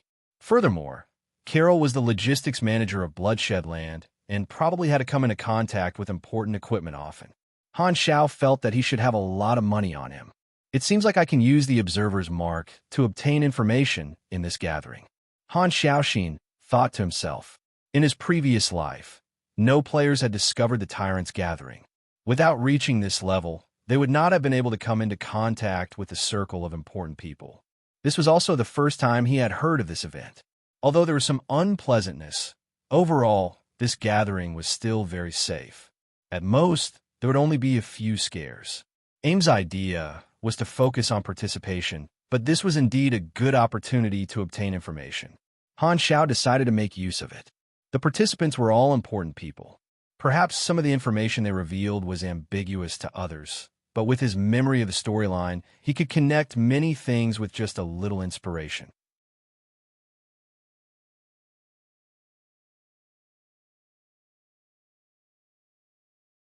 Chapter 597. For the next few days, Han Xiao and the others waited in the castle. Everything was peaceful, and the bloodshed land did not have any conflicts. The tyrant's 8 boys, the 8 vanguard officials did not appear again. Other than not being able to enter the secret areas, the guests could move freely in the bloodshed land and let the soldiers lead the way. Han Xiao would occasionally go out and visit the bloodshed land. The ordinary soldiers in the headquarters of Planet Heber were all low-grade supers, and there were no ordinary people. The tyrant's subordinates were mainly pugilists, and muscular bullies could be seen everywhere. The soldiers wore special gray heavy armor, which looked simple and plain. The armor had the effect of strengthening one's physique and pugilist energy. Han Xiao noticed that other than the ordinary soldiers, the bloodshed land also had some elite soldiers. They were stronger individually and wore special armor with many additional accessories, such as special long tails, wings, and claws.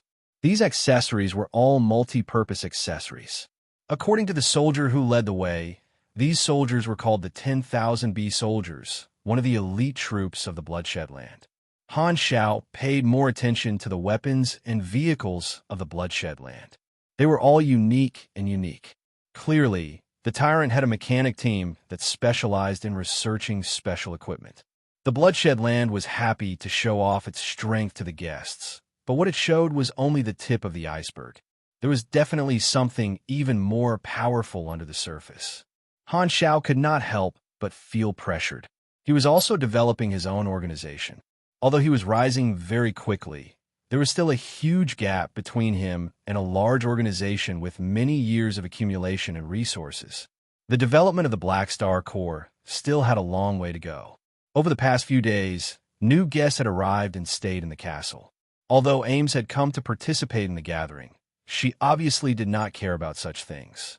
She stayed in the room to teach Hela and Aurora, and Han Xiao represented her in the outside world. When he was not visiting the bloodshed land, Han Xiao was chatting with these guests. The guests all represented famous organizations in the Shattered Star Ring. This was a good opportunity to expand his network and get to know other people.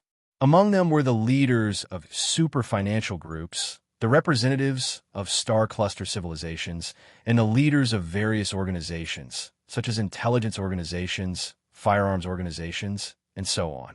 Han Xiao even met the person in charge of the Mercenary Alliance in the Shattered Star Ring. The other party's attitude was very friendly, and they chatted happily. The identity, status, and influence of the guests who were invited to the party belonged to the highest circle in the Shattered Star Ring. Most of the organizations had heard of Black Star. While they did not pay much attention to him, he represented Floating Dragon after all, and the Black Star Corps had been in the limelight recently. Han Zhao's current fame and reputation had reached a certain level. Most of the guests still recognized Han Xiao as a member of their circle. All along, Han Xiao had only been in different star systems. That was only the tip of the iceberg in the Shattered Star Ring, and his influence was limited. Now, he had finally reached a higher level and come into contact with the bigger and core of the Shattered Star Ring. The guests were also divided into a few levels.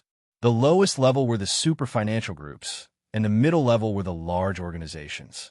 Floating Dragon was in between the low and middle levels. The highest level was a huge organization like the Bloodshed Land, as well as the representatives from the 7-star cluster civilizations of the Shattered Star Ring. As for the recognition of Han Xiao, it decreased from low to high. Most of the representatives of the star cluster civilizations had a more official attitude and were not interested in Han Xiao. Only 2 civilizations were a little more enthusiastic: the Amethyst civilization and the Klent kingdom. Colton was the territory of Amethyst civilization, and the Dragon Emperor often wandered around the Colton star cluster. In the eyes of the representatives of the Amethyst civilization, Han Xiao could be considered half an ally. The Amethyst civilization style was more gentle and friendly. The high officials of the Klent kingdom were even more enthusiastic and took the initiative to talk to Han Xiao.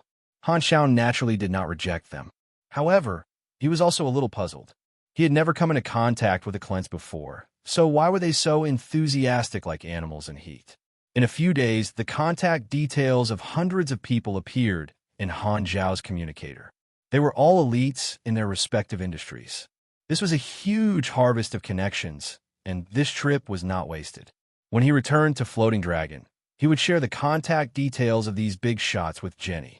She would definitely be very touched. Soon, it was the day before the gathering. On this day, the tyrant actually sent someone to inform Han Xiao and the others, inviting them to a private meeting at the Heber Palace next door. Heber wants to meet privately?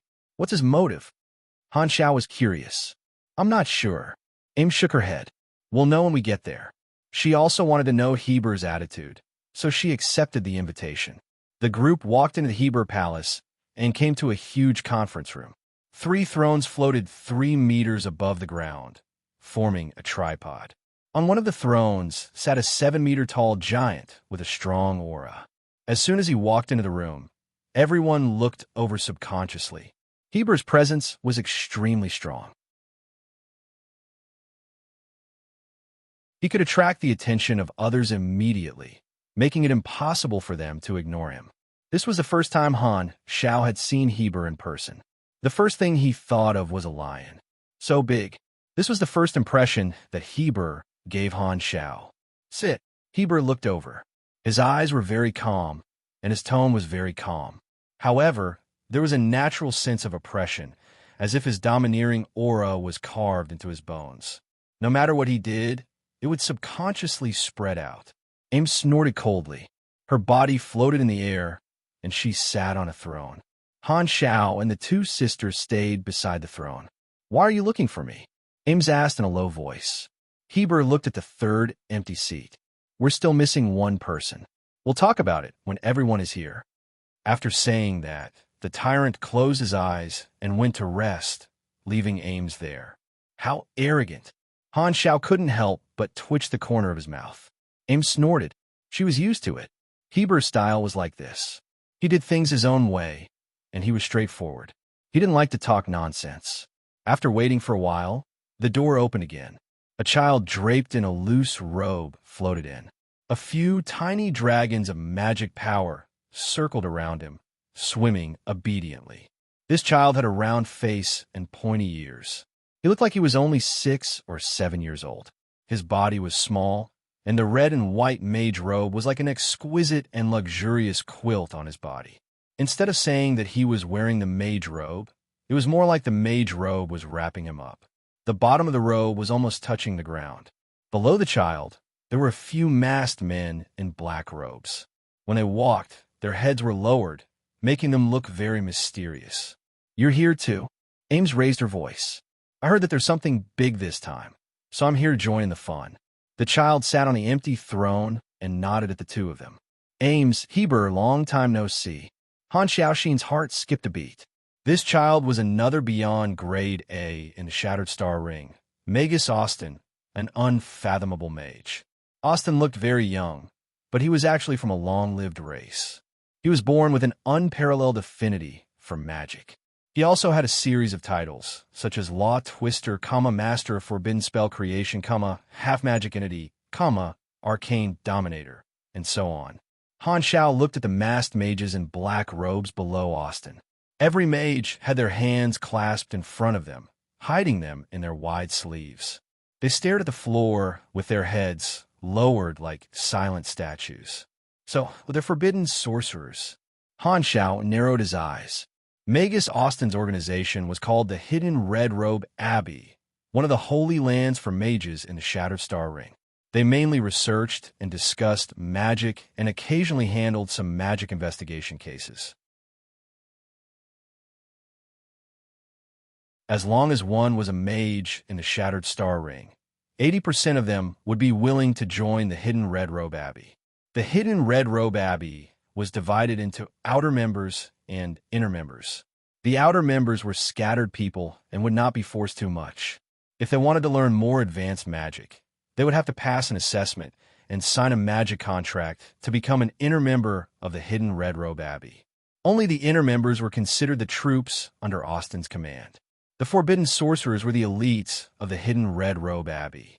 Due to the different nature of the organization, the size of their armed forces was not as big as Bloodshed Lands. However, if the outer members were included, their numbers would probably far exceed Bloodshed Lands. Other than Ames, Heber had also invited the other Beyond Grade as. Of the 4 Beyond Grade, as in the Shattered Star Ring, 3 were gathered there. Heber then opened his eyes. Everyone's here. Let's get down to business. Wait, where's the other guy? Ames asked. She was referring to the last Beyond Grade, who was not present.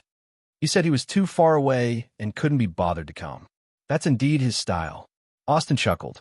Heber did not want to waste time chatting and went straight to the point. I'm meeting you this time because I want to introduce someone to you. The door on the other side opened, and a person walked in. Everyone looked over with curiosity in their eyes. They wanted to see who this person that Heber had specially introduced to the other 2 Beyond Grade as was. This person was a humanoid species. He was tall, about 2.5 meters. His skin was light red, and he had short hair. His facial features were quite unique, but they were still in line with the aesthetics of the universe humans. He was wearing a soft robe with a unique style that looked very complicated and luxurious. It was unknown what material it was made of, but the robe had exquisite patterns and was crimson in color. Facing the 3 Beyond Grade, as this person's expression was calm and extraordinary. He stood in the middle of the 3 thrones and nodded to each of them. Let me introduce, Heber said calmly, the Red Empire's special envoy, Zoel. As soon as he said that, everyone's pupils constricted. Han Zhao's expression did not change, but his heart was in turmoil. The Red Empire, one of the 3 universal civilizations.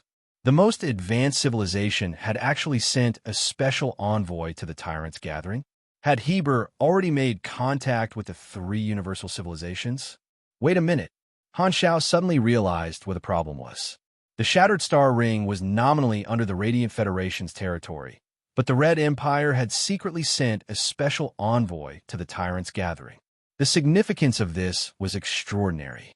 Han Zhao's thoughts spun quickly. Suddenly, he thought of something, and his expression changed slightly. He still remembered that the background of version 3, Zero Crimson Tide, was the expansion of the Red Empire and the various star fields. So, the signs appeared at this time. Han Shao took a deep breath and calmed himself down. The Tyrant's gathering was probably a trap. Ames frowned slightly and could not help but think of Aesop's prophecy before they left. This gathering was indeed not simple. The atmosphere became silent. Zoel nodded slightly and broke the silence. It's an honor to meet the 3 Beyond Grade A supers of the Shattered Star Ring. We're honored as well, Austin replied. He then looked at Heber with a questioning gaze. Introduce them to the special envoy of the Red Empire. What does this mean? What we're going to talk about next is the theme of this gathering. I'll tell you in advance. Heber spoke with a deep voice.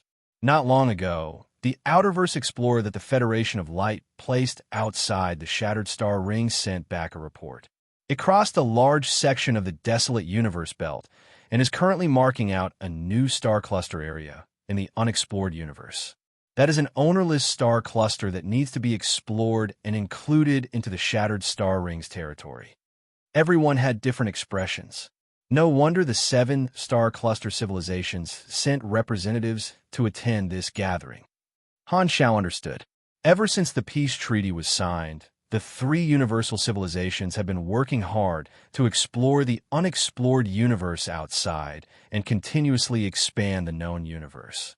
Every time a new territory appeared, it meant a new battle. With all the star clusters in the Shattered Star Ring being divided by the 7-star cluster civilizations, a new star cluster was a new piece of cake. Every star cluster civilization wanted a piece of it or to monopolize it. The Radiant Federation wants to incorporate the new star cluster into the Shattered Star Ring, and we want to define it as the starting point of a new star field. Zol's words had a deeper meaning. Although he did not go into detail, everyone understood what he meant. The Shattered Star Ring was the territory of the Radiant Federation, but the new star field was ownerless. The Red Empire had a huge plan and wanted more than just a star cluster. In the explored universe, the Central Star Field was very prosperous, while the border star fields were more chaotic and backward. However, border star fields like the Shattered Star Ring were the places where the competition was the most intense. That was because only the border could continue to explore and expand. Therefore, on behalf of the Red Empire, I hope to receive your help. Zoel revealed his intentions. Heber remained silent at the side and introduced the Red Empire's envoy to the two of them. Clearly, the Bloodshed Land had made their choice long ago. So, the Radiant Federation or the Red Empire? Austin and Ames looked at each other and remained silent. Han Zhao's eyes narrowed.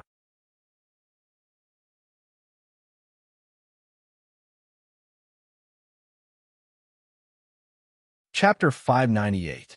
3 thrones floated in the air, and 3 beyond grade sat on them, surrounding the Red Empire's envoy, Zoel, in the middle. What can we get if we help you? After thinking for a while, Austin was the first to express his opinion. Everyone present was a respectable person. Even the Red Empire's envoy could not make empty promises.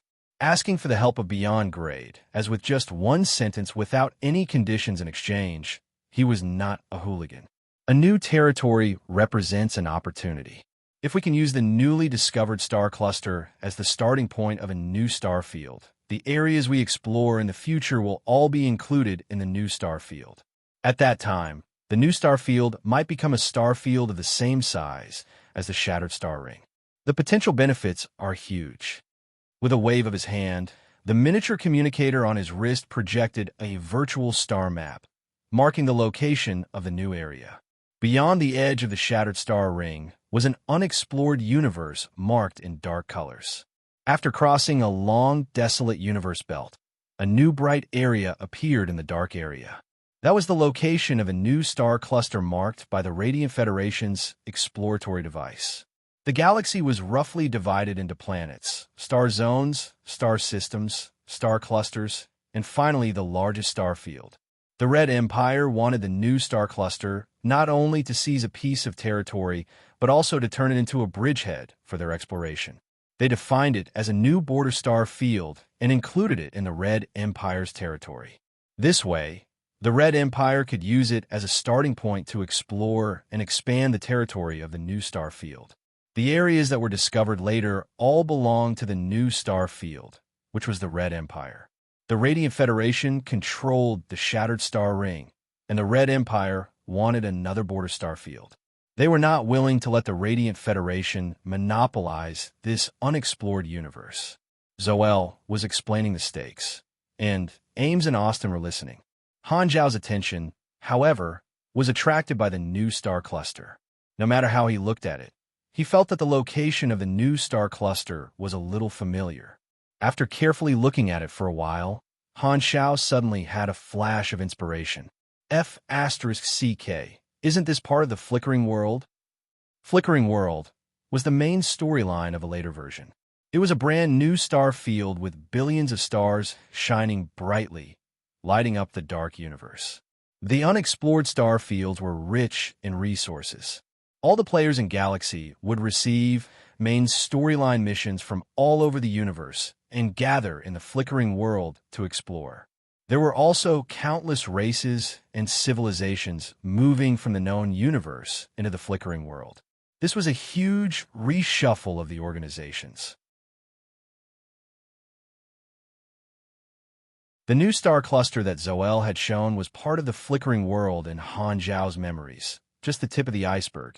Unexpectedly, the later versions had already begun to show signs. Han Xiaoxin's mind raced.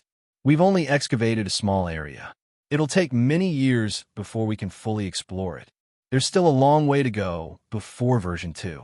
0. In the past, the players had fought for the various organizations and completed exploration missions. This time, they might have a chance to become chess players. Just like what that emissary had said, a new territory was the best opportunity. This might be a chance to reach the top. Although the Black Star Core was not strong enough and was much weaker than a colossus like the Bloodshed Land, Han Zhao's biggest advantage was that he had a rough understanding of how things had developed.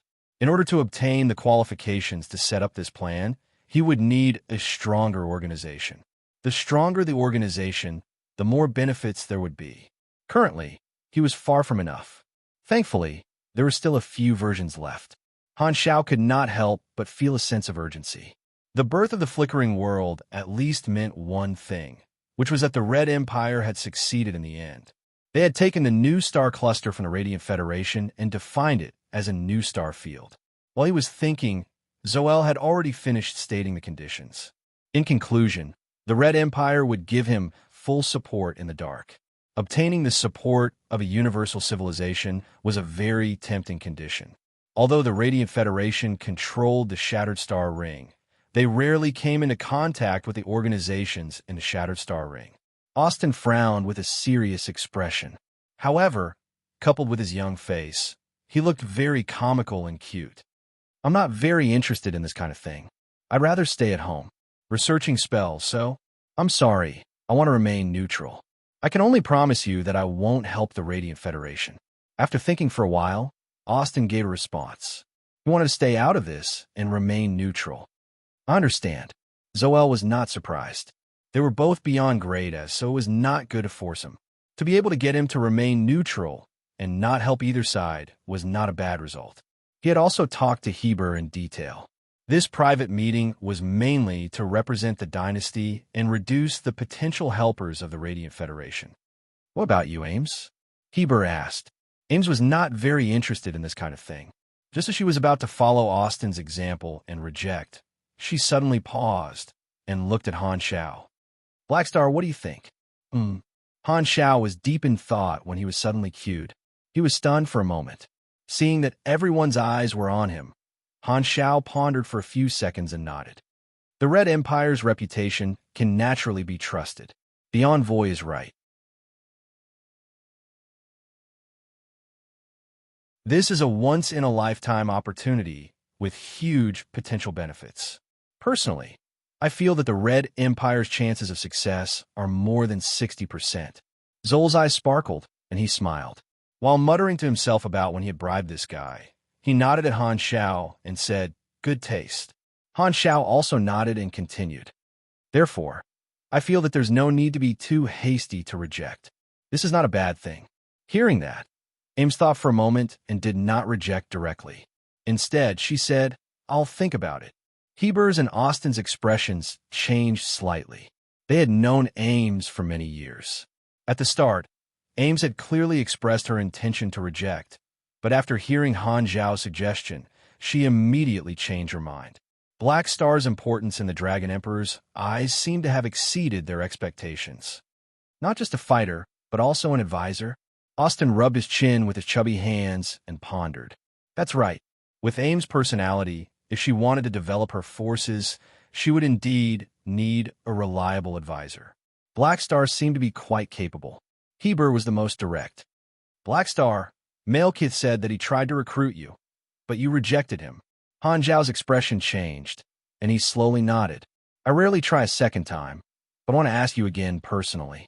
Heber faced Han Xiao, extended his hand, and said solemnly, Black Star, be my subordinate, Han Xiao said. Boom! Ames' long hair fluttered in the wind, and her aura filled the entire place. Her tone was cold. You want to poach my people right in front of me. Do you still have me in your eyes? The terrifying pressure pressed down on Heber from all directions, but he did not feel it at all. He ignored Ames and only stared at Han Xiao. Do you accept or reject? Han Zhao's mouth twitched. Oh my God, the NTR in front of everyone made his scalp go numb. He was so overbearing. He did not expect Heber to personally invite him at this time. This guy does not care about the situation at all. The stronger a pugilist is, the harder it is to be stubborn. Sorry, my answer is still the same. Han Xiao felt like he was being pursued. He suppressed his chaotic emotions and helplessly shook his head. Heber nodded and did not get angry because of the rejection. It was as if he did not mention this topic and let it go. He liked talents, but he would not force people who did not want to join him. The force field was still strengthening. Heber turned to look at Ames. Why aren't you retracting your Esper ability? Do you want to fight? Ames was expressionless. Her aura gradually rose, and she was on the verge of exploding. She almost threw Aesop's advice out of the window. Austin had no choice but to intervene to prevent the two from really fighting. He pinched his fingers and cast a series of calming spells on Ames. Okay. It's not the first day you know him. Don't mess around. Ah.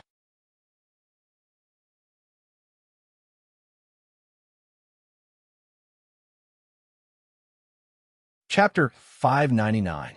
Ames was stacked with dozens of layers of buffs, and her anger gradually subsided. She then snorted coldly and retracted her Esper ability. Heber did not mind. It was not the first time he had a conflict with Ames. He then turned around and nodded at Zoel. Then, I'll leave first. I look forward to your decision. Zoel understood. He passed the contact information to Ames, smiled, and was about to walk out of the room. Looking at the back of the envoy, Han Xiao suddenly hesitated. Should I plant an eye on Zoel? It feels like it will be very rewarding. He did not forget that today was just a private meeting before the official start of the gathering. When the gathering started tomorrow, Heber would introduce Zoel to all the guests. That would be when the undercurrent would be surging. The Red Empire would not personally take over the territory.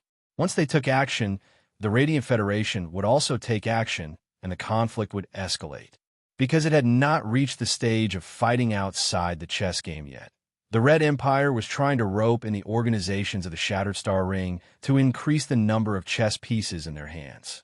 With the universe as the chessboard, they would use the chess pieces to fight for benefits. Throwing an observer's mark would allow him to see what the Red Empire was doing behind the scenes and how many organizations had joined the Red Empire. This was precious information. However, although the observer's mark had almost no trace, and even Ames could not detect it, there were still two other beyond grade as present, and it might be discovered. Furthermore, the people of the Red Empire might have special means. Let's give it a try. Even if we're discovered, it won't be too serious of a problem. After all, they're trying to win us over, not enemies. Han Xiao thought for a while. A gray light flashed through his eyes, and he threw an observer's mark at Zoel. Ames and Heber did not notice anything. Zoel did not react either. He left the room, and the door blocked his back view. This time, Han Xiao suddenly felt that someone was looking at him. He turned around and saw Austin staring at him. He noticed Han Xiaoxin's heart skipped a beat. Everyone's abilities were different. Ames and Heber were unable to detect it, but Austin was a magician. He was very sensitive to all kinds of energy. While the ripples of void energy were very subtle, they did not escape his senses. However, Austin didn't say anything to remind him. He only gave Han Xiao a friendly smile before looking away. Han Xiao didn't know what he meant, but it was good that he didn't say it out loud. If there's nothing else, I'm leaving. Ames was annoyed by Heber and didn't want to stay here any longer. Wait a minute. At this moment, Heber spoke. Is there anything else? Ames frowned. I heard that you've been expanding your forces recently. We can work together. Heber's tone softened. Join hands. Ames smiled faintly. Do you think we're on good terms? I cannot pursue the farce of you attacking planet Heber in the past, Heber said. I'll write it off. Then you'd better continue pursuing it. Ames couldn't be bothered to argue. She left the throne, turned around, and left. Han Xiao brought Hela and Han Xiaoxin out of the room. Austin laughed. Haha, Heber, she's starting to hate you more and more. It doesn't matter. Heber didn't care. I thought you were going to ask for a marriage alliance again. Forget it. She probably won't agree this time. Heber shook his head. To be honest, both of you have strong personalities. If you want to get her, you have to restrain yourself a little. Austin's tone was playful. He was more easygoing and had a good relationship with both of them. He knew about Heber's history of pursuing Ames. I won't change for any woman. Heber waved his hands. He did not have much of an obsession with Ames. In the entire Shattered Star Ring, Heber felt that only Ames, who was also a beyond grade A super, was worthy of him. Only she was qualified to be his spouse, and it did not involve love. If he could get Ames, his organization would have 2 beyond grade A supers. This would be a huge improvement. Heber did not bother to lie and was too lazy to waste time.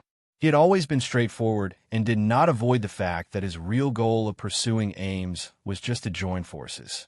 Austin still remembered the time when Heber proposed for the first time. Ames was furious. Every time he thought about it, he would want to laugh. When Han Xiao and the others walked to the entrance of the palace, Carol was just about to enter. Both parties bumped into each other. You guys again. Carol did not have any intention of provoking them this time. He did not have his eyes glued to Ames like last time. His expression was very calm, as if he only saw them as passers-by. Ames glanced at him indifferently. Although she was not happy, she could not do anything in the tyrant's territory. She did not want to bother with Carol anymore.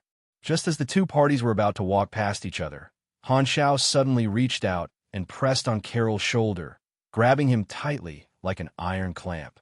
Carol turned around with a confused expression and said, "What are you doing? I remember that you said before that I'm just a substitute for you." Han Xiao narrowed his eyes and said with bad intentions, "Since you call yourself my senior, give me some pointers." Carol's expression changed. He thought that the previous provocation was over, but he did not expect that after a few days, Han Xiao would suddenly make trouble for him. Ames stopped in her tracks with a look of surprise on her face. "What do you mean? You want to fight here? This is Planet Heber," Carol said with a threatening tone. "Don't worry, I just want to spar with you and see how strong a traitor like you is." Han Xiao chuckled. "Don't tell me that the tyrant's subordinate doesn't dare to accept the challenge." "I understand. This is Ames' intention, right?" Carol felt that he had guessed correctly. Ames must have been humiliated and wanted to regain her face, so she asked Black Star to challenge him. If it was just a spar between officers, Heber would not have said anything. Heh, is she that confident in this new officer? Carol's expression turned cold. "Okay, I accept your challenge. I hope you don't lose too quickly." Bloodshed Land was his home ground, and he could use countless machines. Even if Black Star's name was very famous recently, Carol was not afraid at all. Regarding Ames' new officer, Carol had heard about it. He also wanted to know the full strength of Han Xiao and see what kind of person Ames had found to replace him. Furthermore, his identity was sensitive, and he represented the tyrant. Since Ames had asked Black Star to challenge him, he could not back down. Although Heber could protect him with the tyrant's personality, if he backed down, he would end up very unlucky. Bloodshed Land despised cowards the most. If one was not a battle maniac, they would not be able to reach the upper echelons of the tyrant.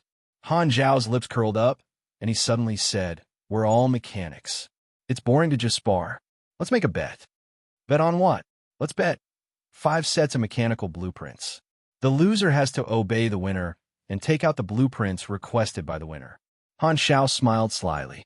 Using blueprints as a bet. Carol frowned. Blueprints were the lifeblood of a mechanic, and it was very common for mechanics to use blueprints as a bet. "Okay," Carol nodded. Han Zhao's eyes sparkled. There were a few reasons why he had suddenly challenged Carol. Ames could not make a move, but he could. It was a good opportunity for him to be a little more high-profile and show his strength. This would be good for increasing his position in this circle, and he could also help Ames vent her anger. If the tyrant interfered in a spar between officers, it would be embarrassing. The second reason was that he had been spying on Carol for the past few days and had a rough idea of his strength. Know yourself and know your enemy, and you will never be defeated. Furthermore, he had also discovered that Carol had a few decent mechanical equipment. Han Xiao proposed a bet because he wanted to win a few blueprints. He would not fight a battle that did not have any benefits. Aim's wrath, mission introduction. The traitor's provocation and the tyrant's difficulties have all made Ames unhappy. As a member of Floating Dragon, you know what you need to do. Mission requirements. Publicly defeat Carol. Reward. 1,500 EXP, plus 2,500 Floating Dragon faction relationship, plus 30 Ames favorability, plus 2 Heber favorability, plus 15 renown. Failure punishment. Minus 20 Ames favorability, minus 5 Heber favorability. You're tuning in to the Warrior Lore YouTube channel. Don't forget to subscribe and join us on this journey to catch the most captivating stories.